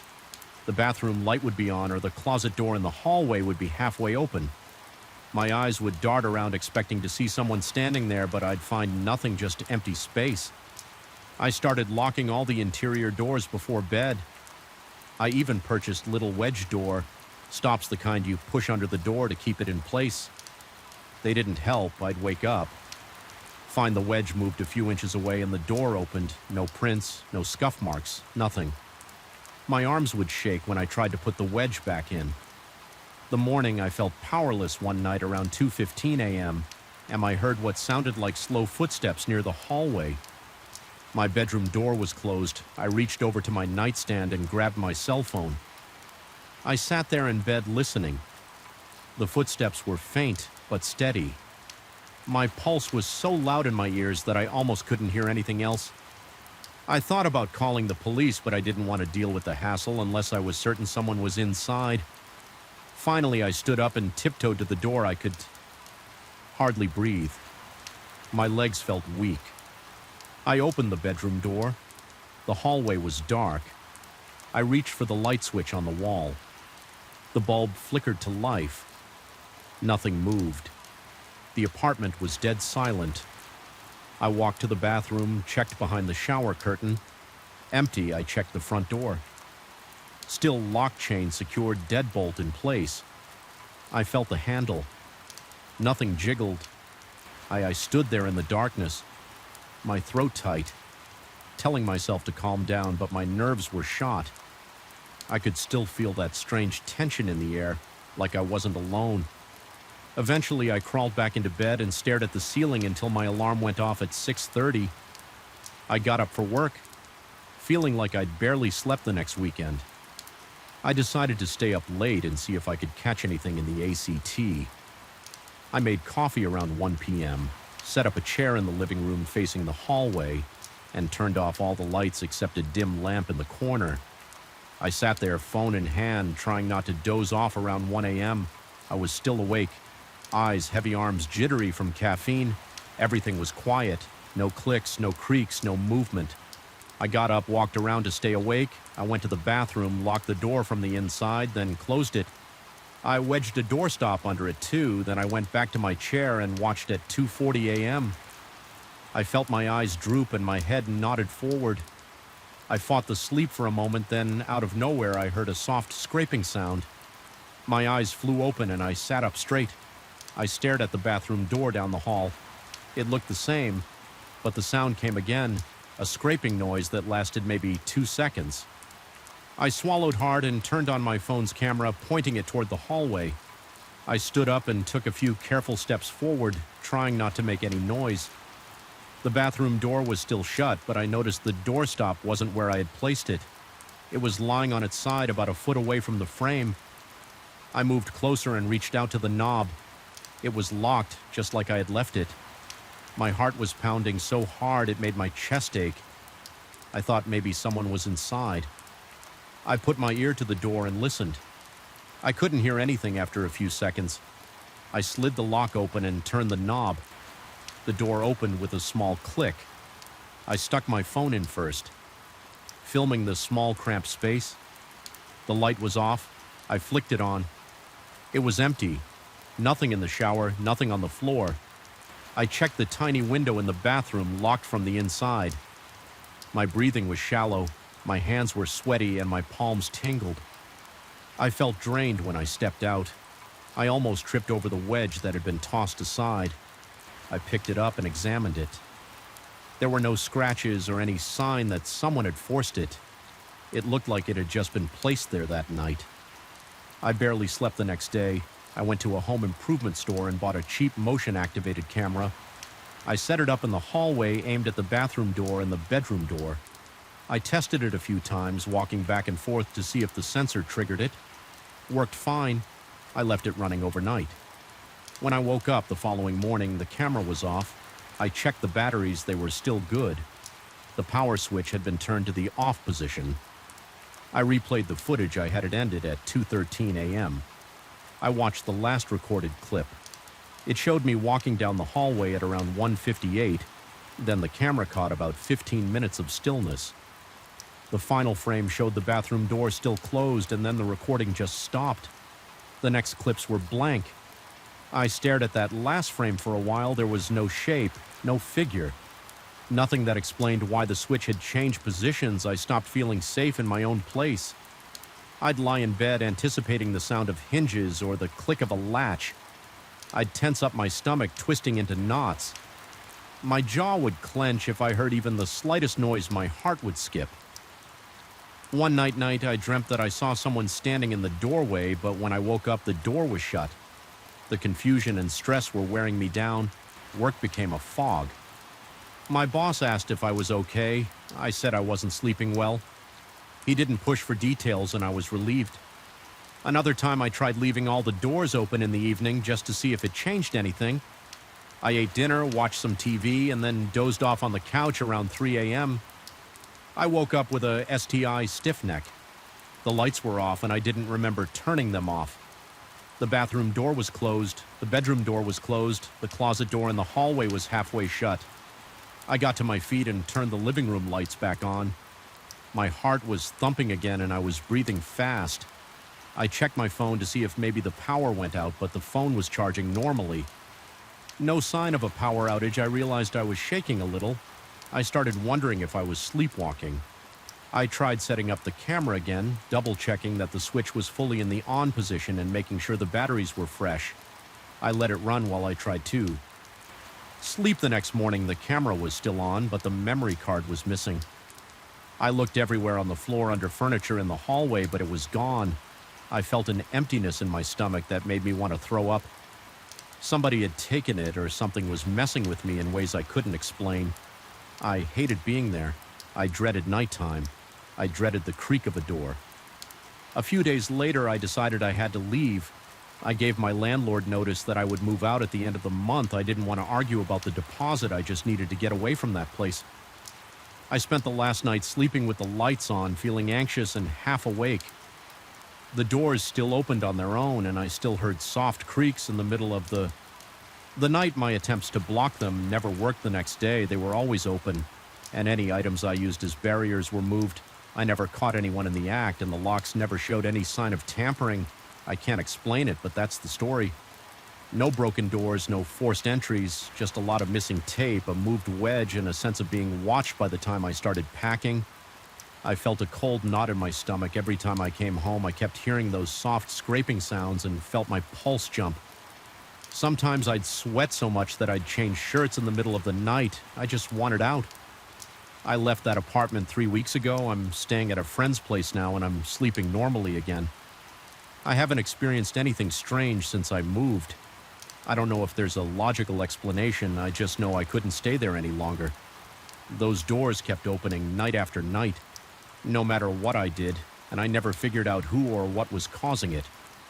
All I know is that whenever I think about those nights, I can still feel that chill on my arms and remember the sound of those hinges squeaking in the dark.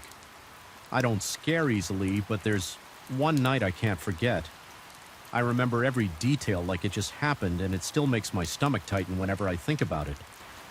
I was on my usual late shift driving around a busy city that never really sleeps. At least that's what I used to believe that night, though. The streets felt emptier than usual. I had already taken a few rides, nothing special, just the typical airport drop-offs and a few groups leaving bars around 2 Rice a.m., and I got a ride request from a spot on a long avenue with barely any lights. It was an odd place to wait, but I never questioned requests. I just drove to the P.N. When I got close to the pickup location, I saw a figure standing near a faded street lamp. The lamp flickered, and I couldn't make out his face. At first, he was alone. He didn't move much. He just stood there facing the street as I rolled up. I noticed he was dressed in dark clothes, black jacket, black pants, no bright colors, no reflective stripes. He didn't flag me down or wave. He just stood with his head slightly angled toward the car. I pulled over, unlocked the doors, and said, "Hey, you the one who requested a ride?" He nodded. He didn't say a word. He opened the back door and slid in behind the passenger seat. He shut the door softly, not slamming it, not making any sudden moves. I usually greet new passengers, say something like, "How's your night?" or "Where are you headed?" But something about his silence made me hesitate. I caught his eyes in the rearview mirror. They were narrow, and he looked like he hadn't slept. There was a kind of intensity there that I didn't want to provoke. "Still, I tried a small greeting evening," I said. He nodded again, still not speaking. I glanced at the app. It showed a destination across the city near an older neighborhood. It would take at least 30 minutes, maybe more with the late-night road closures. I thought about turning on some music to cut the tension, but part of me wanted to hear everything in case he started talking. I felt uneasy. My mouth felt dry. I kept my right hand on the steering wheel and my left near my phone. I always mount it on the dashboard so I can follow the GPS that night. I was extra aware of where my phone was. He sat there staring straight ahead. A few minutes went by, and the only sounds I heard were the tires on the asphalt and the low hum of the engine. Then out of nowhere, he started muttering. I couldn't make out the words. They sounded disjointed, like he was talking to himself in a code or a language I didn't recognize. It was low at first. A whisper. I turned my head slightly and said, "Sorry, were you saying something?" He stopped. He looked at me through the rearview mirror. Our eyes met. I felt a jolt in my chest. He didn't answer. I kept driving. My skin felt prickly, like every hair on my arms was standing up. My heart pounded a little faster. I turned back to the road, focusing on the next intersection, the next traffic light. He went back to his low muttering soft enough that I couldn't make out any real sentences. I tried to ignore it, but every few seconds his eyes would lock onto the mirror. He wasn't just glancing, he was staring directly into my reflection. I felt the muscles in my neck tighten. I reminded myself to stay calm. Keep going, don't escalate. Anything about 10 minutes into the ride.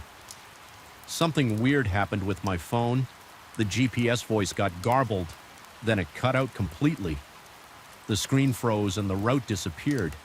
I tried to tap the screen, but it was unresponsive. That's weird. I said out loud, partly to him, partly to myself. I tried to check my signal, but it showed no bars. That never happened on that avenue. I sighed, trying to keep my cool. I'm going to try to reconnect. I said more for my own comfort than his. He didn't respond. I glanced at the radio next, thinking I'd check the traffic updates or weather. The display was blank. No static, no music. It was just off like someone pulled the plug.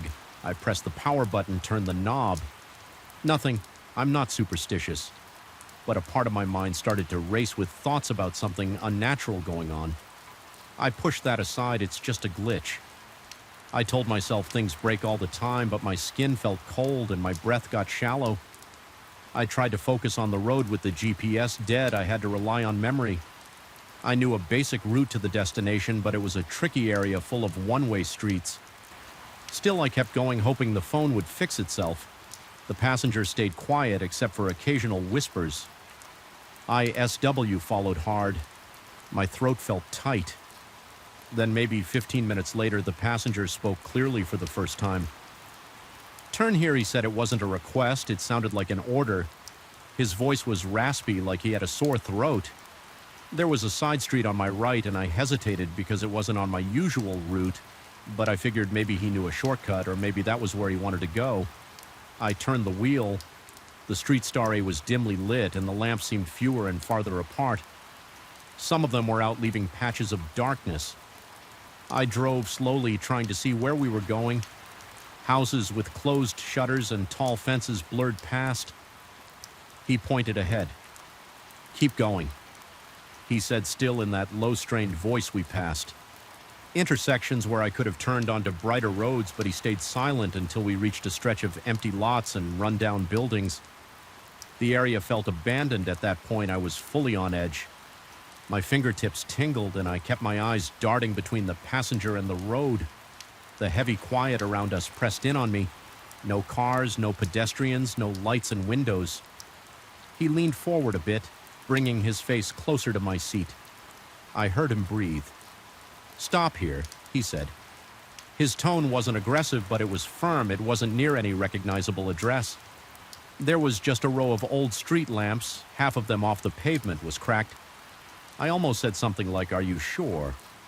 But my words stuck. I slowed down and pulled to the curb. The street felt dead. There was no wind, no rustling of trees, nothing. I put the car in park. I watched him in the mirror, and his face had this faint grin.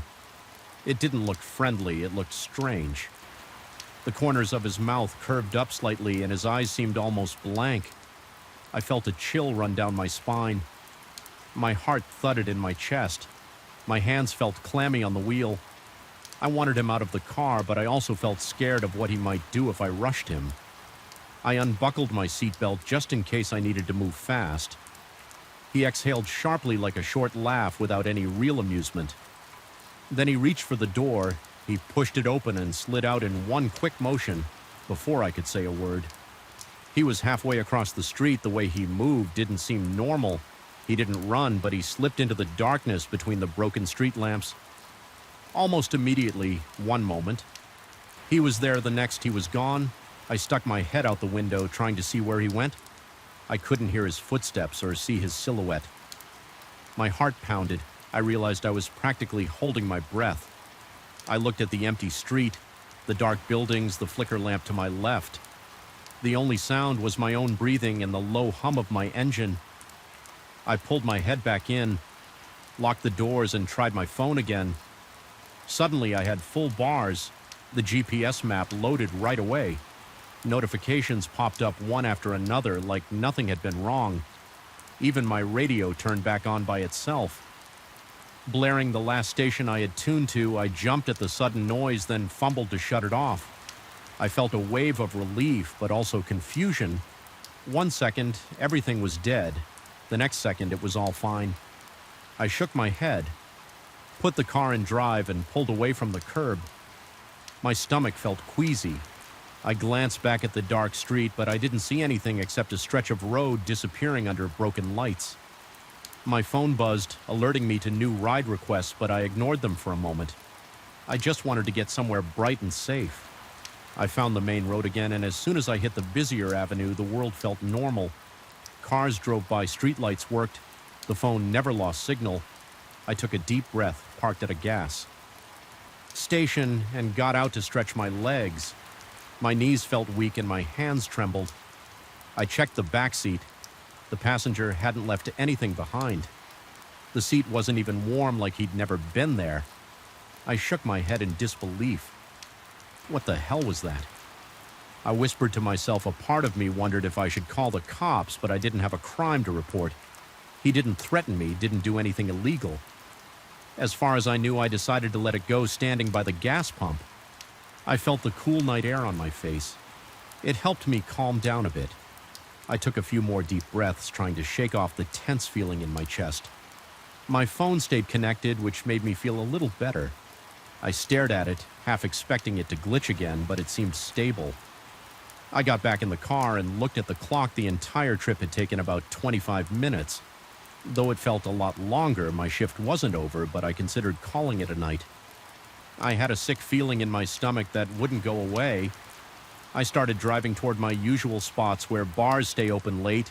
Maybe I could pick up a normal fare. Something to push this weird experience out of my mind, but as I cruised, every time I glanced at the rearview mirror, I half expected to see that man's eyes staring back. I picked up 2 more passengers that night, both pretty regular, a guy headed home from work and a woman needing a ride to a nightclub. Nothing strange happened with them. My phone and radio worked fine by the time my shift ended. The sun was starting to rise and I felt exhausted. I went home, parked in my usual spot, and just sat in my car for a minute. I replayed everything in my head: his side, Ents, the muttering, the dead signals, his sudden departure, how the phone came back online right after it made no sense. I asked myself if I had missed something. Maybe the passenger was having a medical episode, or was under the influence, but that wouldn't explain the electronics dying the way they did. Then coming back, I didn't see him carry any device that could jam signals. It didn't look like he was messing with anything on his phone. He never used his phone in the car at all, and he left so fast I didn't have any friends who would believe me without a bit of joking around. So I never told the full story. I just said I had a weird ride that night, but every time I recall it, I feel that pressure in my chest, that cold sweat. The memory of him smiling in that unsettling way. It wasn't a big grin, it was just a small curve of the lips, but it felt threatening in a way. I can't fully explain. I've been driving for years, and I've seen rude passengers, angry ones. Even a few who were obviously intoxicated, none of them freaked me out like that. After a few nights, I returned to the same area to see if there was something off about the place. I drove by the street during the day.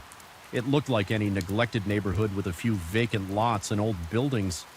The street lamps were there, some broken, some missing. I couldn't find anything unusual. No big electrical towers or weird transmissions that might explain my phone's behavior. I parked for a minute and stared at the spot where I pulled over. That night, it looked completely ordinary in daylight.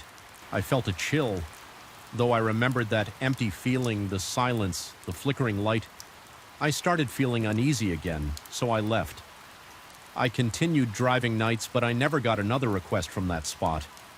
I watched my phone a bit closer, making sure the GPS was stable. Everything worked normally. The memory never left, though.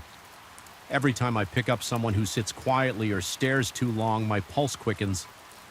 I remember that passenger's face in my mirror. I remember the tension in my gut when the roads are empty and the radio is low. I almost expect it all to happen again. I have a routine now. I keep my car in good condition, check the electrical systems, make sure my phone has the latest updates. I also watch my passengers more carefully. If someone gets in and acts too strange, I might ask them a few questions right away. I try to keep my distance. If they make me uneasy, still nothing has been as unsettling as that one ride. I'll never know what caused the signal to vanish or why everything returned to normal. The second he left, I sometimes think about the possibility of him waiting out there looking for another ride. Maybe he does that to drivers messing with their heads. I don't know. All I know is that I felt real fear that night, the kind that makes your heart pee and your skin crawl. I didn't see any weapons, no direct threat, but it was enough to leave me shaky and confused. Some nights I push the memory aside and do my job without any issues. Other nights, like tonight, I can't help but remember when I see a lone figure standing in a dark spot. My thoughts jump back to him. I wonder if I should accept the request or just drive on. Usually I accept, but part of me is always ready for something strange to happen again. The city can be unpredictable late at night, and I've seen More than my share of odd characters, but that passenger was different. I still can't explain why, and I guess I never will. So that's what happened. No children were involved. No one died, but it shook me. I still drive, but I keep my senses on high alert. Late nights on the road can get eerie, and I've learned to trust my gut. I can't forget the way he stared at me in the mirror, or the way the radio and phone died. Then came back the second he stepped out. It felt like I was stuck in a bad dream until he vanished into the shadows. And once he did, it was like none of it had ever happened. That's the story. I can't get out of my head even telling it. Now I feel a little on edge, like someone's behind me watching, but there's no one here. It's just me recalling that weird night. I have no explanation for it. I have no evidence. All I know is how it felt, I guess. That's all I can really say. It happened, and it hasn't happened since, but sometimes on a lonely street at 2 in the morning. I wonder if it could happen again, and if it does, I'm not sure what I'll do. I'll probably just keep driving and hope I make it through the night. I didn't think anything could shake me out there. I've camped in that mountainous region more times than I can count, and it's always felt like my territory. Then I went on a Tuesday expecting my usual peace, and by Thursday night I realized I'd misjudged everything. I got to the trailhead around noon on Tuesday. The parking lot was empty, there were no other cars, and not even a single person hanging around. I felt a little thrilled at the idea of having the place to myself. I like that solitude. It's a break from the constant noise of my job in the city. I loaded up my pack with a tent, my cooking gear, some food, and a few changes of clothes. The air felt crisp and the sky was clear. I started the hike. The path was a little rough in places, but I'd been there enough times to know every stretch I noticed how quiet it was. I couldn't hear voices or music or anything that usually comes with other campers. Just my footsteps and the distant sounds of birds. My breathing became steady as I moved uphill, and I felt that usual rush of calm I get when I leave civilization behind. My plan was to reach a clearing about 3 miles in, where there's a small plateau with flat ground for the tent. I got there by mid-afternoon. The place looked just like I remembered: some tall pines, a view of a nearby ridge, and a small circle of stones where people sometimes build their campfires. I set down my pack, stretched my shoulders, and started pitching my tent. No complicated steps. I spread out the ground, sheets, slid the poles into place, and staked everything down. I pulled out a small folding chair from my pack, set it next to where I planned to make a fire, and just sat there for a few minutes, letting my muscles relax. When evening came, I made a simple dinner. I had a small propane stove, so I heated water for some dehydrated meal. It tasted bland, but it filled me up. The night air got cold fast, so I lit a campfire in that ring of stones. I didn't have much wood, only a few broken branches I'd gathered, but it was enough for a small fire. I stared at the flames, feeling the temperature drop, and eventually decided to turn in early. That first night went by without any problems. I slept solid, didn't wake up once. The second day was Wednesday, and I wanted to check out a nearby stream. I followed a narrow path through the trees, heading downhill until I heard the running water. When I got there, I filled my water bottle and washed my face. It felt icy, which woke me up more than I expected. I stood there for a while, scanning the area. No sign of any other humans, not a single footprint in the mud. I saw a few deer tracks, maybe some raccoon prints, but no boot prints. It confirmed what I already knew. I was completely alone out there. I went back to camp, ate a little snack of jerky and dried fruit, then decided to gather more firewood for the coming night. I walked around picking up branches, breaking them into smaller pieces, making sure they were dry enough. The sun was still high, so I wasn't rushed. I probably spent an hour walking around with an armful of wood. Then I piled it near the fire ring. Everything felt normal. I never got any strange vibe during the day. Not even when the wind picked up that second evening. I cooked a bigger meal. I had some instant noodles and tossed in a few bits of dehydrated vegetables. Nothing gourmet, but warm and filling. I watched the sun sink behind the ridge, turning the sky orange. I leaned back, listened to the wind in the trees, and felt grateful for the quiet. I remember that moment well because it was the last time I felt relaxed on that trip. I let the fire burn down to embers and crawled into my tent around 10. My sleeping bag was warm, The night air was cold enough to sting my face. If it got exposed, I drifted off, not expecting anything to bother me. Sometime after midnight, maybe around 2 in the morning, I woke up, my eyes shot open because I heard something outside. It was a rustling sound like leaves being disturbed. At first, I told myself it was probably an animal. It's normal to have critters sniffing around a campsite. I stayed quiet, just listening. Then I picked up this other sound, something that reminded me of breathing. It wasn't loud. It was more like a faint huffing or panting. It had a rhythm to it, like it was alive. I started feeling my heart pounding. My mouth went dry. I realized I was gripping the edge of my sleeping bag. I didn't want to move too fast or make noise. I reached for my flashlight, which was right next to my pillow. I flicked it on, but I didn't unzip my tent yet. I just aimed the light at the tent wall. There was no shape visible from inside, no shadow or silhouette. I couldn't tell if something was just behind the tent or farther away. My mind was racing. I thought about what animals could be out there. Deer, they usually move quietly, and I don't think I'd hear them panting like that bear. It's possible, but I couldn't hear any heave steps or any typical bear sounds. I've encountered bears before, and they tend to grunt or sniff. In a more distinct way, this sounded different, almost like someone breathing with their mouth open. After a few minutes, everything went silent again. I felt a slight breeze, but the breathing noise stopped. My muscles were tense. I wanted to check outside, but I felt a spike of fear. Eventually, I mustered the courage to unzip the tent a few inches. I stuck my flashlight out and swept the beam around the forest. Looked still, the pine needles and leaves on the ground barely moved. I pushed the zipper all the way just enough to peek my head out. My breath came out in shallow bursts because I was so on edge. Nothing, absolutely nothing.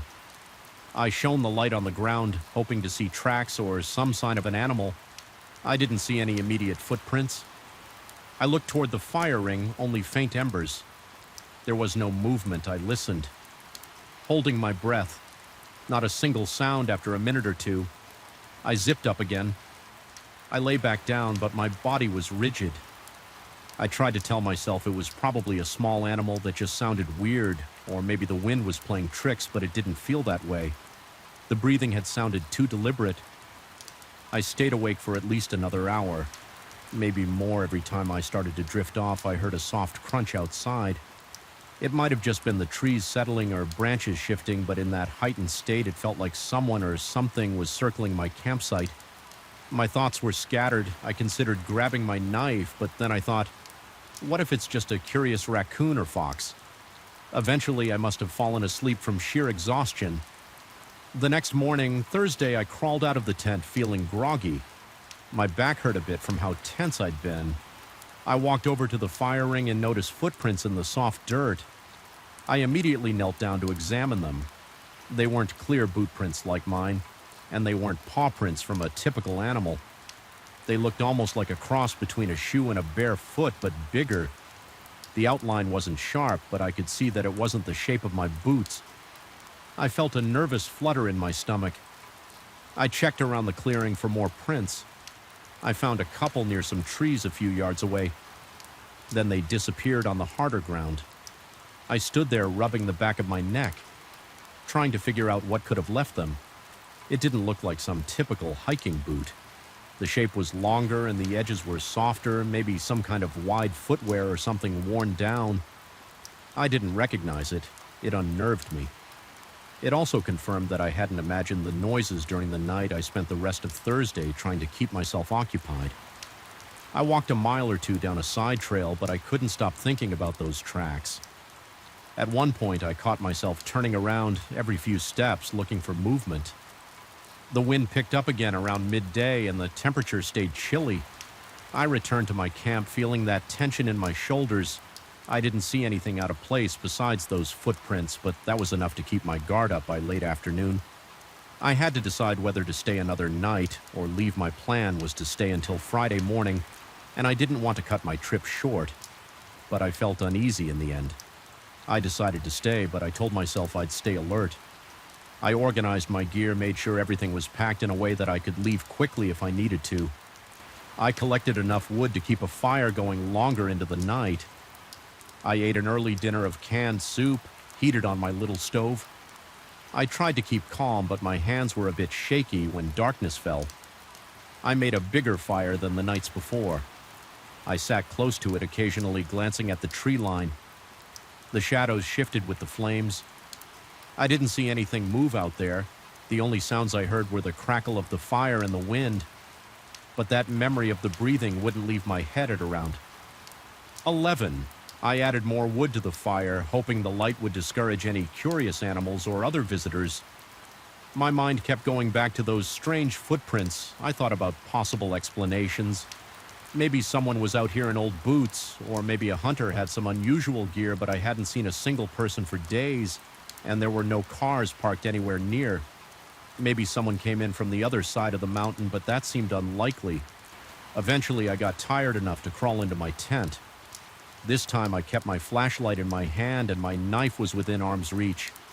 I left the tent flap partially unzipped so I could see outside. If needed, the glow from the fire illuminated a small patch of ground near my tent. I tried to convince myself that if anything or anyone walked close, I'd see them. I must have dozed off because the next thing I knew I was jerking awake, feeling my heart hammer in my chest. It must have been around 2 o'clock in the morning again. The fire had died down to a weak glow and the clearing was mostly dark. My eyes struggled to adjust. I heard that same faint rustle. It sounded like leaves or needles being pushed around, then came the breathing. It was slow and it seemed closer than the night before. I held my breath, straining to listen. My thoughts were scattered and I felt my palms sweating. I realized I was clutching my flashlight with such force my hands started to hurt. My mind spun with different options. Should I shout? Should I jump out of the tent with the knife? Should I just wait quietly? I decided to try shining the flashlight through the partially open flap with my finger on the switch. I clicked it on and aimed the beam outside for a split second. I thought I caught movement at the edge of the light, but by the time the flashlight was pointed there, nothing was visible. The breathing noise stopped. The rustling stopped. I swallowed hard, blinked to clear my eyes, and looked around. The ground looked empty. The tree line was pitch black. I didn't see any shape or outline of a person or animal. My heart wouldn't slow down. I stayed there scanning the darkness, waiting for another sound or movement. 5 minutes passed, maybe 10, and nothing else happened. Eventually, I told myself to lie back down. I didn't sleep the rest of the night. Every few minutes, I jolt up, shining the flashlight around, seeing nothing but the empty clearing. As soon as the faintest light of dawn appeared, I started packing. I didn't bother with breakfast. I stuffed my sleeping bag into my pack, took down the tent, and made sure I left no trash. My hands were stiff from the cold, and from tension, I looked around the campsite before leaving. The fire was out, the clearing was silent, and I saw no fresh prints that morning, but I felt that unsettling weight in my gut. I hiked out quickly. My mind kept replaying the nights. I scanned the trees on either side of the trail, half expecting to see something or someone watching me. I never spotted anything out of the ordinary, though every sound I heard put me on edge by the time I got back to the car. My body was sore from lack of proper sleep. Once I reached the car, I dumped my pack in the trunk and slammed it shut. I climbed into the driver's seat, locked the doors, and just sat there for a minute.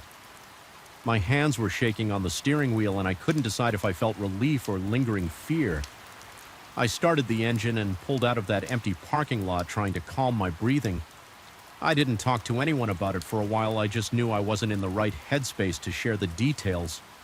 All I could do was replay the sound of those breaths and picture those strange footprints by my fire ring. I've gone camping since then, but I haven't gone back to that particular spot. Part of me wants to know what I heard, what left those prints. Another part of me wants to forget it altogether that night. Taught me that sometimes even in the places you think you know best, you can discover something you're not prepared to face. I never imagined that volunteering for a night shift at a small museum could make me lose sleep. It was supposed to be a straightforward job. Walk around a few galleries, turn off some lights, lock up and leave.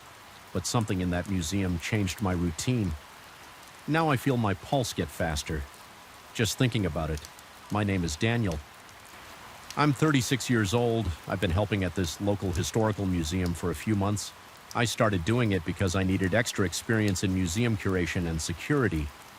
The museum doesn't have a big staff, and they don't stay late once the last official employee clocks out. I walk through the exhibits with a checklist, make sure nothing is out of place, and turn off the lights. It's a small building, 3 main rooms and a few side corridors with old portraits, documents, and artifacts. Most nights it's quiet. I can hear my own footsteps on the tile floor. I can hear the buzzing of the overhead lamps. I lock the doors, switch everything off, and leave.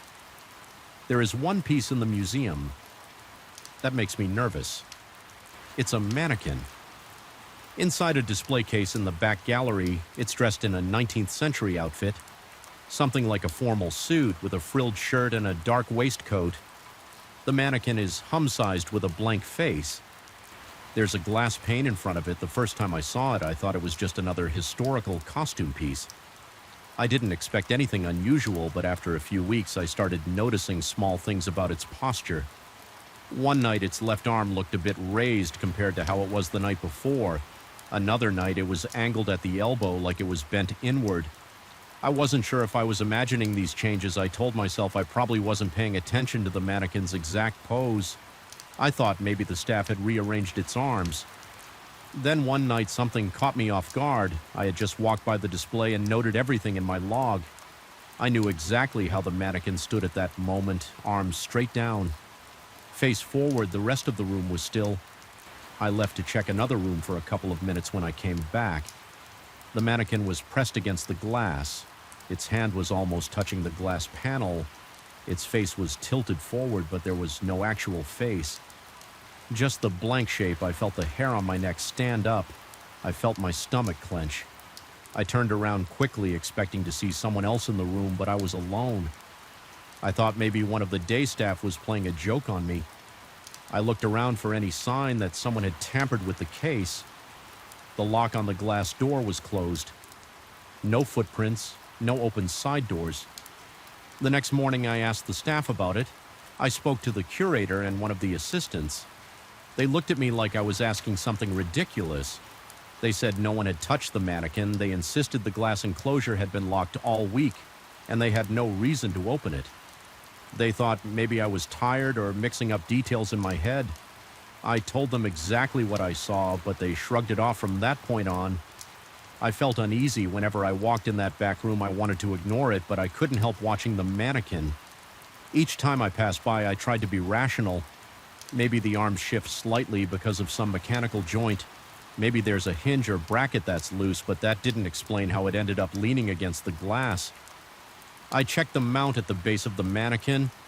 It seemed bolted down. I wiggled it a bit and it barely moved. It was stable. I tried to push the arms gently once they wouldn't budge without actual effort. So I kept telling myself there had to be a logical explanation. I just didn't have enough information yet. One night I walked into the museum around 700 in the evening. The place had closed an hour earlier, so I used my key to get in through the side entrance. The curator and the other staff had left. I locked the door behind me and started my routine. I walked through the main gallery, looking at the old paintings and checking the lights. I wrote down a few notes in my log about a flickering bulb near the portrait section. Then I went to the second room where they keep old photographs and letters. I made sure everything looked secure. I moved on to the back room where the mannequin was displayed. The lights in that room are always dim. They use low wattage bulbs to preserve some fragile fabrics in the other displays. My footsteps echoed. I felt an odd pressure in my chest, like a slight panic creeping up. I reached the mannequin's case. It stood the same way as the previous night arms. At its sides, the old-fashioned waistcoat buttoned the ruffled collar around its neck. I shined my flashlight on the glass. No fingerprints, no sign of tampering. Everything looked normal, yet I couldn't shake this feeling that it was looking back at me. The mannequin's face is featureless, just a pale shape, but I felt singled out by it. I let out a breath and forced myself to move on. I walked to another corner of the room and checked a small glass case of coins. The quiet was intense. I could hear the hum of the air conditioner. I could hear my own breathing. Then I heard a soft tapping. I turned quickly. I shined my flashlight around. I aimed it at the mannequin. It hadn't moved, but I swore I heard something tapping the glass. My heart started pounding. I gripped the flashlight with both hands. I stood still and listened. Nothing else happened. I walked closer and stared at the mannequin. Its arms were in the same position. The glass was clear. See, I saw my own reflection in it. I felt a tightness in my throat. I tried to calm down. I checked the vents in case the air was blowing something against the glass, but nothing was near that display. There were no items that could tap the glass. I told myself I might have imagined it. I walked out into the hallway and started heading back toward the main entrance. I carried a ring of keys in my left hand. I held them tight and heard the metal clanking a bit. My legs felt slightly shaky. I decided to do one. More passed through the other exhibits before turning off all the lights. I spent another 20 minutes walking around, noting everything. I felt a strange urge to check on the mannequin again, but I didn't want to linger. I ended up returning to the back room anyway. I felt pulled to that spot just to be sure everything was fine. When I walked back in, my stomach tightened again. The mannequin was still behind the glass, but now its right arm was raised. The hand was level with its waist. That was not how it looked. Before I walked right up to the glass and I actually touched it with my fingertips, I saw no gap, no damage. The lock at the side was still secured. My heart raced. I felt my mouth going dry. I tried to reason with myself. Maybe I just forgot the exact position. Maybe the staff changed it earlier. But I had asked them about that already. They said they never touched it. I stood there for a minute, just staring. The silence felt heavier. I felt my heartbeat in my ears. I lifted my flashlight and aimed it directly at the mannequin's face. I wanted to see if it had any detail, but it was just smooth. Then I heard a faint scraping noise. I jumped back. I felt my shoulders tense up. I stepped around the side of the display looking for some cause.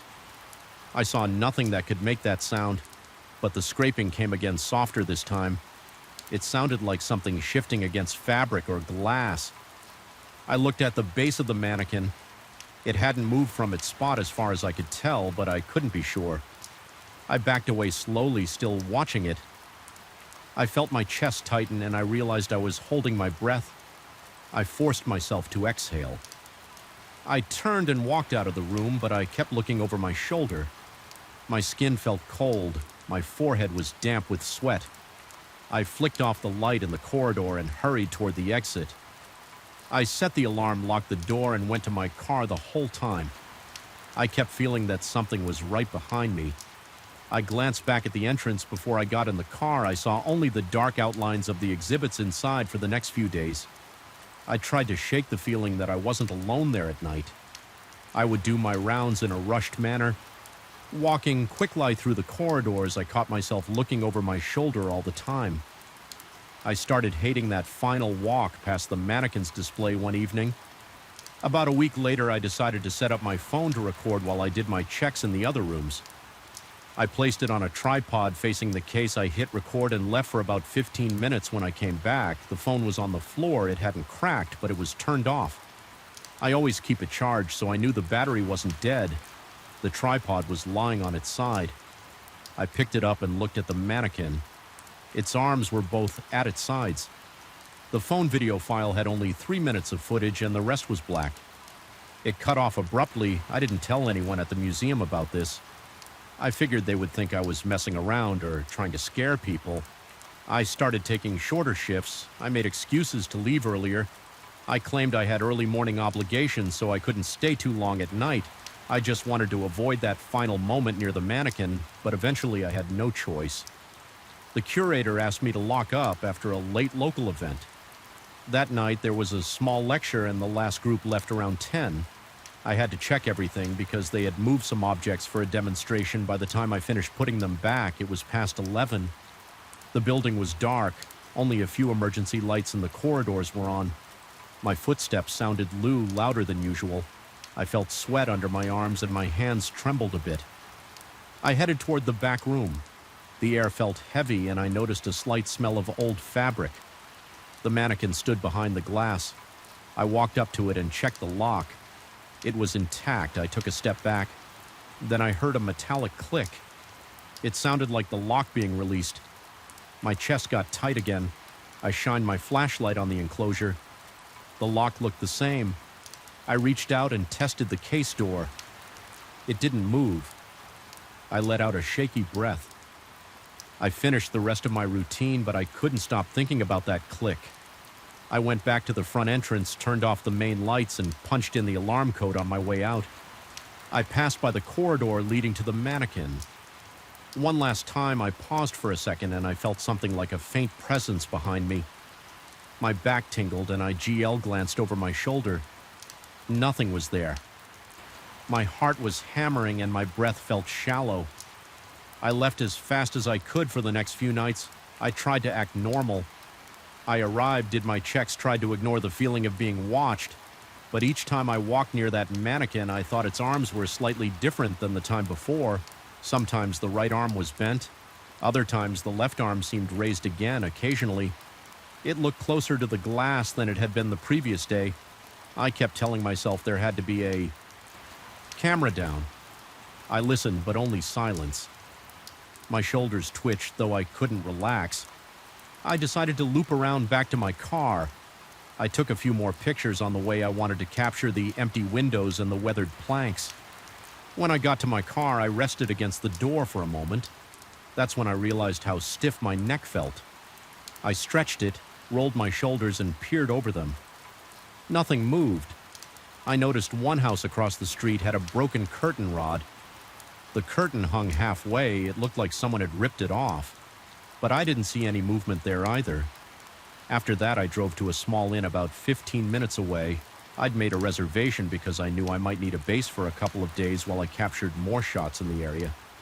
The place looked clean enough. It had a simple front desk, a few chairs in the lobby, and a soda machine by the door.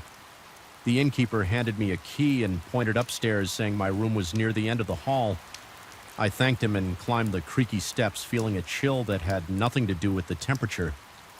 My thoughts kept drifting back to that weird crunching sound behind me in the village that night.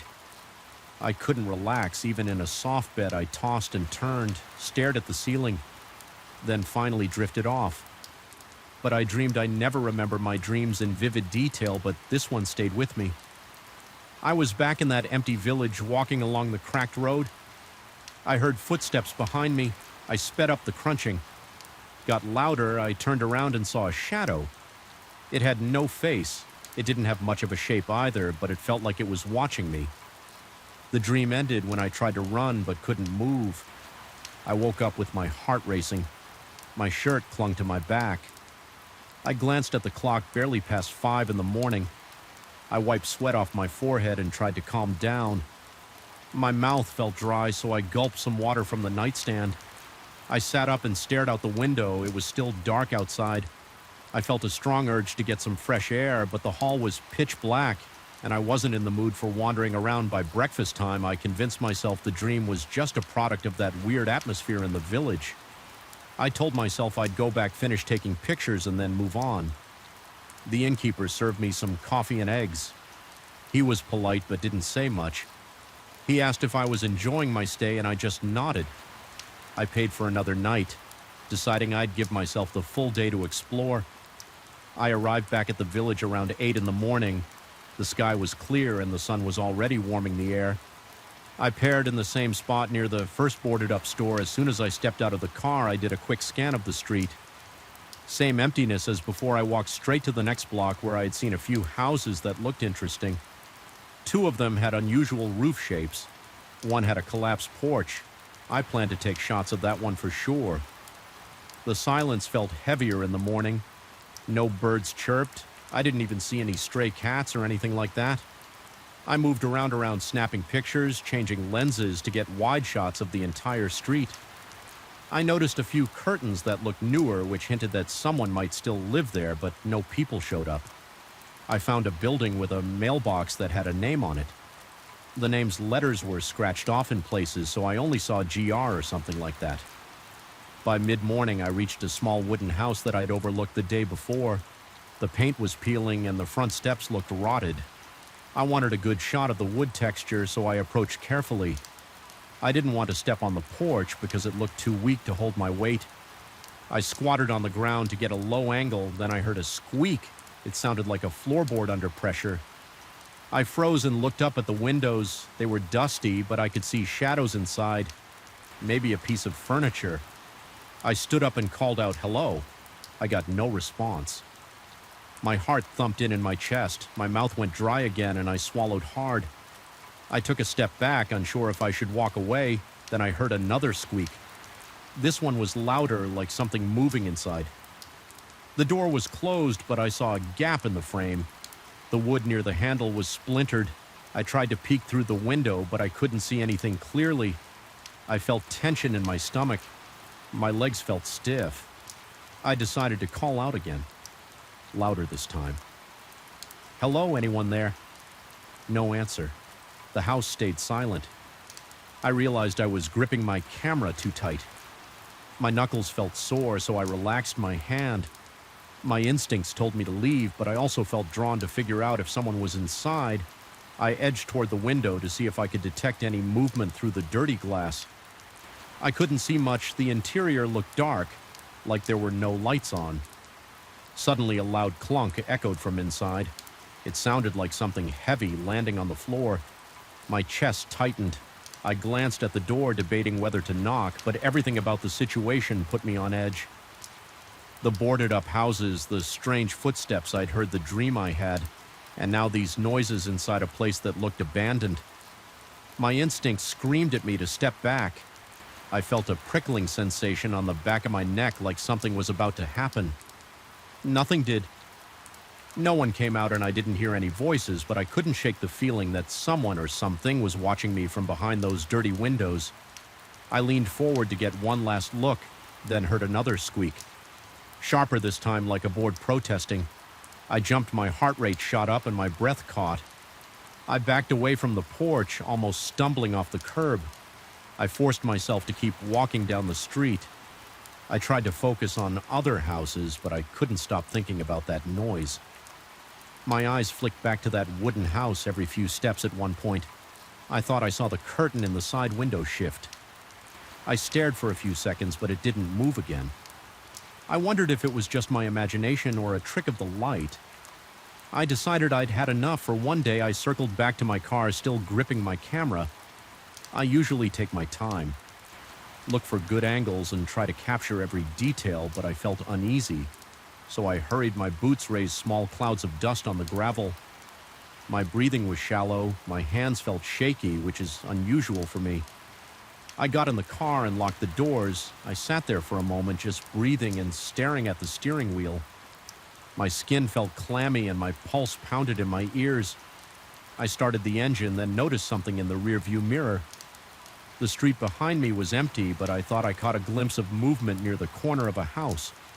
It could have been a curtain or maybe a shutter swaying in the breeze. I couldn't be sure. I turned my head to look through the back window, but I saw nothing. I shook my head and drove off on the drive back to the inn. I felt a tight knot in my gut. It was broad daylight, but I felt cornered by that village. It didn't make sense. Nobody confronted me. I hadn't seen any actual person or found any footprints that confirmed someone was stalking me, but the tension was real. My body reacted like I was in danger. Even my shoulder muscles ached. I drummed my fingers on the steering wheel, trying to calm down. I told myself I'd pack up tomorrow and leave the area behind. Once I reached the inn, I parked and sat in the car for a minute. My eyes felt drawn to the tree line behind the parking lot. I half expected to see a figure watching me from there, but everything was still. I forced out a long breath, then headed to my room. I locked the door behind me and placed my camera gear on the small table by the window. I kicked off my shoes, sat on the bed, and tried to relax. My heart was still pounding. The images of that wooden house played over and over in my mind. I grabbed my camera and flipped through the photos. I scanned each shot, looking for anything unusual. Most of them were just empty buildings, weathered wood, old signs. I saw nothing strange in the frames. Then I paused, paid on one shot of that wooden house. I zoomed in on the window, but all I saw was dust and warped reflections. No silhouette, no shape, nothing yet. I couldn't shake the sense of being watched that night. I hardly slept. My dreams were muddled flashes of empty windows, squeaking floors, and crunchy gravel. I woke up a few times, sweating and disoriented. I ended up pacing the room, checking my phone, looking out the window, and sipping lukewarm water. I felt drained. I wanted to leave right away, but I told myself I could handle one more visit to gather the last set of shots in the morning. Part of me wanted to understand this place, even though everything about it made me uncomfortable. Morning came, and I finished packing my bags before I headed out. I tossed them in the car, planning to leave straight from the village. The air felt cold when I arrived. No sunshine yet, it was cloudy, and the shadows made the buildings look even more decayed. I stepped out of the car and thought I heard a distant scraping sound. I paused, listened, but heard nothing else. My stomach felt tight again. I moved through the village one final time, taking photos at a faster pace than usual. I wanted a few extra shots of the collapsed porch, the alleyways, and maybe the mailbox with the scratched letters. I forced myself to approach that wooden house again, but I kept my distance. I tried to capture the peeling paint from across the road as I lined up the shot. I felt a sharp chill and my eyes started to water. I took a couple of photos and lowered my camera. That's when I heard a creak from inside the house, faint but clear. I swear my heart nearly jumped out of my chest. I stepped back, my camera hanging around my neck. My throat felt tight. I glanced around, but no other person was visible. The house gave no sign of life, except that single noise. I heard nothing else. I swallowed hard, turned and walked toward my car. My legs felt heavy, but I tried to keep a steady pace. I didn't want to run him. Reached the car, slid into the driver's seat, and locked the doors. I gripped the steering wheel until my knuckles turned white. I stared at the houses for a few seconds. I felt sure the entire place was watching me, even though I couldn't prove it. My skin tingled and my forehead was damp. My breath came in. Shallow bursts, I started the engine, pulled onto the main road, and left that village behind. I didn't look back for too long. My mind kept replaying the sounds, that crunch of gravel behind me, the floorboard squeak, and the heavy thump I'd heard inside the wooden house. It all rattled me in a way I hadn't felt before driving away. I told myself I'd never return. I don't know what was going on in that village. I don't know if it was just paranoia, but I do know my body reacted like I was not wanted there. My heart still pounds when I recall those moments of silence, broken only by footsteps that didn't belong to me. I never shared the photos online. I kept them on my hard drive. Sometimes I open the folder and look through them. They're just images of old houses, broken windows, and empty streets. But when I see them, I feel tension in my gut. I remember every crackle of gravel, every squeak of wood, and every strange noise that echoed in the silence. And I can't shake the feeling that the village was alive and paying close attention. The entire time, I never thought I'd stand alone in my friend's house at 3 o'clock in the morning, trying to figure out if I was hearing footsteps or just losing my mind. But that's exactly what happened. Let me tell you everything that went down step by step, because it still feels fresh in my head, even though it's been a while since that night. My friend Eric asked me to watch his place while he went on a 2E trip. I'd done favors for him before, but never anything like this. This time, he handed me a house key, showed me around, and explained how to arm and disarm his security system. The house was a simple 2-story place on a quiet street. The neighbors were pretty far off. There was a yard with a few trees, but nothing else that stood out. Eric told me I could sleep in the guest room upstairs, help myself to the food in the fridge, and basically treat the place like my own. He didn't make a big deal of it. He just said he appreciated my help. I told him no problem. I'd never had a reason to distrust his house or suspect anything weird about it.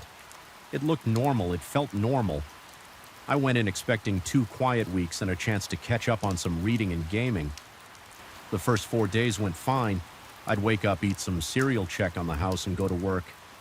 I always locked up behind me at night. I came back, watched TV, played some video games, and crashed in the guest room around midnight. Nothing out of the ordinary happened. The floors never creaked in a spooky way. The lights never flickered. The alarm never went off for no reason.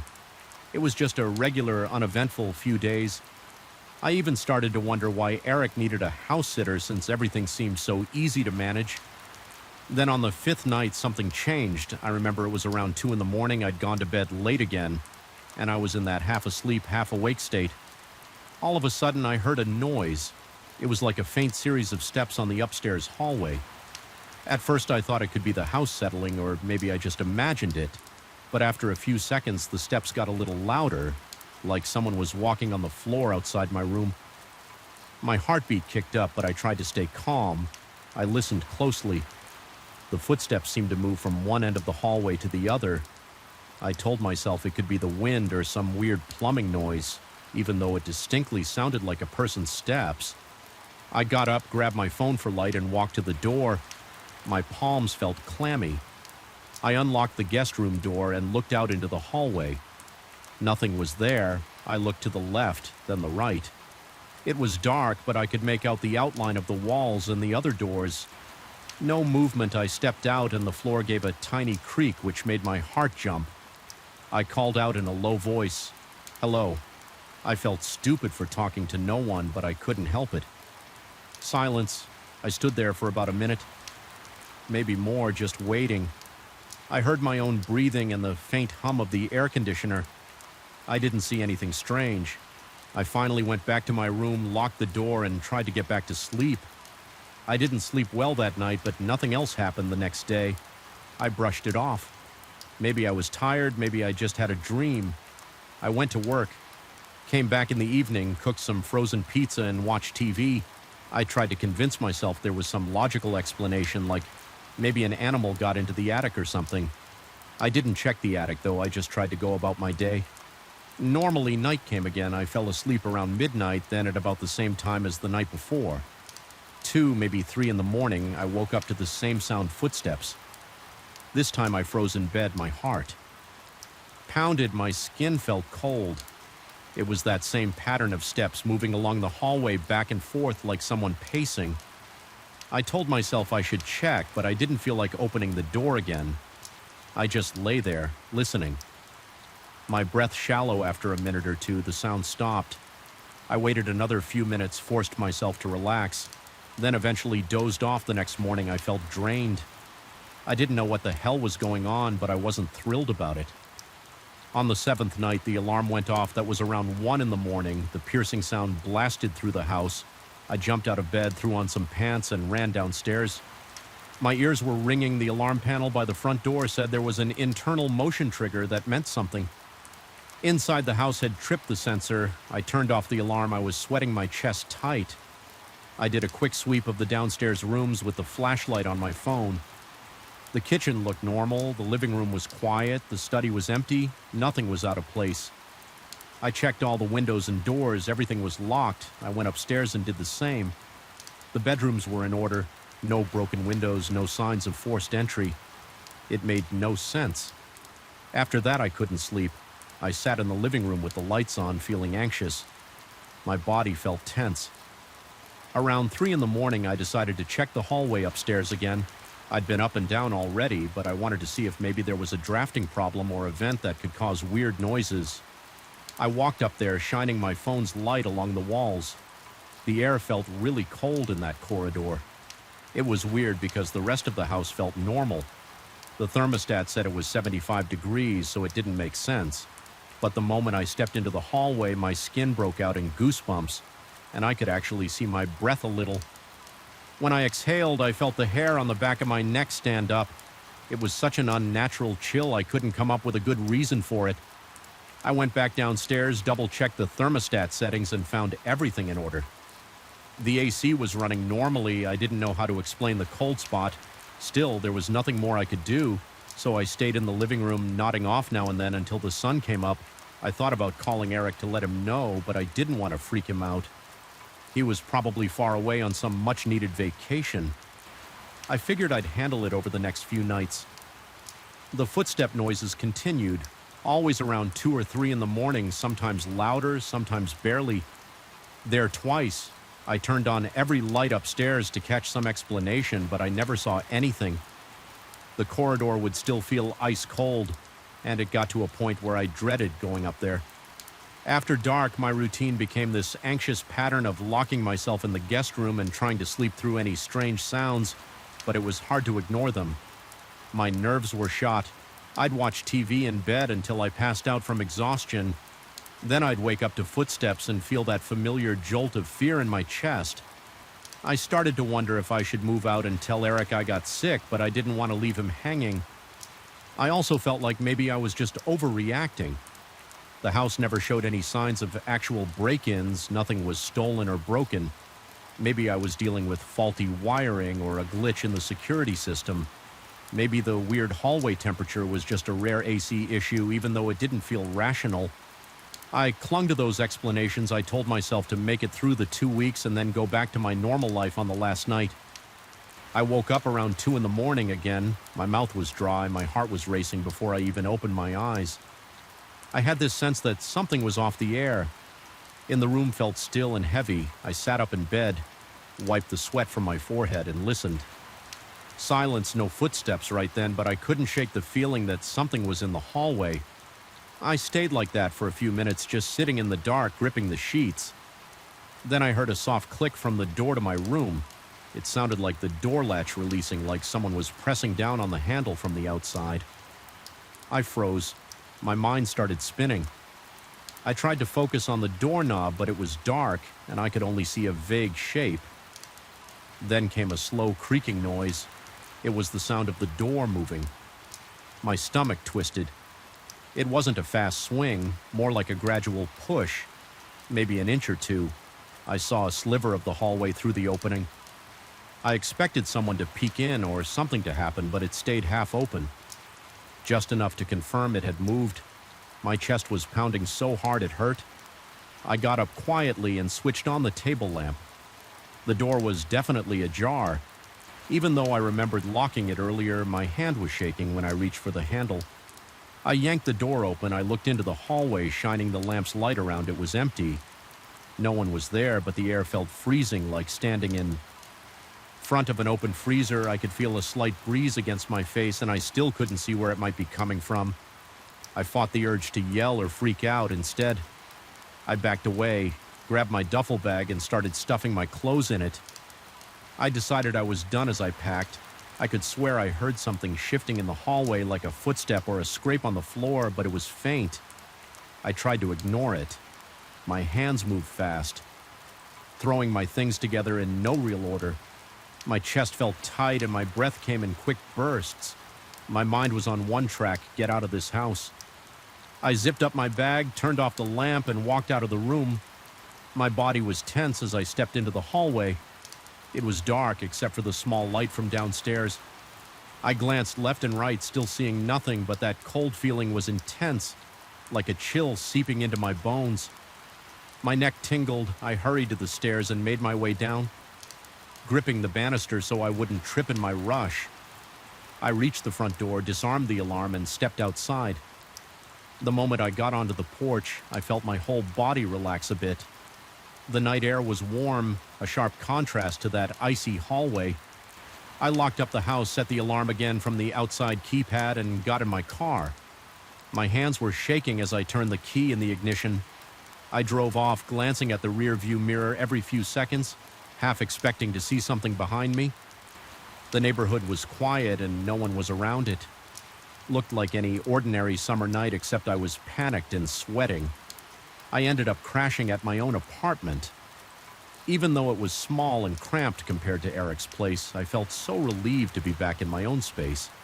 I didn't feel that strange weight or hear any odd sounds. I just felt safe. Eric was due back the next day. When he got in touch, I met him at his house that afternoon, gave him the key, and asked how his trip went. He was in a good mood, so I didn't want to unload everything on him. I told him the basics. I heard some noises at night and the alarm went off once, but there was no sign of a break-in. He said sometimes the sensors can be buggy. I didn't mention the footsteps, the freezing hallway, or the door opening on its own. I just said the house was fine overall, and I left it at that. He thanked me, offered me some money for the trouble, which I refused. I just wanted to put it behind me. I still think about it. Sometimes I try to figure out if there was a rational explanation for everything that happened. Maybe there was a faulty sensor or a draft in the house that made it extra cold in that corridor.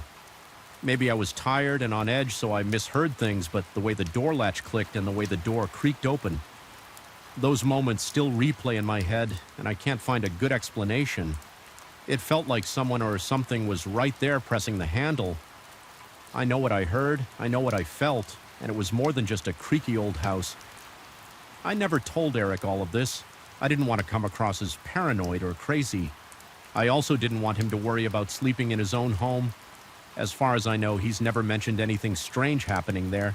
Maybe it was a one-time thing, or maybe he just doesn't notice it all. I know is that I'm in no hurry to go back. If he asks me to house sit again, I'll probably find an excuse to say no. I don't mind doing favors for friends, but I'd rather not spend another night listening to footsteps. I can't explain and feeling a chill that makes no sense. It's just not worth the stress. If that makes me sound superstitious, fine, I'd rather be safe than sorry. And that's the truth about what happened during my 2 weeks at Eric's house. I remember the first time I stepped into that basement, I thought the smell was the worst part. It was a mix of damp concrete, stale paper, and old cardboard. I never liked it, but it was my job.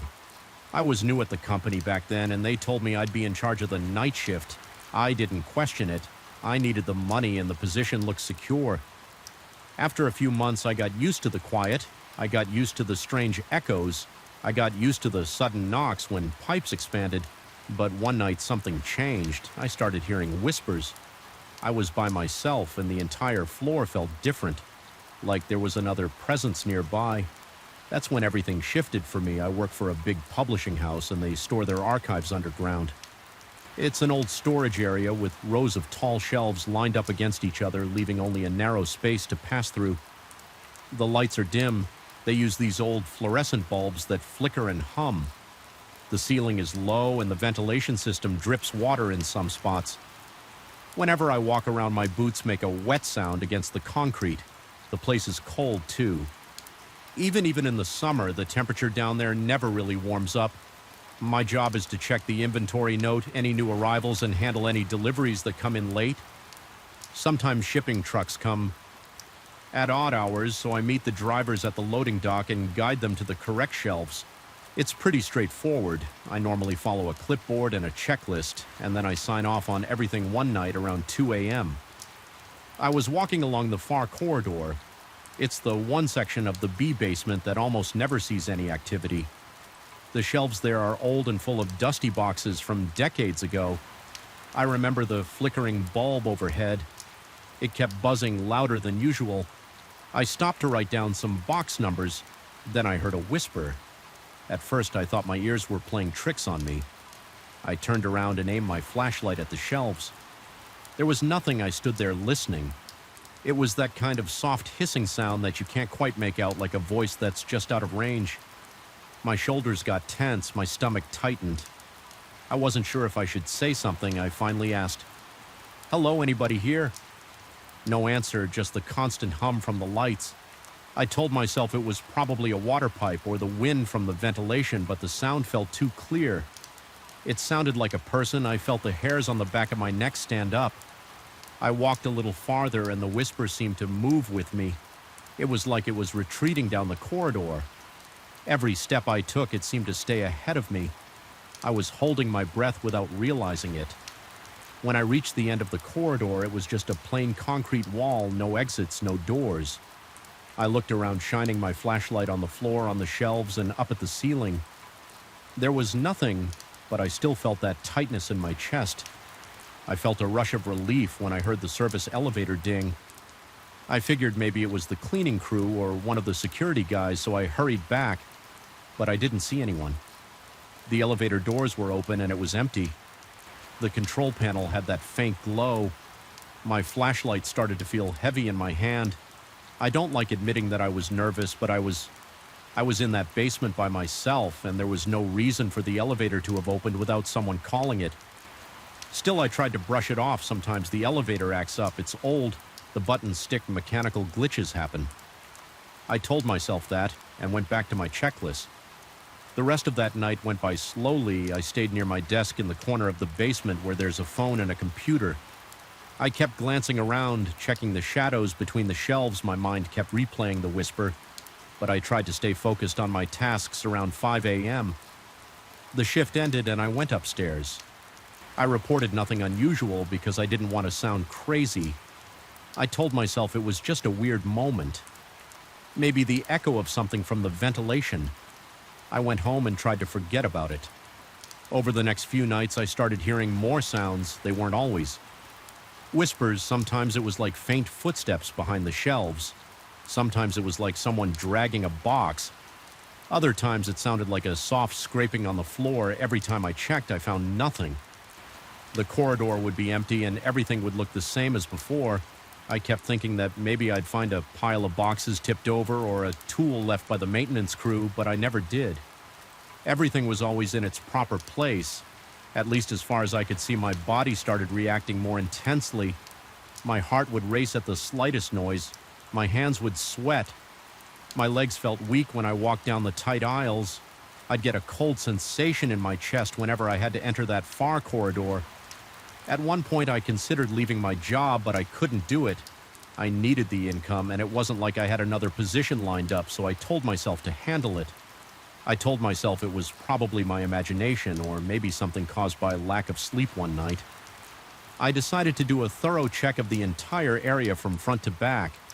I wanted to get rid of that anxious feeling. I grabbed a bigger flashlight from the supply closet and set out to inspect every shelf, every row, and every corner. I started near the loading dock and worked my way toward the far corridor. I scanned the floors for anything unusual. I checked the boxes for tampering. I listened carefully for any voices or scraping noises. At first, everything seemed normal. The smell of damp cardboard was strong, but that was standard. I saw a few silverfish scuttling away from the light, but that was also common in a basement full of old paper. I heard the usual drip of water from a broken pipe in the ceiling. Nothing seemed out of the ordinary, but when I got to the far corridor again, I noticed something on the floor. It was a single smudge, like a dark streak. It wasn't large, but it looked fresh. I knelt down and touched it. It felt sticky. I couldn't tell if it was oil or something else. It didn't smell like anything familiar. I shined my FL flashlight around to see if there were more streaks, but that was the only one. It was positioned right in front of the last shelf on the left side. I moved the flashlight over the shelf looking for spills or damage. Nothing. I felt an urge to pull out some boxes and check behind them. I had this idea that maybe something had leaked, but all the boxes were sealed and dry. I didn't want to open them without cause, so I made a note on my clipboard about the sticky spot. I heard a sound behind me. It was like a footstep, just one. I shot upright and spun around. Nothing. I felt my pulse hammering. My temples started throbbing. The corridor was empty. I stood still, trying to hear anything else. My breathing was fast, and I could feel the muscles in my shoulders tightening. I whispered, "Is anyone here?" Then I realized my voice was shaking. No response, just the quiet hum of the lights. I looked at the end of the corridor at that blank wall. I felt this intense pressure in my chest, like I was stuck in a tight space. I backed away from the wall and started walking back to the main area. My legs felt heavy. My mind was racing with questions. Was I losing? It was someone messing with me. I made it back to my desk. My cheeks were warm and my throat felt dry.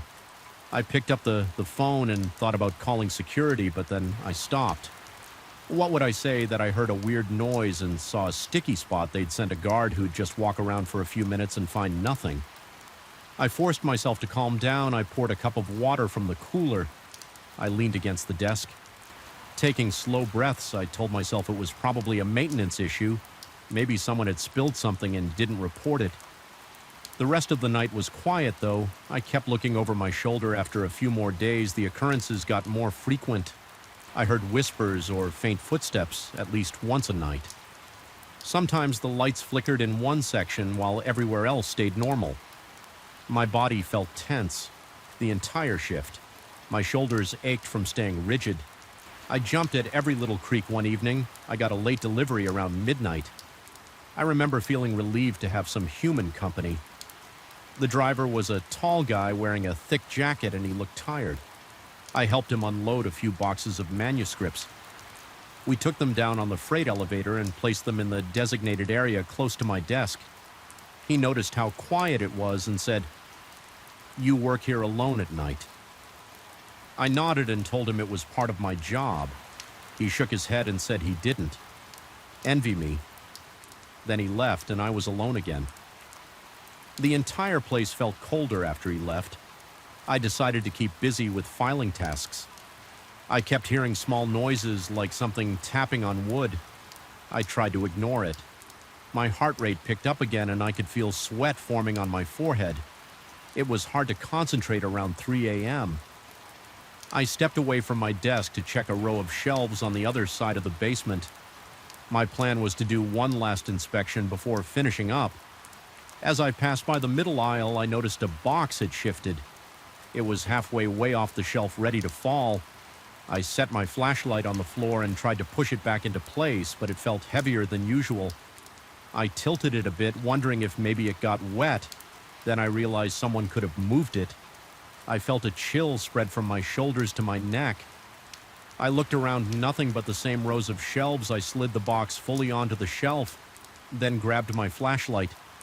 That's when I heard a loud thump from the far corridor. I froze. My stomach turned. My ears started ringing. I didn't want to check it out, but I had to. I walked slowly, my flashlight trembling in my hand. I stepped carefully and my boots made a soft squeak. Against the damp floor, when I reached the corridor, I shone the light around the shelves, looked undisturbed. Everything was in place. I scanned the floor and my beam landed on a small stack of folders that seemed to have fallen from a shelf. I approached them. They were scattered. Some paper was peeking out from the edges. I leaned over to pick them up and then I heard a whisper again. It was right behind me. I spun around and my flashlight beam shook. There was no one there. My chest was tight and my legs felt weak. I yelled, "Who's there?" My voice echoed. No one answered. I felt my face grow hot. My arms were shaky as I gathered the folders. I placed them back on the shelf. When I looked down, I saw that same kind of sticky residue on the floor near the wall. The spot was bigger this time, like something had dragged across the floor. It glistened under the flashlight. My nose twitched trying to smell anything out of the ordinary. It just smelled like damp concrete and old paper. I didn't want to be there anymore. I wanted to get out, but my shift wasn't over. I left the corridor and rushed back to my desk. I didn't bother with the rest of the inspection for the next hour. I sat at my desk listening to every tiny sound. My body felt stiff, and my heart was still pounding every time I glanced at the elevator. I half expected it to open on its own again. I didn't even try to pretend I was calm. I felt the sweat soaking the back of my shirt. My mouth was dry.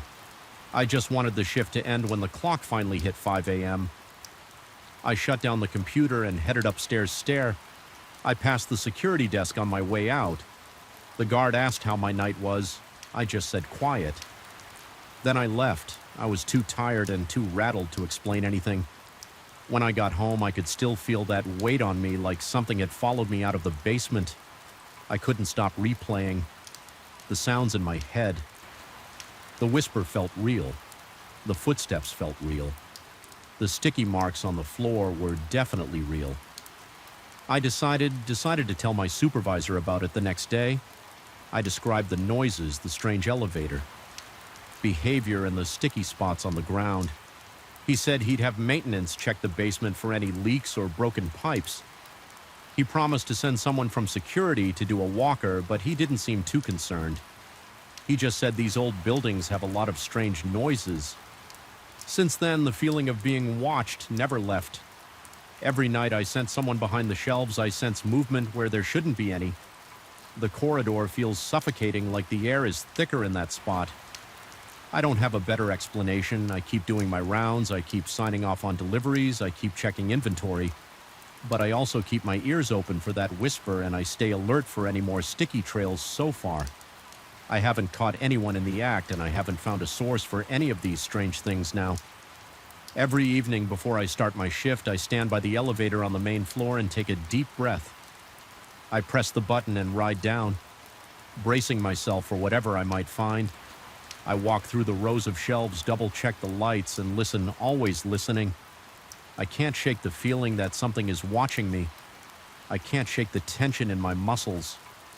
I just keep going because it's my job and I need it. But my nights are different now. The quiet isn't just quiet anymore, it's unsettling. I don't know what's down there or if it's all in my head. I only know that it's real enough to make my heart race and my palms sweat.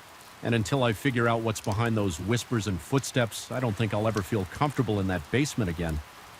I got this gig because it sounded simple: organize a warehouse of mechanical parts at night with no distractions or foot traffic.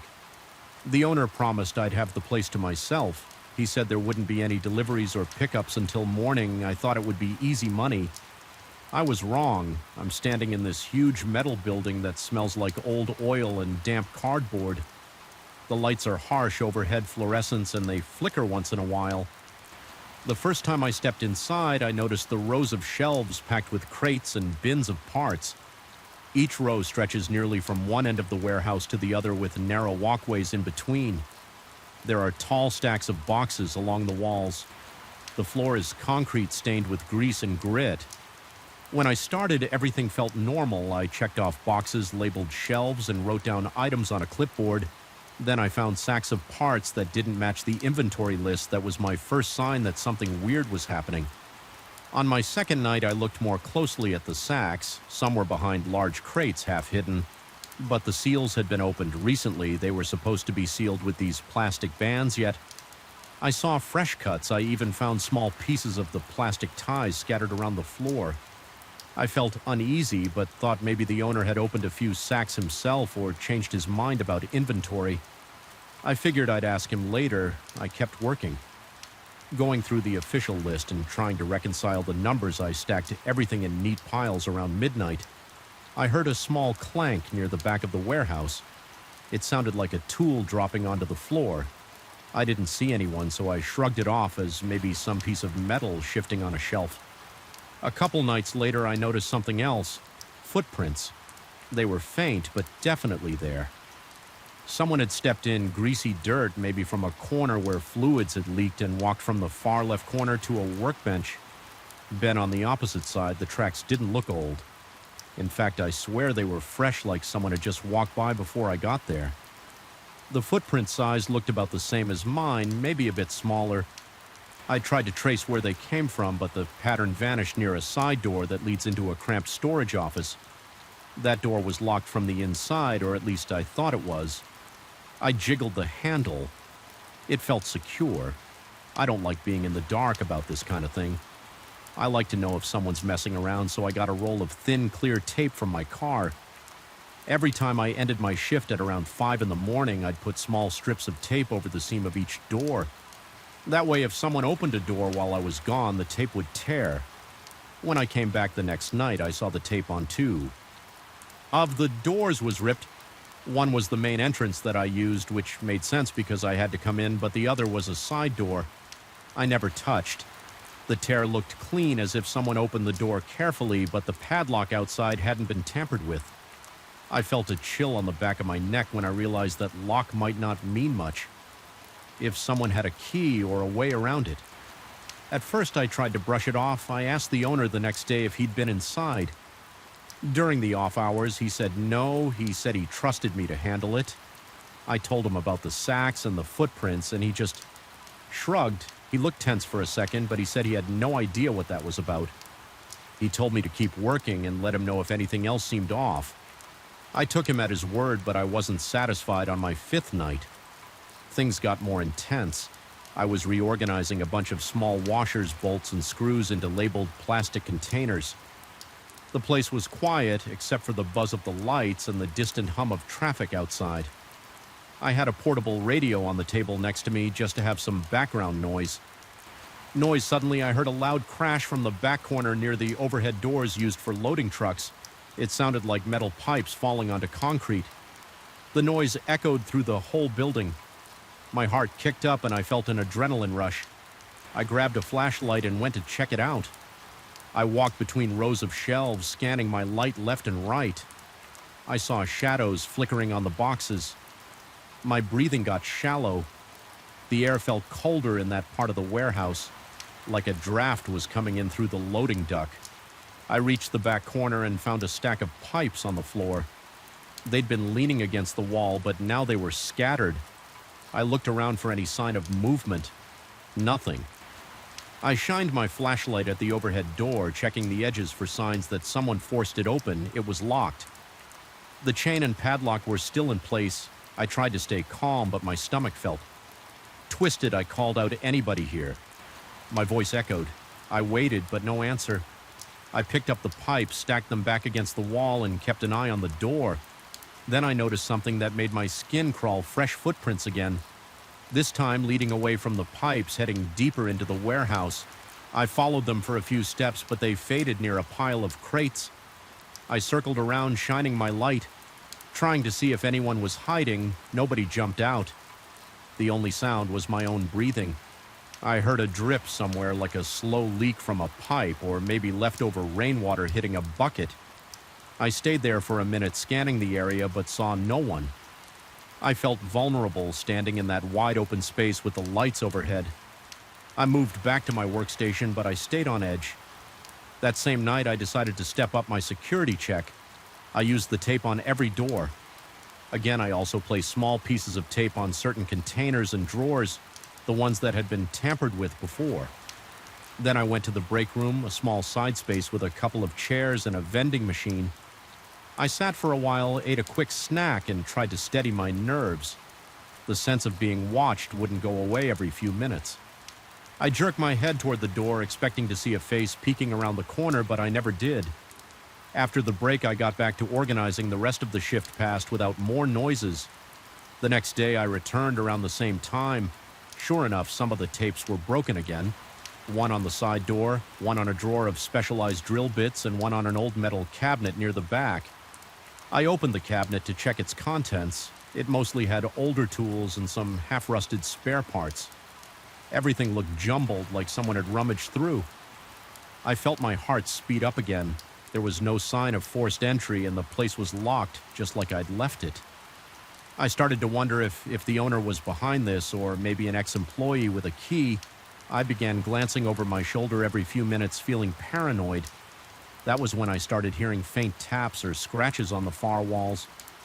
At first, I thought it might be the building settling or rodents in the walls, but it sounded too deliberate. It would stop whenever I got close.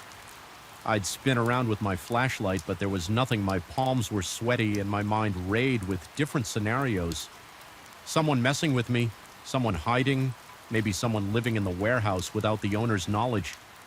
The place was big enough. It had storage rooms, a small office, and even a second-floor loft with old shelving. Someone could easily hide there.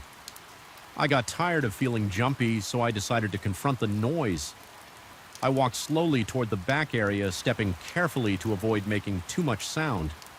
My flashlight beam cut through the dark corners. The overhead lights lit most of the main floor, but some areas were dim or shadowed behind tall shelves. I listened for the faint taps, then I heard them. Again, behind a row of large wooden pallets stacked with boxes of engine parts. I rounded the corner and aimed the flashlight. Right then, I caught a glimpse of motion, a quick flash of movement. It could have been a human shape darting behind the crates. I felt my stomach tighten. I called out, "Hey, stop, who's there?" No answer, but I heard a soft rustling. I ran toward it, pushing aside a loose box. The floor was cluttered with old packing material by the time I reached the spot. It was empty. There was a strong smell of grease in the air. The rustling sound stopped. My heart was pounding so hard I could feel it in my neck. I stood there shining the light in every direction but saw nothing. I felt a burst of frustration. I yelled, "Come on, I know you're in here." I got only silence in return. The tension got to me. I decided to check the area of the warehouse where I'd seen footprints. I found some more prints leading toward a heavy metal door that said authorized personnel. Only it was locked, but I noticed greasy smudges on the handle like someone with oily hands had gripped it. I tried the handle and it turned, but the door didn't budge. It felt like something was blocking it from the other side. I considered pushing it harder, but I thought better of it. If someone was on the other side, I didn't want to corner myself. I backed away, feeling uneasy by now. My nerves were frayed. Every small noise made me jump. The hum of the fluorescent light seemed louder. My mouth was dry. I started thinking I needed to call the owner right away or maybe the police, but I had no proof of a crime. Besides tampered sacks and footprints, I also didn't want to seem like I couldn't handle a simple inventory job. Jay, my pride held me back. After that, I tried to keep working. I labeled more bins, scanned through the official inventory sheets, and updated the paperwork, but my focus was shot every couple of minutes. I'd spin around flashlight in hand, looking for shadows moving across the aisles. Sometimes I'd catch my reflection in a metal surface and freak myself out for a second. I was wound tight. I felt the hairs on my arms stand up. The worst part was not knowing who it was or what they wanted around 3 in the morning. I finally heard a series of sharp metallic bangs near the far side of the warehouse. It sounded like someone rummaging through toolboxes. I started walking that way, trying to be as quiet as possible, but the floor echoed every step my boots scuffed the concrete. I reached the row of old toolboxes lined up along a bench.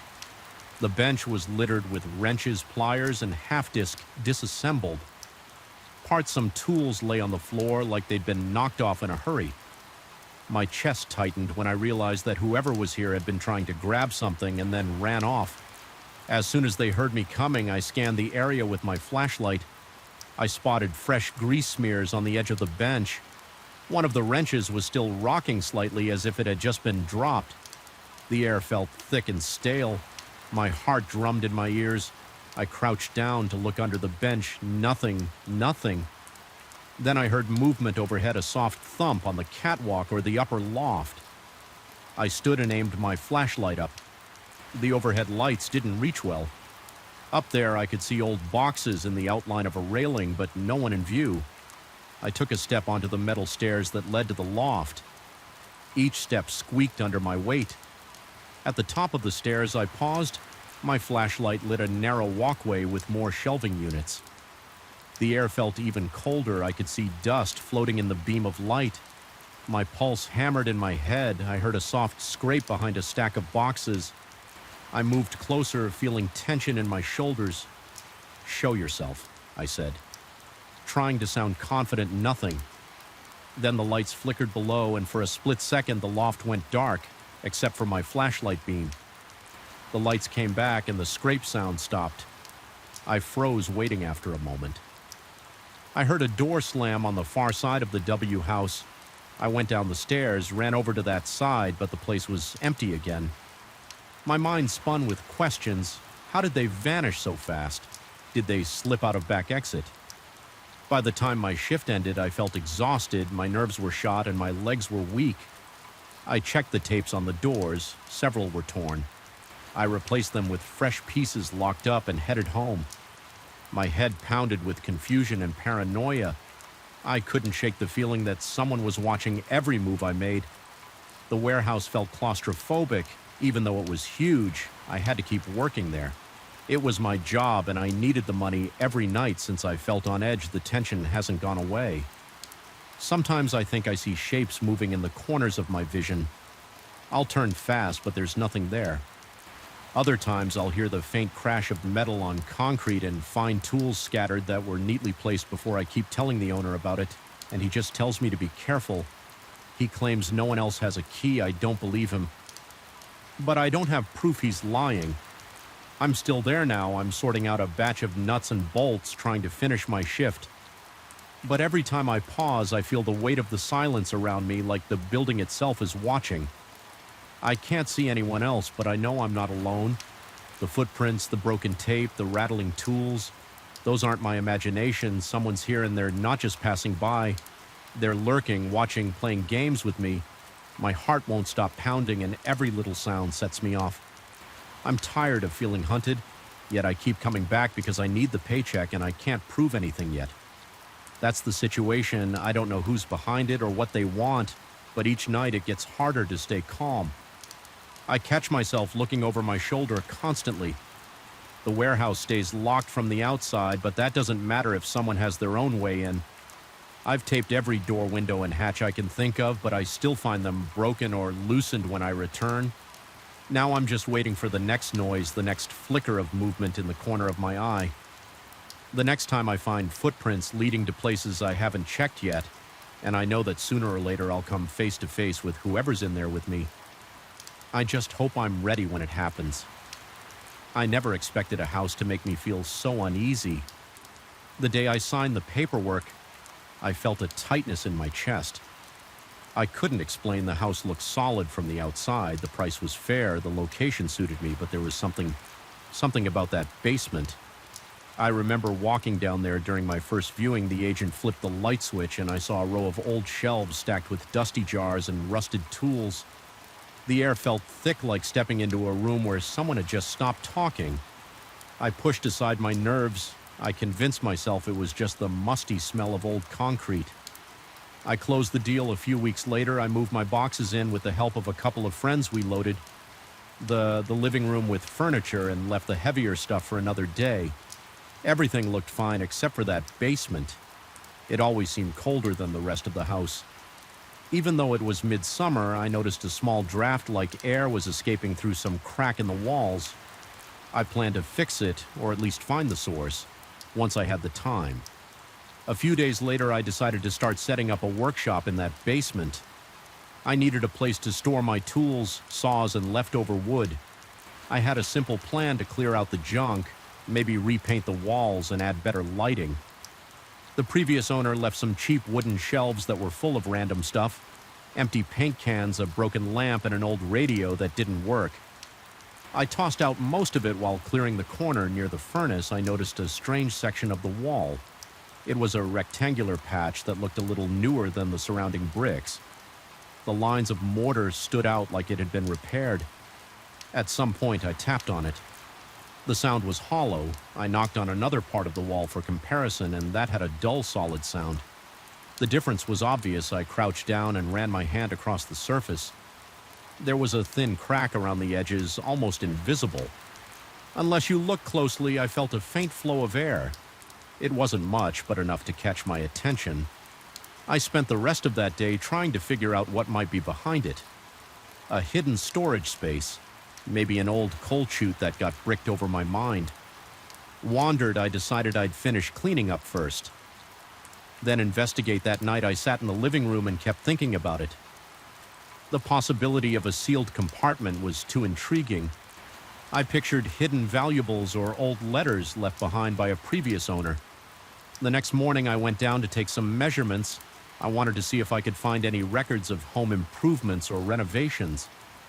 I set my tape measure against the floor near that patched wall. As soon as I crouched down, I heard a scraping sound. It was faint, like metal against concrete. I froze, holding my breath. The basement was silent. Otherwise, I looked around. The furnace was off. The water heater wasn't making noise. I tapped the patched wall again, curious, but I heard nothing else. I stayed there for a few more minutes, waiting. No more sounds. I shrugged it off and continued my work. I ended up returning upstairs a short while later because something felt off. I couldn't put my finger on it. I remember my arms were goosebumped even though it wasn't cold. I told myself it was just nerves or the excitement of finding some hidden space. I tried to distract myself by unpacking other boxes. That afternoon, I decided to buy some tools to break through that patch.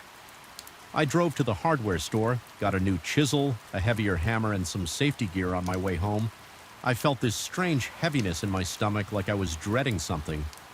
I parked my truck, sat there for a moment, and tried to shake it off. I reminded myself it was just an old wall. There was nothing supernatural about it. It was just bricks, mortar, and possibly a gap. I went back to the basement, but the sound of that scraping metal came back. It started the moment I flipped on the light. It wasn't loud, but it was persistent. It seemed to come from the other side of that patch. I took a step closer. The noise stopped. I felt a rush of adrenaline. My heart started pounding. I was sweating a bit. I didn't want to admit I was scared, but I was definitely uneasy. Every cell in my body told me to leave it alone for now, so I placed the chisel and hammer on my workbench and walked upstairs. I watched TV for a while. Trying to distract myself, I told myself I'd wait for a better time. Over the next couple of days, I focused on other parts of the house. I painted the living room and replaced a leaky faucet in the kitchen. I did my best not to think about that basement, but every time I needed a tool or wanted to check the breaker box, I had to go down there. Each time I stepped on the last stair, I felt that same heaviness. I heard those dragging sounds. It was like metal scraping on concrete, always in the same spot, always soft but clear enough to raise the hair on my arms. One day I even thought I heard a faint rattle of chains. I stood still. My eyes locked on that patch. I couldn't see movement, but I sensed it. At one point, I noticed my reflection in an old mirror the previous owner had left near the laundry area. My face was pale and my eyes looked tired. My shoulders felt tense. I realized I was letting some unexplained noise get under my skin. I shook my head and told myself enough. It's just a house. I decided to open it up, no more hesitation, so one afternoon I went down with a dust mask, my chisel, my hammer, and a flashlight. I dragged a portable work light over to the area. I moved some of the shelves out of the way to give myself more room. As soon as I touched the chisel to the wall, I felt this wave of dizziness. It was strong enough that I had to lean against the wall to keep from falling. My vision blurred for a second and my stomach clenched. I dropped the chisel and backed away. I sat on the basement steps for a moment, trying to steady my breathing. The air felt thick and heavy, like there was less oxygen. My heart was racing. I wiped sweat off my forehead and tried to catch my breath after a minute or two. I felt my head clear. The dizziness subsided, and I told myself it must have been from not eating enough or from standing too quickly. But there was no mistaking the pressure in that room. It felt like the atmosphere in the basement had changed, like something was pressing on my ears. I picked up my chisel again, took a few shallow breaths, and set it against the wall. I tapped it lightly with the hammer. Some of the plaster chipped away. I watched flakes of paint and bits of mortar crumble to the floor. I tapped again, and the scraping noise returned. It was louder this time, like it was responding to me. My chest tightened. My instinct screamed at me to stop. I let the chisel drop. The sound of metal on concrete echoed, and I felt my stomach tense. I couldn't bring myself to continue. I've never been prone to panic attacks, but that moment came close. I grabbed my tools and rushed upstairs. My heart was pounding so hard I could feel it in my neck. I locked the basement door behind me and took a seat at the kitchen table. I sat there for a long time, staring at nothing. I was sweating. I kept telling myself there must be a logical explanation. Maybe there was a loose piece of ductwork rattling around, or maybe the neighbor's plumbing somehow resonated through that wall, but in the moment, none of those explanations mattered. I just knew. I felt shaken, like my body was warning me not to go any further. I decided to leave the basement alone for a while. I tried to ignore that patch. I convinced myself it wasn't urgent. I wanted to get my workshop set up, but I couldn't relax down there. I rearranged some things, stored my tools in boxes, and kept them near the stairs. I left the corner alone. The next time I went down, I only stayed long enough to flip a breaker. I avoided looking at that wall, even with everything else going on. That sealed space stayed on my mind some nights. I would lie awake picturing the shape of the bricks. I'd remember how hollow it sounded. I'd think about how the scraping noise happened at the exact moment I tried to break through. The memory of that sudden dizziness made my pulse quicken. My breathing would get shallow just from recalling it. I'd open my eyes and stare at the ceiling, telling myself it was just fear of the unknown. Last weekend, I tried one more time. I thought maybe if I opened just a small hole, I could shine a flashlight in and see what was behind there. I went downstairs around midday. I took a deep breath, set up my work light, and started to scrape away the plaster around the edges of the patch.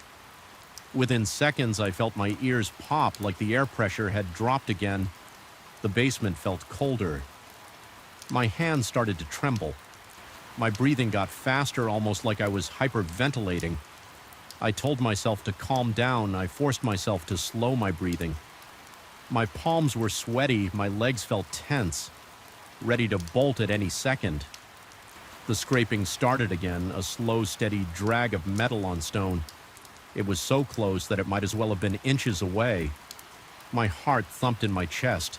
I felt warmth spreading across my forehead, and I realized I was breaking into a heavy sweat. My vision blurred a little. I couldn't stay focused. I dropped the putty knife I was using and braced myself against the wall. I felt a chill on my arm. I couldn't ignore it anymore. Something about that spot was too overwhelming. My body was giving me clear signs that I was pushing my luck. I felt short of breath, like I was underwater. My ears still felt blocked, and the scraping sound continued until I stepped away from the wall. Then it stopped all at once. It was dead silent.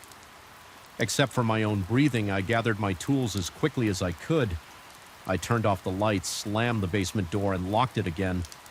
I stood in my kitchen for several minutes, shaking, trying to get my pulse back under control. My clothes were damp with sweat. I felt drained, like I had run a marathon. Now I avoid that basement unless it's absolutely necessary. I still store some things down there, but I only go in and out flipping the light switch off before I let my eyes wander to that corner. I haven't tried to chip away at that patch again. Sometimes I think I should just hire someone to break it open and deal with whatever's inside. Then I remember how that scraping noise feels in my gut. It's like a knife twisting in my stomach. It isn't natural, it doesn't feel right, and I'm not a believer in anything beyond the ordinary, but I know what I felt. The rest of the house is fine, the plumbing works, the wiring needs a little updating, but that's normal in older properties. The floors creak a bit, but I can deal with that.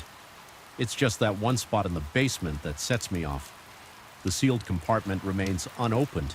I can't bring myself to go near it anymore.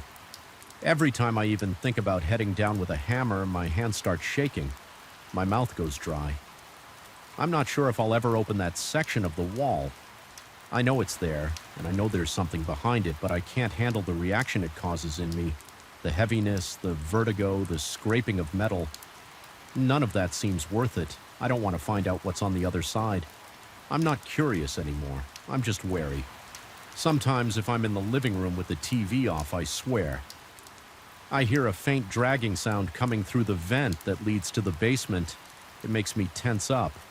I'll wait, holding my breath, and after a moment it goes quiet. I've started to think I should sell the place. I haven't listed it, but the thought is they're creeping into my mind. The house is nice, but that basement is a problem every day. I stay here. I'm aware of that sealed patch. I pass the basement door on my way to the kitchen, and my stomach does a little flip. It's like I'm waiting for something bad to happen. I hate feeling this on edge in my own home, but for now I'm just living with it. I've got a padlock on the basement door. Even though I know that's pointless, it's more symbolic, I guess. At least it keeps me from going down there impulsively. Maybe one day I'll build up the nerve again, maybe I'll forget this fear. But I doubt it every time I think about that patch. I remember the scraping. I remember the heavy feeling, the dizziness, the sweat beating on my forehead. I feel the tension in my shoulders and the pounding of my heart, and I decide it's better to leave it sealed, so that's where things stand. I'm living in a house with a basement that unnerves me. I've tried to open up that hidden space, but I couldn't push through the feeling. Now I just leave it. I can't tell anyone the full story without sounding unhinged. So I keep it to myself and pretend everything's normal, but it's not normal. There's something about that patch in the wall, something that makes me feel uneasy. Just thinking about it, I don't think I'll ever find out what was left behind, and part of me is relieved. I moved to this place a few weeks ago, and I thought I knew what I was signing up for. I was wrong every night after midnight. Something out there moves through the orchard. It never shows itself. It never leaves any footprints, but I hear it. I feel it. And the worst part is, I can't prove it to anyone else during the day. I check on the trees. They're old, but they still have strong trunks and decent branches. The orchard used to belong to the previous owner's family, but they let it go to waste. The ground is dry in some spots, and in other spots it's soft enough to sink into when it rains. I spend most of the morning and afternoon clearing weeds, pruning dead branches, and watering the areas that need it. I drive my small truck around with a water tank and a hose, which I connect to a pump near the well. Sunlight is fierce and I sweat a lot, but it feels good to work with my hands. By late afternoon, I usually finish. I clean my tools. store everything in the shed, and head to the small house on the far end of the property. It's a plain one-story structure with 2 rooms. The kitchen and living area are combined, and there's a cramped bedroom in the back. The windows are barred, not in a decorative way, but in a practical way. There used to be stories about thieves sneaking in and taking whatever they could carry. I didn't think much of it when I first got here, but now I'm glad those bars are there when the sun goes down. I lock the doors, I make some dinner, usually something simple like beans, rice, and a piece of meat. If I'm lucky enough to find something fresh in town, there's no one else around. The closest neighbor is about 3 miles away. At first, the solitude was relaxing. Now it bothers me a bit. I have to be on guard because there's no one to call for help in a hurry after dinner. I sometimes sit outside on the small porch. There's a thin wooden bench there. The orchard spreads out in front of the house, and I can barely see the fence on the other side because it's so wide. The trees stand in neat rows, but at night they all blend into a mass of dark shapes. The moonlight helps a little sometimes. I see the silvery outlines of the leaves, but it's still hard to make anything out. That's when I start hearing the first signs of movement, a crack of a twig or the rustling of branches. At first I assumed it was a stray dog or maybe a raccoon, but it never feels that simple. One night I decided to do something about it. I grabbed my flashlight and my old hunting knife, which I keep on me just in case I stepped off the porch. Walked between the rows of trees and looked around for any sign of a person or an animal. I heard dry leaves getting crushed underfoot, but I couldn't see anything. I pointed my flashlight in all directions. Nothing. I tried calling out, no answer. Then I heard the sound again, closer this time, like someone stepping carefully to avoid being noticed. My chest felt tight. I called out again. Louder still. Nothing. I swung my flashlight in a wide arc. The beam landed on some branches, the ground, the fence line, and back to the rows of trees. There was no shape, no figure. It was just empty space in the orchard floor. I could hear my own breathing. I could hear my heartbeat drumming in my ears. Then I heard the sound of footsteps again, only a few yards behind me. I spun around. Nothing. I went back inside. My hands were trembling. My flashlight beam was shaking. When I sat down on the couch, I realized my shirt was soaked with sweat. I stayed up until dawn that night, jumping at every little noise. I told myself I'd install some motion sensor lights or even a camera system around the orchard. The next day I drove into town and checked prices, but they were too high. I decided to do things the old-fashioned way. Scout the area, keep my flashlight ready, and try to catch whoever or whatever was out there. I tried a different tactic the following night. Instead of walking around, I stayed hidden behind a group of trees near the middle of the orchard. I kept the flashlight off and just waited, crouched behind one of the thicker trunks. I had my back against the rough bark, and I tried to control my breathing. After a while, I heard a slight shuffle on the ground, like someone testing a step. My body tensed. My heart started thumping harder. I could feel adrenaline coursing through my veins. I slowly reached for the flashlight. I counted to 3 in my head and switched it on, swinging it around. There was nothing there, only the empty rows. My legs were cramped from staying in the same position, but I forced myself to hold still for another hour. I heard more noises, whispers, but not real words. Just a faint sound of air moving against something. It could have been the wind, but it felt too deliberate back at the house. I paced around my small living room trying to figure out what was happening. My stomach was twisted in knots. I tried to eat something, but I couldn't get past a few bites. I thought about calling someone, maybe the local sheriff or a friend in town, but I didn't know how to explain the situation. I hear footsteps, but there's nobody there. It sounds crazy. Still, I made a note to mention it next time I saw the sheriff in town, just to see if he had any advice. The day passed like every other day. I worked on the orchard, loaded my truck with some fallen branches, burned a pile of them near the fence, and tried to keep busy that night. The noises started later than usual. Close to 2 in the morning, I was inside the house reading an old magazine, and I heard a soft shuffle right outside the window. I froze. I turned off the light in the room. The inside of the house became pitch dark. My eyes adjusted slowly. I heard something brushing against the wall outside, maybe a hand or a body sliding by. My palms felt sweaty, and I reached for my knife. I didn't want to open the door. Right away, I walked quietly to the window and peeked through a gap in the curtain. The yard was dimly lit by moonlight. I didn't see any shape or shadow that looked like a person. The fence gate was closed. I stared at the orchard, trying to catch any movement among the trees, but it was too dark. Then a sudden thump made me jump. It came from the side of the house near the corner. It sounded like someone banging on the wall with a fist or a stick. I almost dropped the knife. I swallowed hard and took a breath when I looked again. Nothing was there. The thumping stopped. I couldn't sleep after that.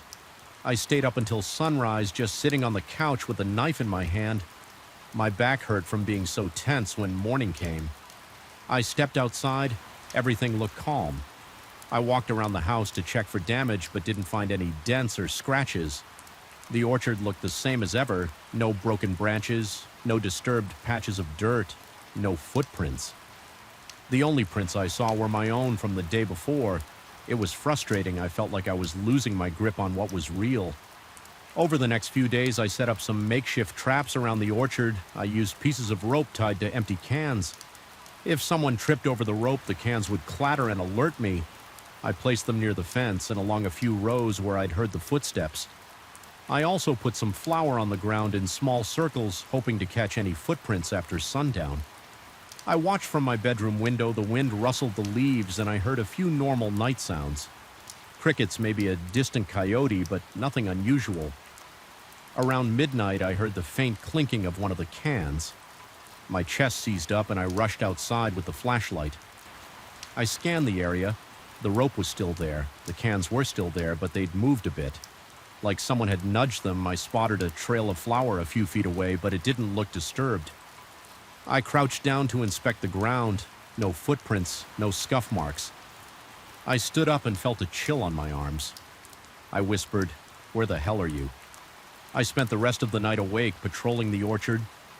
Every half hour I walked in circles with the flashlight shining it into every corner behind every tree.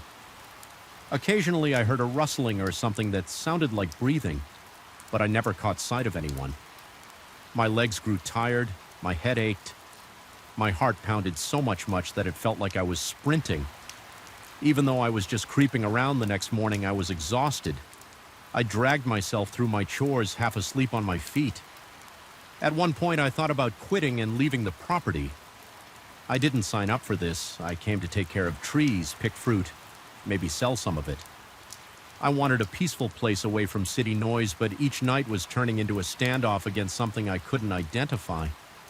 The orchard itself looked perfectly normal in daylight. The trees were quiet, the air smelled of leaves and dirt. The fence was intact. I kept telling myself maybe it was just animals, but animals usually leave tracks and they don't thump on walls like that. I started staying inside the house after dark. Locking every window, I kept all the lights on. At first it made me feel safer, but it also made it easier for whatever was out there to see me. I turned off the lights one by one and stared outside. My phone had no signal out here, so I couldn't call anyone in the middle of the night if I needed to. I just sat listening. Each time I heard a crack or a shuffle. My stomach tightened. My hands became sweaty. My muscles tensed, ready to jump. Sometimes I'd grab the flashlight, open the door, and shine it around nothing. Other times I'd try to ignore the noises. Neither choice made me feel better once around 1 in the morning. I mustered the courage to stand on the porch for a few minutes. I just wanted to see if I could spot anything moving among the trees. The porch light cast a weak glow on the ground. My eyes scanned the distance. I saw the outlines of the orchard. Rose, the sky was clear and the moon was bright. I took a few steps down. The wood creaked under my feet. Then I heard a sudden rush of movement near the fence line. Leaves swishing, branches snapping. It sounded like a person sprinting. I called out, "Hey," but I didn't move any closer. My legs locked in place. The noise stopped as fast as it had started. I waited, shining the flashlight, listening for breathing or any other sign of life. Nothing came back. I backed up to the door, stepped inside, and locked it. That pattern repeated itself on most nights. I tried different strategies. Keeping the lights off all night, leaving them on, patrolling, staying put. But I never saw a person or an animal. The orchard remained calm during the day. I found no signs of forced entry, no broken fruit, no stolen tools. Yet every time I let my guard down after midnight, I'd hear something moving, whispering or banging on the walls. My sleep schedule became chaotic. I'd crash for a few hours in the early morning, then work all day in a tired fog. My appetite shrank. The tension in my shoulders felt constant, like a knot right near my spine. My eyes grew dull from lack of rest. One afternoon, I considered setting up a tape recorder or even buying a trail camera, but I hadn't saved enough money for decent surveillance equipment, and the cheap stuff wasn't worth the trouble. I told the local sheriff what I'd been experiencing, and he just shrugged. He said he'd send someone by if they got a chance, but they were short-staffed that same day. I tried warning the neighbor who lived a few miles down the road. He said he never heard anything strange at night, but he also admitted he slept with the TV on and never really paid attention. No help there now. Every evening, I watch the sun go down with a tight feeling in my chest. I clean my tools and store them. I lock the shed, lock the house, double-check the fence. I eat a small meal, and then I brace myself. I sit and wait. Sometimes I read to distract my mind, but the slightest noise makes me jump. Sometimes I think about sleeping in my truck, driving off if anything happens. But I've never actually done it. Something about this place keeps me pinned here, like I need to prove that I'm not scared off so easily still. The sounds continue. Footsteps on dry leaves, faint, whispers. Light knocks against the walls. It never ends. And when I look, there's never anyone there. I don't know what else to do. I haven't found a solution, and I can't pretend it's normal, but I also can't leave. Just yet, the orchard needs someone to take care of it, and I said I would do this job, so that's where I'm at. Waiting for another night, another round of noises. I can't explain, hoping I don't lose my nerve so far. I'm still here, but it's getting harder to stay calm. The nights keep dragging on, and those whispers don't stop. I just wonder if they ever will. I heard the first strange noise last month right at 3 o'clock in the morning. It was a scraping sound above my bedroom, sharp and repetitive. I thought it was a bird pecking on something. I was half asleep, so I rolled over and tried to ignore it, but it happened again the next night, and the next now. I can't get a full night's rest without thinking about those sounds on the roof. It's dry, driving me insane. I live in a small apartment on the top floor of an old building downtown. The building has 6 floors, and the elevator is slow, so I usually take the stairs. The hallways smell a bit musty, and the windows are narrow. The place has history, but it's not well maintained. The paint on the walls is peeling, and the doors creak. My apartment is a single bedroom unit with a cramped living room, a tiny kitchen, and a bathroom that always seems damp. It's not fancy, but it's close to my job. I work as a night security guard at a parking garage a few blocks away, so I sleep late in the mornings and stay up during odd hours. That's probably why I'm the only one hearing these sounds. At first, I told myself it was just the wind or a stray cat. I talked to the superintendent, Mr. Gonalves, but he said nobody has gone up to the roof in months. He said the only way to the roof is through a locked access door at the end of the top floor hallway. He has the key, but he swears he hasn't opened it for a long time. I remember asking him about rats. He said the building's pest control was regular and thorough. He seemed sincere, and he even showed me the log of inspections from last year. There was no mention of any animals in the attic or on the roof still. That didn't calm me. I kept hearing the noises. Some nights it sounded like scraping metal. Other nights it was a thumping that made my window rattle. It always happened past midnight, especially around 2 or 3 in the morning. I got fed up. After a week of broken sleep one night, I waited for the noise to start. It was a Wednesday, and I had the following morning off around 2:30. I heard faint scratching right over my bed. My heart pounded. I sat up in bed, ears alert. The scratching came in short bursts, followed by silence. Then I heard a soft knocking. I got out of bed, pulled on a pair of sweatpants, and headed to the door. My legs felt stiff, and my stomach tightened with every step. I grabbed my flashlight from the kitchen drawer and walked into the hallway. The hallway lights were off, so everything was dim. Only a weak bulb at the far end of the hall was working. I saw the door to the roof access at the end, past 2 other apartments. I could hear my own breathing. It sounded rough and uneven. I realized I was a little scared, but I pushed that aside and moved forward. The floorboards creaked under my slippers.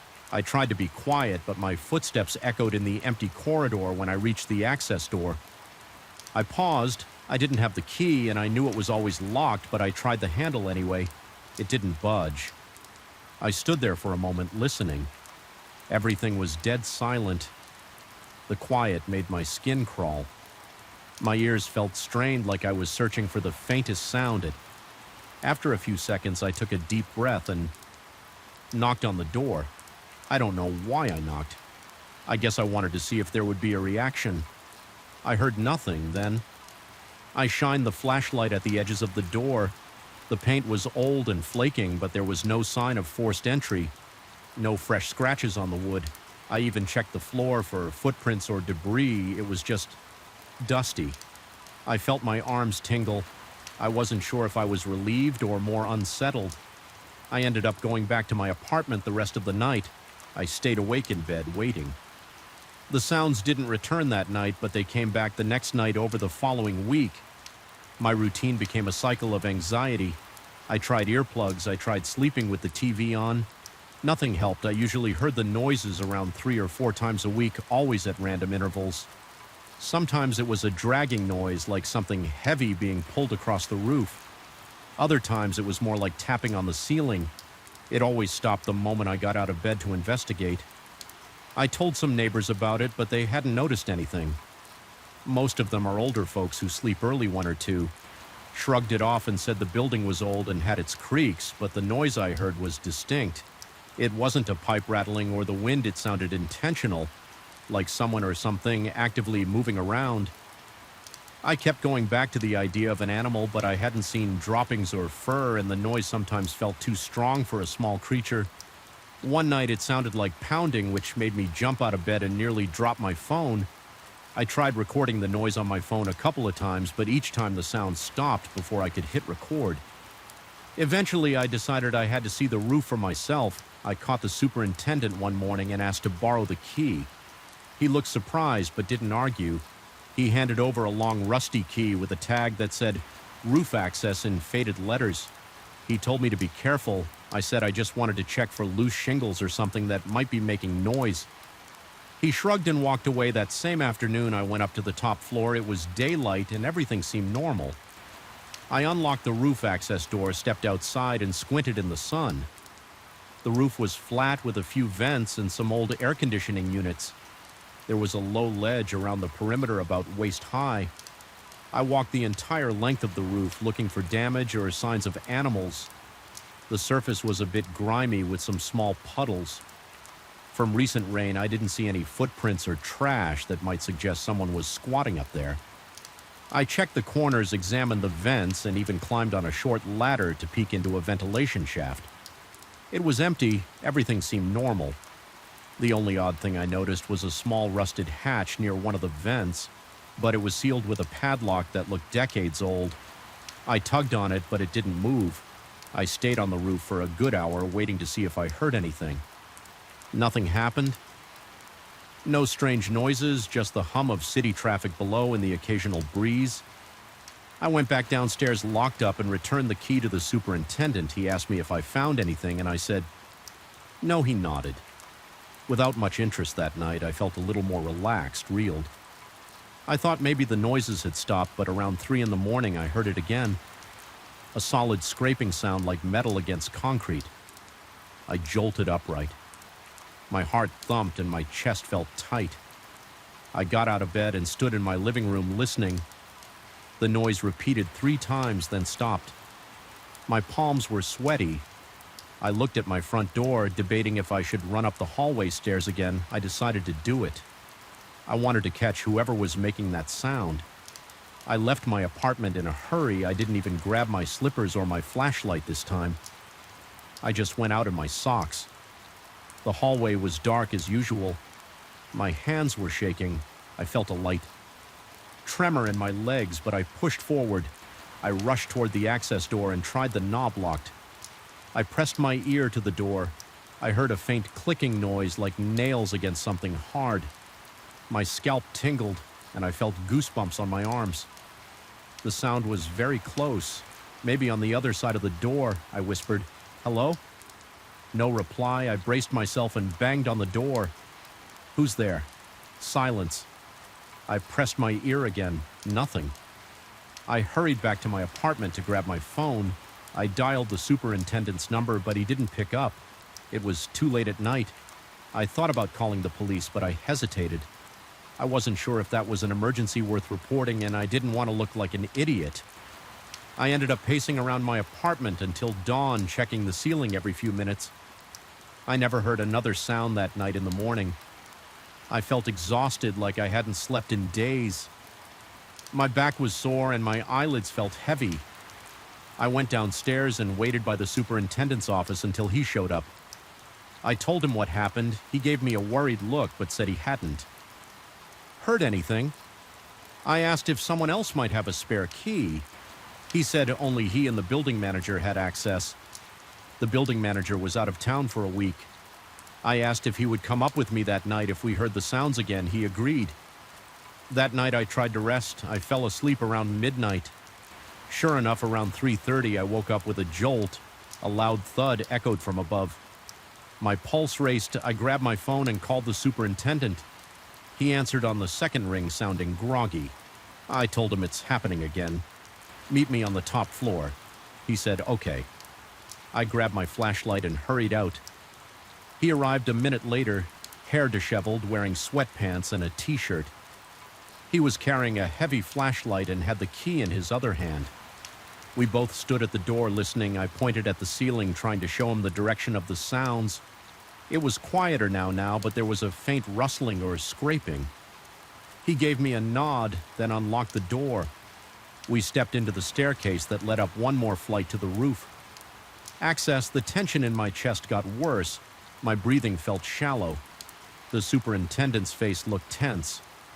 We reached the final door to the outside. He turned the key, pushed the door open, and shined his flashlight around. We stepped onto the roof. It was dark. The city lights reflected off of few metal surfaces.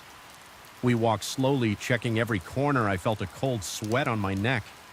I expected to see something move in the shadows, but everything was still.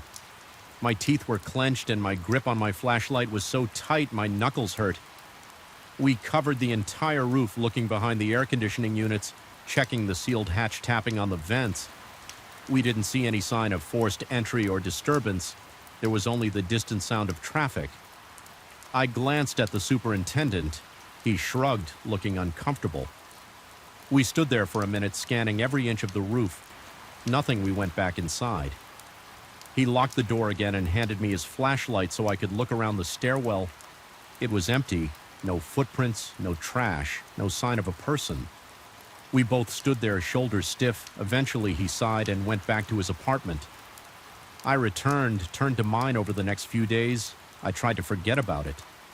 The noises came and went. Sometimes I heard faint scratching. Other times it was stronger, like thumping. Each time I tried to investigate, it stopped. My chest would tighten and my hands would get clammy. I started losing sleep and my performance at work suffered. I was on edge all the time. I snapped at a coworker for no reason. Every night I lay awake waiting for the sounds. 2 nights ago something changed. I was lying in bed at around 2 in the morning. My eyes were open, staring at the ceiling. I heard a soft clanking noise like metal hitting metal. I got up, heart pounding, and walked to my living room. The sound was louder. There I looked at my ceiling light fixture and noticed a slight flicker. Then I heard a loud thud, as if something landed on the roof right above me. I jumped back, feeling my chest. Hammer, I ran to my door, stepped into the hallway and listened. The building was silent except for a distant hum of someone's TV. I took a few slow steps toward the access door, but I stopped halfway. I was too tired to run up again and find nothing. My breathing felt rough. My legs felt weak. I turned around and went back to my apartment. The sounds continued for another minute, maybe 2, then faded. I sat on my couch wide awake until morning. I still don't have an explanation for the noises. I've considered calling the authorities, or maybe getting a professional to inspect the roof.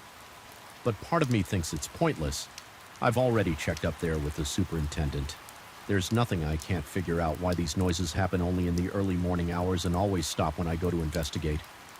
The superintendent insists no one else has a key and there's no other way up. My neighbors claim they haven't heard a thing. I keep waiting for a night when I'll catch whoever or whatever is up there, but it never happens. I lie awake, my heart thawing, and I listen. Sometimes the noises last longer and get louder. I feel my pulse. Rush, my scalp tingles. I clutch my phone or my flashlight. I picture something prying the shingles or moving the metal ducts. But I never see it every time I open the door. There's just darkness and silence. The fear is growing, but so is my frustration. I don't know how to make it stop now each night.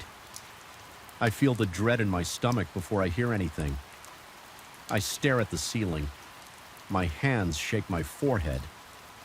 Sweats, I think about all the steps I've taken. I keep replaying them. Searching for something I missed, but I come up blank. The building is old, but it's solid enough. The roof is locked up tight. The superintendent is just as public puzzled as I am. Yet the noises won't stop, and I'm left with this constant tension in my chest. I don't know where it's heading, but I can't ignore it anymore right now. It's nearly 2. In the morning, I'm sitting in my living room typing this out on my phone. Waiting, my back hurts and my eyes are sore. The building is quiet, my windows are closed, my lights are off. I'm just waiting for the next scrape or knock. I'm sure it will come soon, and I'll get up, heart-racing, hands shaking, ready to chase after it again, only to find nothing. I don't know if I'll ever figure this out, but I can't shake the feeling that something or someone is up there and it's not going away. I heard the hollow echo of my own footsteps. The first time I walked into that old hospital building, the place had the smell of dust and stale air. I remembered pausing for a second in the lobby, wondering if I should really take that temporary security job, but I needed the money and I've never been the type to turn down work. I told myself it was just another shift, just another empty building. I had no clue how wrong I was. I'm a 37-year-old guy from a small town. I'm no stranger to late nights and quiet halls. Before this gig, I worked security at a shopping mall that was usually easy-board teenagers, lost tourists, maybe a shoplifter, but this hospital was different. It had been shut down for a while and was scheduled for major renovations. The contractor needed someone to keep an eye on it. At night, the job sounded straightforward. Walk around every couple of hours, lock all the doors, make sure nobody was sneaking in to steal old equipment or copper wires. I showed up on my first night around 10 p.m. The lights in the main corridor worked, but half the building was under construction. Ructions, so entire sections were dark. I had a flashlight, a ring of keys, a thermos of coffee, and my phone. The first thing I noticed was how silent it felt. Not just quiet, silent. No hum of air conditioning, no beeping from monitors. Nothing. Every sound I made felt louder than it should. My boots on the tile floors, the jingle of my keys, even my breathing. I checked the ground floor first. There were old patient rooms with peeling paint, dusty waiting areas, and some broken chairs. The windows had boards on them. In a few places I saw piles of construction materials in corners. Buckets of paint, stacks of tiles, and random tools. I locked a couple of doors that led to storage rooms and made a note on my clipboard. Then I took the elevator to the second floor, but it jerked in a strange way, so I decided to use the stairs. From then on, I wasn't in the mood to get stuck in an elevator in a place like that. The second and third floors were mostly the same dark corridors, scattered debris, and old signs pointing to what used to be wards. I locked everything up, double-checked the rooms, and made a list of anything that looked out of place. Then I settled in the old security office on the first floor. That place had a desk, a few monitors, most of which were powered off or not connected, and a creaky swivel chair. I spent the rest of the night sipping coffee, watching some videos on my phone, and occasionally heading out for another round. Nothing happened. It was boring, but I preferred it that way. The second night was almost the same. I did my rounds.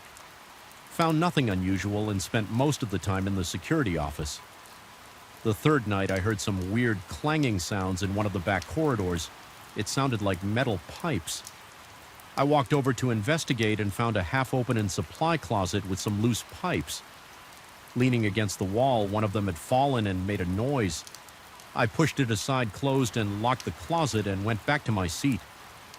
My shift ended at 6 o'clock in the morning, and I drove home feeling a little tired but not spooked. Around the end of my first week, I got more used to the building. I knew which floors made weird sounds, which corners were cluttered with debris, and where the light still worked. But I also started feeling uneasy in certain areas. There was one corridor on the third floor with a row of empty patient rooms. Every time I walked through there, I felt pressure in my chest.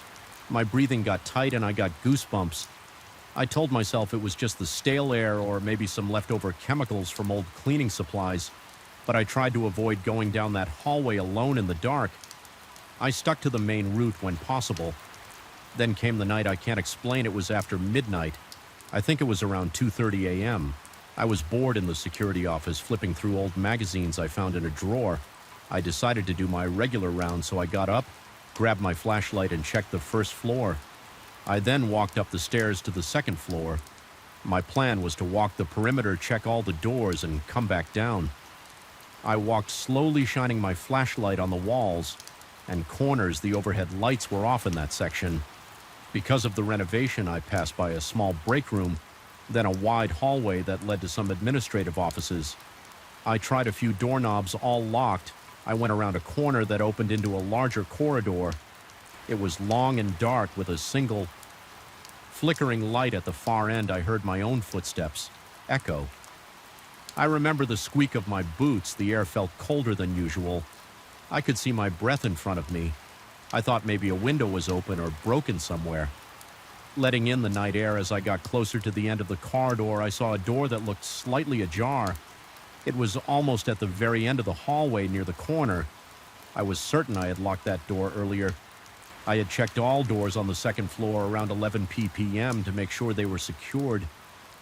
My heart started beating faster. I wondered if maybe a worker came in during the day and forgot to close it properly, but it looked half open, not just unlocked. I approached slowly. My flashlight beam danced on the walls. My mouth felt dry and I could hear my pulse in my ears. I tried to keep my steps quiet, but the tiles made that impossible.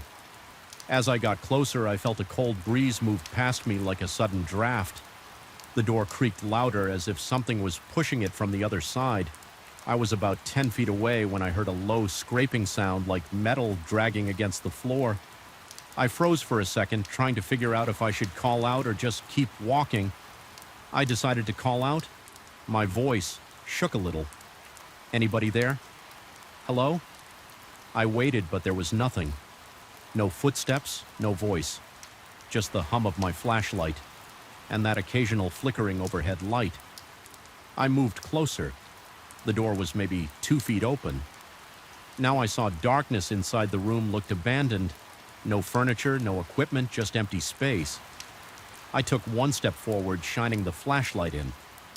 That's when the door started to move. It swung shut in one quick motion, slamming so hard that I felt the vibration in my chest. I jumped back, my heart pounding. The door missed my face by inches for a moment. I just stood there, breathing hard. I tried the doorknob. It was locked. I jiggled it and it wouldn't budge. I got the keys off my belt and tested each one, even though I was pretty sure which key opened that room. None of them worked because the lock was engaged from the inside. I checked the door frame for signs of forced entry. Nothing. It looked undamaged.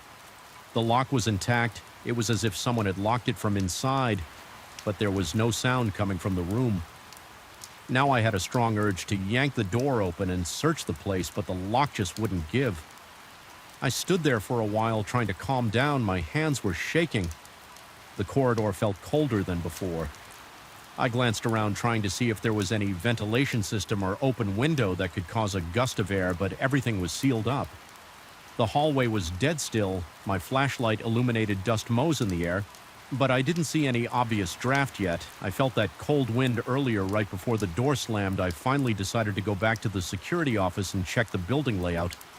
Maybe there was another way into that room. I found an old floor plan in a file cabinet. It showed that the room was a storage closet with only one entrance and no window. Windows, there were no vents big enough for someone to crawl through. I grabbed the master keyring again and returned to the second floor. I tried the door once more, but it was still locked tight. My mind raced with possibilities.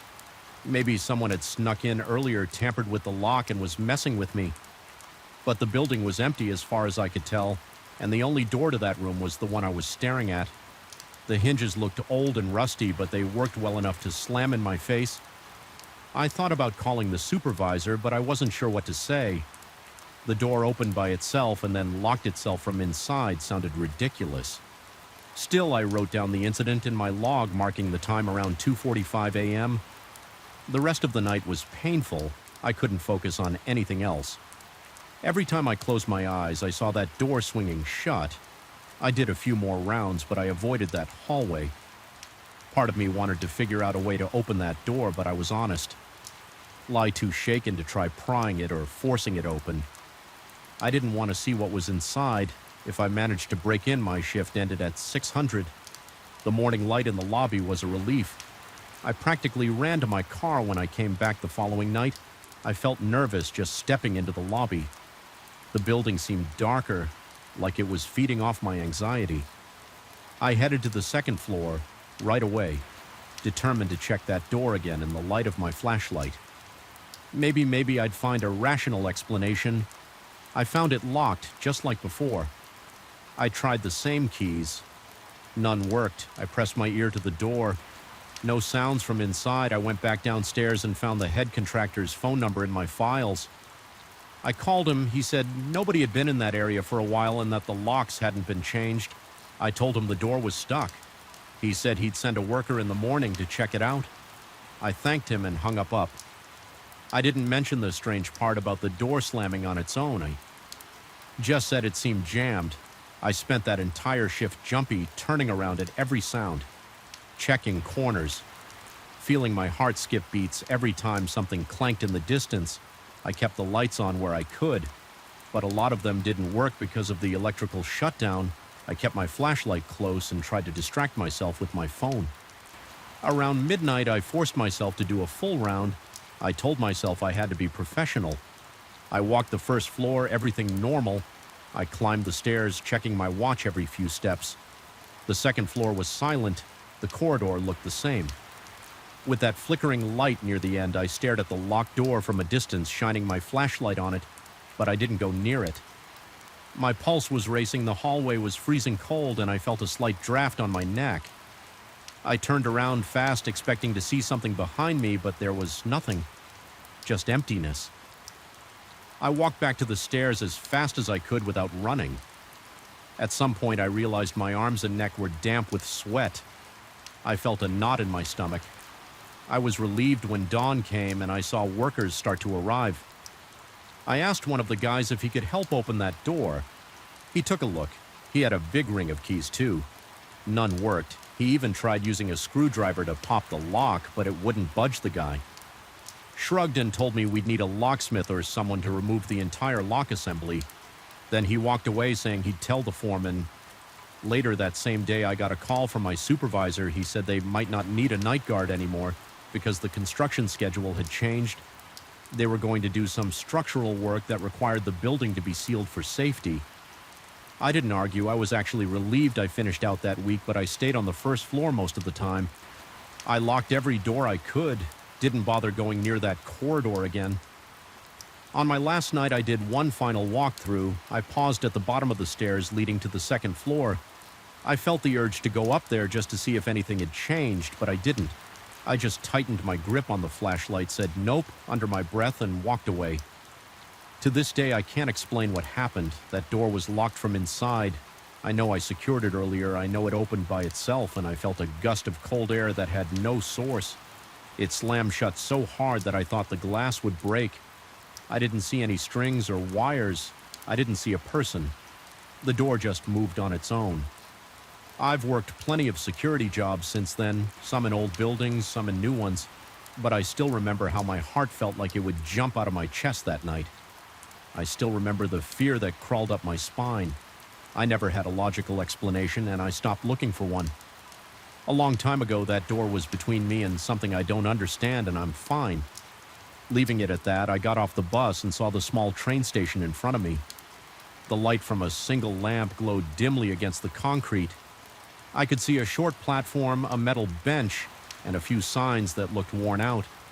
My watch showed it was past 11 at night. I was annoyed at my own mistake because I had messed up the train schedule earlier in the day. By the time I arrived, the place was empty. There were no employees, no other passengers, and no sounds. Besides a faint hum from some distant electrical unit, I felt a slight chill roll over my arms, so I pulled my jacket closer. The bus driver had dropped me off at the entrance to the station and drove away before I could say anything else. Now I stood there wondering if I should just wait on the platform or try to find some information about the next train. That was when I noticed the ticket booth was shut and locked. The station doors were sealed. There was just that bench, the dull lamp, and the dark track stretching out in both directions. I walked over to the bench. It was an old metal bench with chipped paint. The seat felt cold, and I shifted around to get comfortable. My suitcase rested by my feet. I didn't see any trash cans or vending machines. The place had no amenities. At least none that I could spot, in that lighting the lamp above me cast a weak yellowish glow that didn't reach far beyond the bench. When I looked down the platform, I could make out a sign with the station's name, but I couldn't read it clearly from where I sat. The rest of the station fell off into darkness that seemed heavier than normal. I tried not to think about it. I'd been in quiet places before, but this felt different. There was a mild breeze, and I heard it rattling some loose piece of metal on the roof. It wasn't exactly peaceful. It felt lonely and strange. My phone didn't have a strong signal. I tried to check train schedules online, but the page wouldn't load no data. I sighed and shoved the phone back into my pocket. My plan was to catch the first train in the early morning, which I guessed might show up around 5 or 6. That meant I had about 6 hours or so to kill. Maybe I could walk around outside the station to find a taxi, but it seemed unlikely at that hour in this little town, plus the next bus wasn't coming until the next day. I decided to wait it out. I thought I might doze off if I found a better spot, but I didn't see any enclosed waiting area. Everything was locked, and it looked like nobody had used that station in a while. I leaned back, put my arms across the top of the bench, and stared at the flickering lamp. After a few minutes, I caught a faint sound. It was a steady rhythmic tap. At first, I assumed it was my own foot hitting the bench leg, so I shifted my legs and listened again. The noise persisted. I stood up to get a better listen. The tapping stopped, and the sudden quiet made my neck hair stand on end. My heart gave a quick jolt, but I tried to brush it off as nothing. I rubbed my hands together, trying to keep my nerves in check. Then I heard it again, distinct footsteps that seemed to come from the far end of the platform. Near the spot where the overhead light barely reached, they were slow and deliberate, like someone walking carefully along the concrete. I expected someone to appear, but nobody came into the light. The footsteps had a steady pattern, heel-toe, but they didn't speed up or slow down in any obvious way. I turned my head to look, and I saw nothing but the empty platform. I walked a few steps closer to the edge of the lit area. The footsteps sounded like they were about the same distance away, still hidden in the darkness. I paused, and they paused. I stepped, and they stepped. My chest felt tight. I remember thinking maybe the echo of my own steps was bouncing off some weird angle in the station, creating an illusion, but the pattern sounded off like there was a fraction of a second lag. It wasn't a perfect echo. I tried a little experiment. I stood still for about 10 seconds. My breathing was shallow, and I felt my pulse in my temples. No footsteps came. The station was completely quiet. Then I took one step forward. Sure enough, I heard another step, maybe 2 steps away from me. It sounded like it came from that same dark area. I leaned forward, squinting into the gloom, but there was absolutely nothing to see. My heart started pounding harder. The hair on my arm stood up. I could even feel sweat building up under my collar. I swallowed and listened some more. No movement, no footsteps. I backed away until I was closer to the bench again. My eyes darted around, scanning for anything or anyone. There were no signs of life. The bench was just as I left it, my suitcase still resting against it. The lamp flickered, and I cursed under my breath. I didn't want that light to go out. I decided to sit down again, keep calm, and test a theory. I waited a few seconds, then I tapped my heel against the ground. Immediately, I heard a single tap in the distance. I tapped 3 times, and I heard 3 faint taps echoing back. It felt like I was playing some bizarre call and response with an invisible presence. I realized my breaths were coming out short. My mouth felt dry. I looked around searching for any sign that this was a prank. Maybe a station worker or a local kid messing with me, but I saw no movement at all. The footsteps never moved out of the darkness. They stayed at the same distance. I began to worry about how the night might unfold. The last thing I wanted was to be stuck with some stranger lurking around. I didn't know if they were harmless or waiting for a chance to confront me. I decided to break the tension. I stood up, cleared my throat, and walked down the platform toward the dark area. My footsteps felt loud on the concrete, each one echoing in that deserted station. Sure enough, I heard the matching footsteps. They seemed to retreat as I advanced, maintaining the same distance. I called out, "Hello, is someone there?" My voice echoed, but there was no response. Besides that steady pattern of steps, I walked until I reached the edge of the lamp's glow, and I stopped. My eyes tried to adjust to the dark, but I couldn't see much. There was just the faint outline of the platform's end, some gravel and the tracks disappearing into the night. The footsteps halted. I felt my palms sweating, and I noticed a slight tremor in my fingers. I took a deep breath and stepped one more time into the dark. No responding footsteps this time.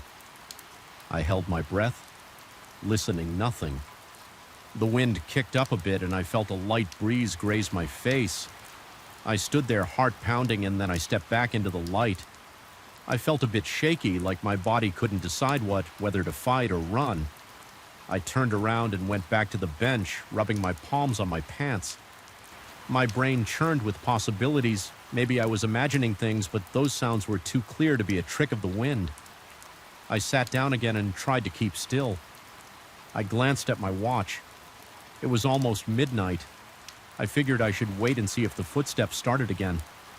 After a minute or so, I heard them, but they were softer this time, almost hesitant. They came from the same part of the platform, the far end where the darkness was thick. Each step matched my own heartbeat. In a strange, uncomfortable way, I dug my fingernails into my palms. My breathing felt shallow again. I scanned the area, but I couldn't see any shape figure or shadow. Just the platform, the tracks, and that flickering light. My mind raced with questions. Was I dealing with a person who was intentionally staying hidden, or was it something else I couldn't make sense of? I stood up and moved in a small circle, stamping my feet lightly. Sure enough, the footsteps mirrored my movements when I paused. They paused, my neck tensed up, and I felt my teeth clench. The tension in my chest made it hard to breathe. Normally, then, I decided to stop completely. I placed my hands on my hips and waited. The footsteps didn't stop right away. They went on for another 2 or 3 steps and then faded into silence. It was the first time I had heard them continue without me moving that rattled me. I felt a wave of fear crawl up my spine, and my hands shook a little. I tried to calm down by taking slow, controlled breaths. I looked around again, hoping to spot a security camera or an emergency phone. Nothing. The station was too small for that kind of infrastructure. I guess the only technology I saw was a small electrical box on the wall near the ticket booth. I cursed under my breath, feeling trapped. My best option was just to wait for the train, but who knew what might happen? In the next 5 or 6 hours, I thought about leaving the station altogether and walking back to the main road, but that felt risky. I had no idea if there were any open businesses or if it was just empty roads all the way back. Also, I was worried that if this was a person messing with me, maybe they were waiting in the dark outside. I forced myself to focus on something practical. I remembered that the train sometimes had schedules posted on the walls. I got up and walked to the bulletin board near the locked station entrance. The footsteps seemed to follow, but I ignored them as best I could. My heart thumped in my chest. The schedule on the board was old and faded. I could barely read the print. It looked like the next train might arrive around 5 in the morning, but I couldn't be certain. I rested a hand on the wall trying to steady myself. The footsteps had stopped again. Silence pressed in around me and I felt the weight of it in my ears. After checking the schedule, I turned back to the bench. My shoes tapped against the concrete and I noticed the footsteps didn't restart. Right away, I reached the bench, sat down and waited 5 seconds, 10 seconds, 15 seconds. Nothing. Then out of nowhere, I heard a single tap, as if someone dropped a small object on the ground. It came from somewhere near the bench. I looked around, bending forward to see if something had fallen. I saw nothing. The tension in my stomach twisted harder. I felt a nervous ache behind my eyes. I kept scanning the darkness, expecting to see someone step forward. Nobody appeared. My breathing got heavier and I felt a tightness in my throat. I told myself to be logical, but each new sound chipped away at my composure.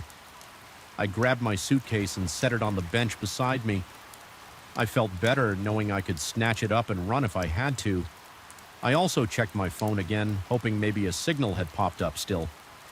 No reception. The little symbol on my screen showed one bar that flickered away as soon as I tried to place a call. A few minutes went by without any more footsteps or taps. I let myself relax just a bit. My shoulders sagged and I rolled my neck to relieve some of the tension that was when I heard another noise. It wasn't footsteps this time. It sounded like a quiet scraping, like something dragged lightly over the ground. I leapt up, my heart hammering. The sound stopped as soon as I stood. I edged toward the far side of the platform. Keeping my eyes on the darkness, the station felt colder than before. My nose was slightly numb. My fingers felt tingly. I reached the end of the lid area. The scraping started again, but it was too faint to pinpoint. I called out, "Is there someone here?" My voice cracked. No answer. I moved back to the bench, grabbing my suitcase handle. I decided I'd stand near the middle of the platform so I could see as much as possible in every direction. The lamp above me flickered again. My breath caught in my throat. If the light went out, I'd be standing in total darkness. That thought sent a rush of adrenaline through my body. My legs felt jittery. I kept checking the sky, hoping for a sign of dawn. It was still pitch black and the moon was behind a thick layer of clouds. I stood there alert for several minutes. I heard no more footsteps or scraping. The station was silent except for the occasional wind gust. After a while, I lowered my guard. Slightly, I told myself I might have dozed off or let my imagination run wild. But deep down, I knew those sounds were real. They were too crisp to be a figment of my mind. I tried to reason that it could have been an animal, maybe a stray cat walking around. But that didn't match the pattern I had heard. Time dragged, my back started to ache, and my legs felt stiff from standing. I placed my suitcase on the ground and sat on it. At least that let me be ready to move quickly if I had to. The station remained still now, and then I felt a shift in the air like a slight breeze, but that was it.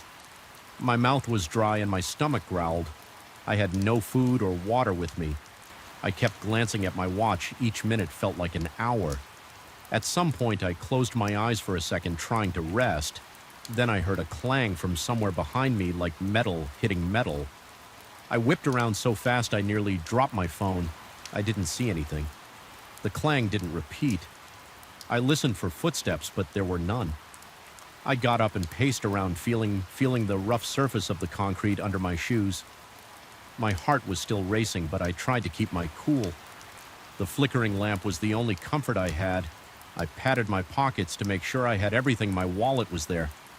My phone was in my hand and I had my keys. I couldn't do much else but wait. Every few minutes I looked down the tracks, hoping to see train headlights in the distance. The horizon stayed dark. Eventually the sky began to shift. It started as a barely noticeable gray at the very edge of the horizon. Then it became a lighter shade and I could see the outlines of buildings in the distance. My watch read just after 5 in the morning. I exhaled in relief when I heard a soft rumble on the tracks. Within a few minutes, a train horn sounded faint but clear. The overhead light was still flickering and my nerves were still on edge, but I felt a glimmer of hope that I could finally leave this place. I looked around one last time, scanning the platform. It was empty. No shadow or figure, no tapping, no scraping, nothing. The train pulled in and I felt like I could breathe again when the doors opened. I stepped inside and found a seat near the window. My body was tense and my pulse still throbbed in my ears as the train started moving. I stared out at that tiny station getting smaller behind me. I couldn't see anything unusual, just a deserted platform with a dim lamp. Yet the memory of those footsteps stayed with me and I felt a lingering chill in my chest. I shifted in my seat and tried to relax, but my heart was still beating fast. My hands wouldn't stop shaking, so I gripped my knees and took a few deep breaths. A couple of other passengers on the train barely noticed me. They were either too tired or too preoccupied to pay attention to some tense guy looking over his shoulder. I tried to think of a rational explanation for what had happened. Maybe there was a drifter in the shadows following me for some reason, but then deciding to back off. Maybe the station had an echo effect I'd never encountered before, no matter what I told myself. I knew what I heard the sound of those footsteps matching mine, stopping when I stopped, then continuing without me at the end. That was the detail that kept looping. In my head, by the time I reached my destination, the sun was fully up. I grabbed my suitcase and headed off the train. The platform at this bigger station was bustling with commuters. Rushing around, it felt almost surreal after the emptiness of the previous station. I took a moment to compose myself before I went to find a cab. My shirt was damp with sweat and my back felt knotted. I couldn't shake that leftover tension, but at least I was around people. At least I wasn't alone on some dark, isolated platform. I still don't have a solid EXP explanation for what happened back there. I keep replaying the steps in my mind, hearing them in the distance, matching them with my own stopping, and then hearing them continue. All I can say is it happened and it felt real. I felt that fear in my bones even now when I think about it, my skin crawls. Maybe it was just a trick of sound or my mind playing games. Or maybe there was someone lurking around that station enjoying a twisted way of spook. A lone traveler, I can't be sure, and I'm not eager to go back there and investigate. All I know is that I spent hours on that station platform fighting the urge to run away, all because of those footsteps that made no sense. The memory still clings to me, and I don't think I'll forget it anytime soon if anyone ever asks about odd experiences during travel. That station is the first thing that comes to mind. I have no plans to return, and that's really all there is to it. I first noticed something was off in my basement when I went down there to look for some old tools. The light fixture on the ceiling gave off a weak glow and the corners were always in shadow. I never used to pay attention to that mirror against the wall. It was just there, left by the previous owner, too big and heavy to move. But the day I caught a glimpse of something that didn't belong my gut. Twisted, I saw furniture that wasn't in my basement. There was a rocking chair and I swear I saw a figure sitting on it, moving back and forth in a slow rhythm. It vanished when I turned around, but the image stuck in my mind. That's when everything began to change. I'm a straightforward guy. I don't read scary books or watch many horror movies, but something about that reflection disturbed me. I decided to test it right away. I moved a stack of boxes in front of the mirror, wanting to see if the reflection would match. The real basement had those boxes stacked against the wall. When I looked in the mirror, though I didn't see the boxes, I saw a rocking chair in that exact spot. A figure sat there with its back slightly turned, shoulders, hunched arms resting on the chair's armrests. The rocking motion was slow, almost gentle. I froze staring at that shape, trying to pick out details. The figure had a dark jacket or maybe a sweater. Its hair, if it had hair, looked black, but I couldn't see a face. Then it lifted a hand like a slow wave. My neck tightened and I felt my pulse thumping in my ears. I walked away. I tried to calm myself upstairs, leaning against the kitchen counter, feeling my hands tremble. The rest of the house felt normal. I could hear the hum of the refrigerator. I could see the sun shining through the window. Everything was in its place except for the feeling that something was waiting for me down there.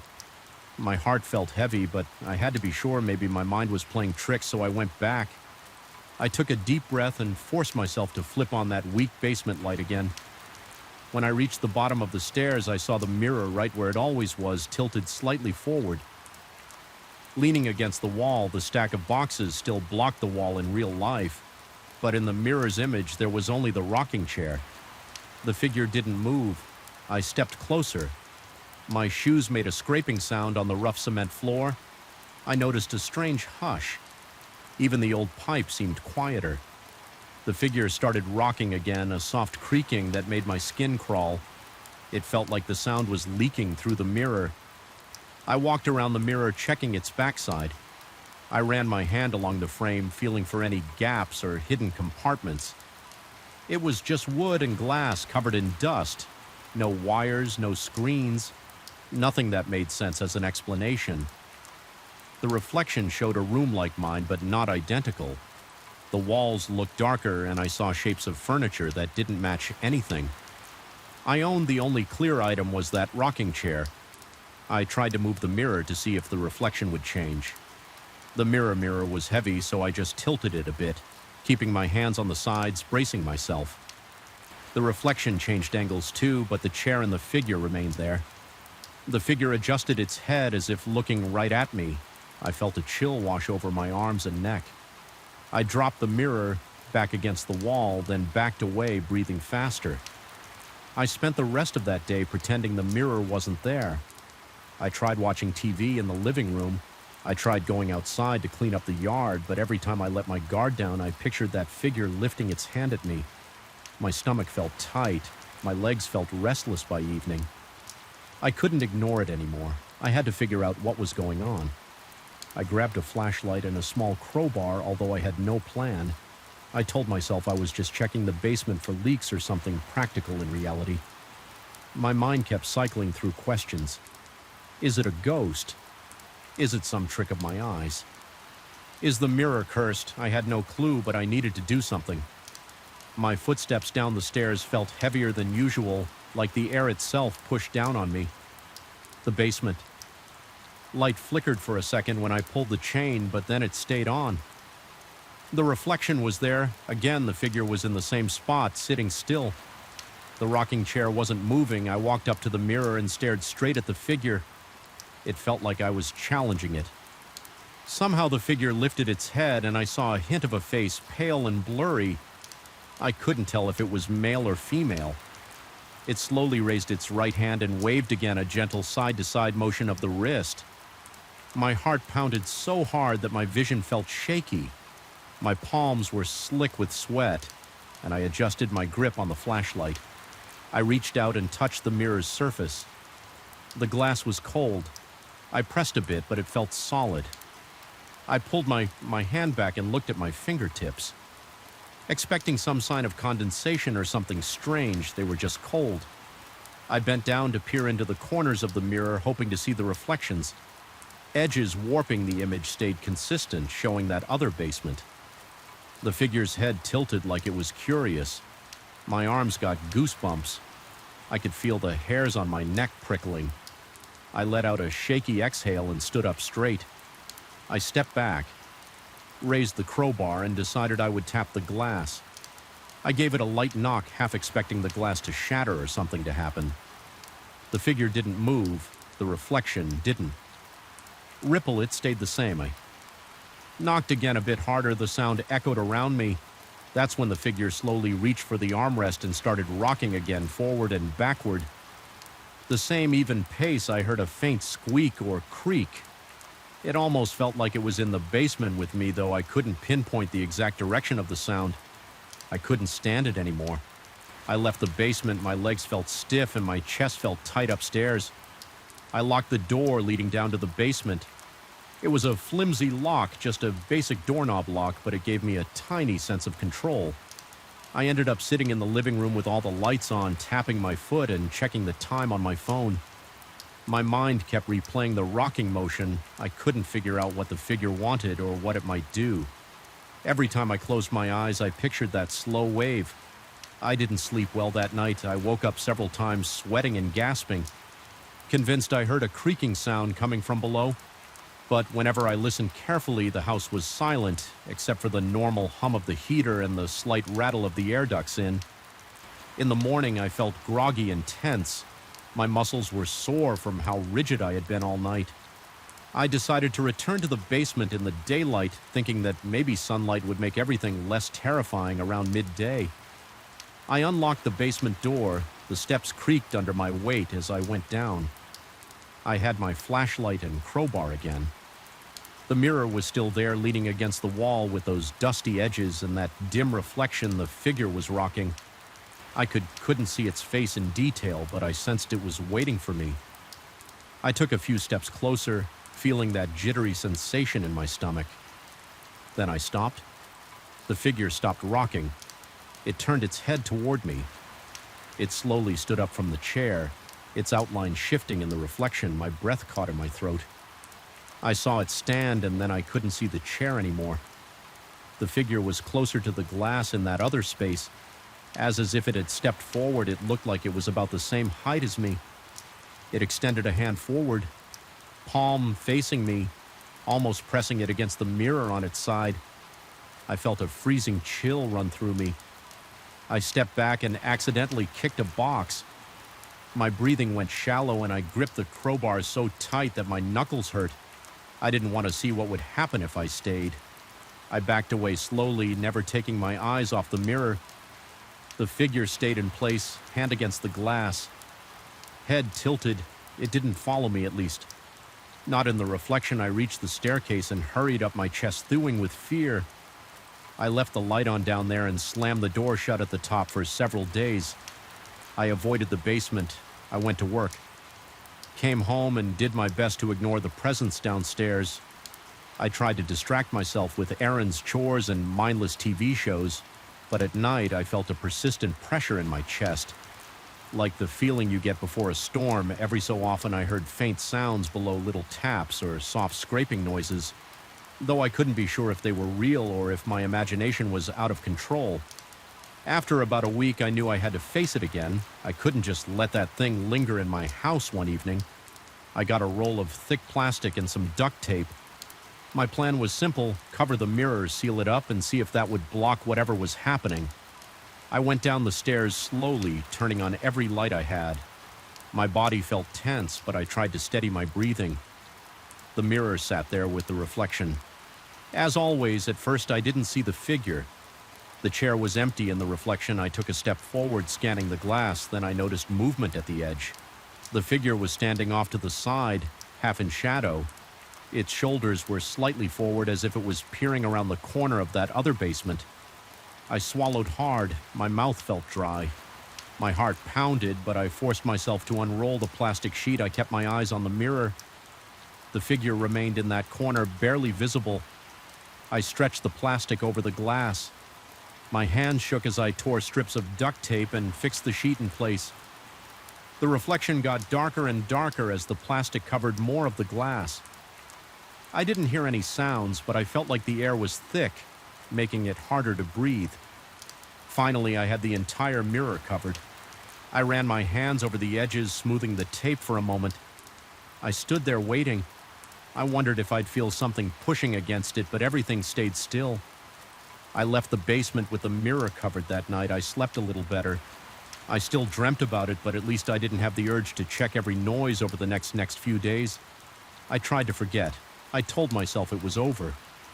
The basement felt less threatening, so I went down there to do laundry and grab tools, always avoiding that far wall. I didn't want to look at the mirror even with the plastic on it, but 3 days later I heard a noise that made my chest tighten in an instant. It was a distinct here, like the sound of plastic ripping. I was in the hallway and I stopped in my tracks. The sound came from below. My first thought was that maybe I didn't tape it well enough. Maybe the plastic was just coming loose, but I also had a terrifying thought. Something might be pulling it off. I stood there at the top of the basement stairs, gripping the banister, my hands sweaty. I grabbed a flashlight and stood on the top step. The light switch was at the bottom of the stairs, so I had to descend in the dark until I reached it. The ripping sound was gone and the basement felt quiet. I took each step slowly, aiming the flashlight ahead. When I reached the bottom, I pulled the chain to turn on the overhead bulb. My stomach sank when I saw the plastic. It was peeled back from one side like a corner had been tugged loose. The duct tape was still stuck to the frame, but the plastic was ripped down the middle. A large vertical tear I approached with my flashlight raised. The inside of the tear showed the mirror's glass. The reflection inside was pitch black at first because the rest of the plastic was blocking the light. Then in that opening, I saw movement. The figure's face appeared near the TR, peering out as if it was looking through a gap in a curtain. I gasped and stumbled back. Almost falling over a box, I landed on one knee, my heart hammering so hard I could hear it. The figure's face was still indistinct, but I could see its eyes. They were dark, and they felt focused on me. My hands were shaking as I scrambled upright. I grabbed the nearest thing, a spare piece of wood, and swung it at the mirror. The wood bounced off without breaking the glass. The sound was loud, and I winced, half expecting shards to fly everywhere, but the mirror stayed intact. That face didn't flinch. The figure just pulled back slightly, disappearing into the gloom of that other room. I stood there breathing hard, my arms tingling with adrenaline. I had no clue what to do next, so I ran upstairs and slammed the door. My hands were unsteady and my legs felt weak. I paced around my living room thinking about calling someone, but who would I call? A mirror repair service? The cops? A paranormal investigator? I ended up just standing by the kitchen sink holding a glass of water. Trying to calm myself, my shirt was damp with sweat. When I finally went back down, I was done playing around. I came armed with a hammer and a large blanket. I wrapped the blanket around the mirror, covering the ripped plastic in the process. Then I used the hammer to drive nails into the wall around it. Hooking the edges of the blanket, I wanted to bury that thing under layers of fabric and tape. My breathing was uneven, and I felt my arm muscles strain with each hammer swing every time the hammer struck. I expected something to burst out from beneath the blanket, but nothing happened. Now the mirror is completely sealed up behind layers of plastic fabric and nails. I avoid that part of the basement some nights. I think I hear rocking or a soft scraping sound, but I try to ignore it. I've thought about moving out or maybe hiring someone to haul that mirror away, but I haven't decided yet. Every time I gather the nerve to do something drastic, I remember the figure standing there looking out, raising its hand in that slow, deliberate wave. My spine tightens at the thought. I don't know what that thing is or why it's there. I only know I don't want to see it again. I keep the door locked and I keep my mind off the basement. But whenever I pass by that door, I feel a weight in my chest and I listen for noises. I haven't heard any more tearing sounds. I haven't seen any new rips in the covering. Still, part of me worries that if I ever do see the figure again, it'll be standing on my side of the mirror. For now, I'm trying to live my life as normally as possible. I watch TV, make dinner, and go to work. But whenever I'm at home alone, I'm aware of that basement. I feel the tension in my shoulders. I keep thinking about that slow wave, the rocking chair that doesn't exist in my house, and the way the figure's face seemed to be studying me. The mirror is still down there, hidden behind thick layers I put up in desperation, but I know it's not gone. It's waiting, and I'm not sure how long I can stand living above something that watches me from a place that shouldn't exist. I don't have a neat ending for this. I'm stuck with that mirror for now, and I'm doing my best to pretend everything's fine. But every time I walk by that basement door, I feel an urge to listen, as if the figure might call out or bang on the glass. Sometimes I think about just setting the whole thing on fire or smashing it into pieces, but I'm scared of what I might unleash.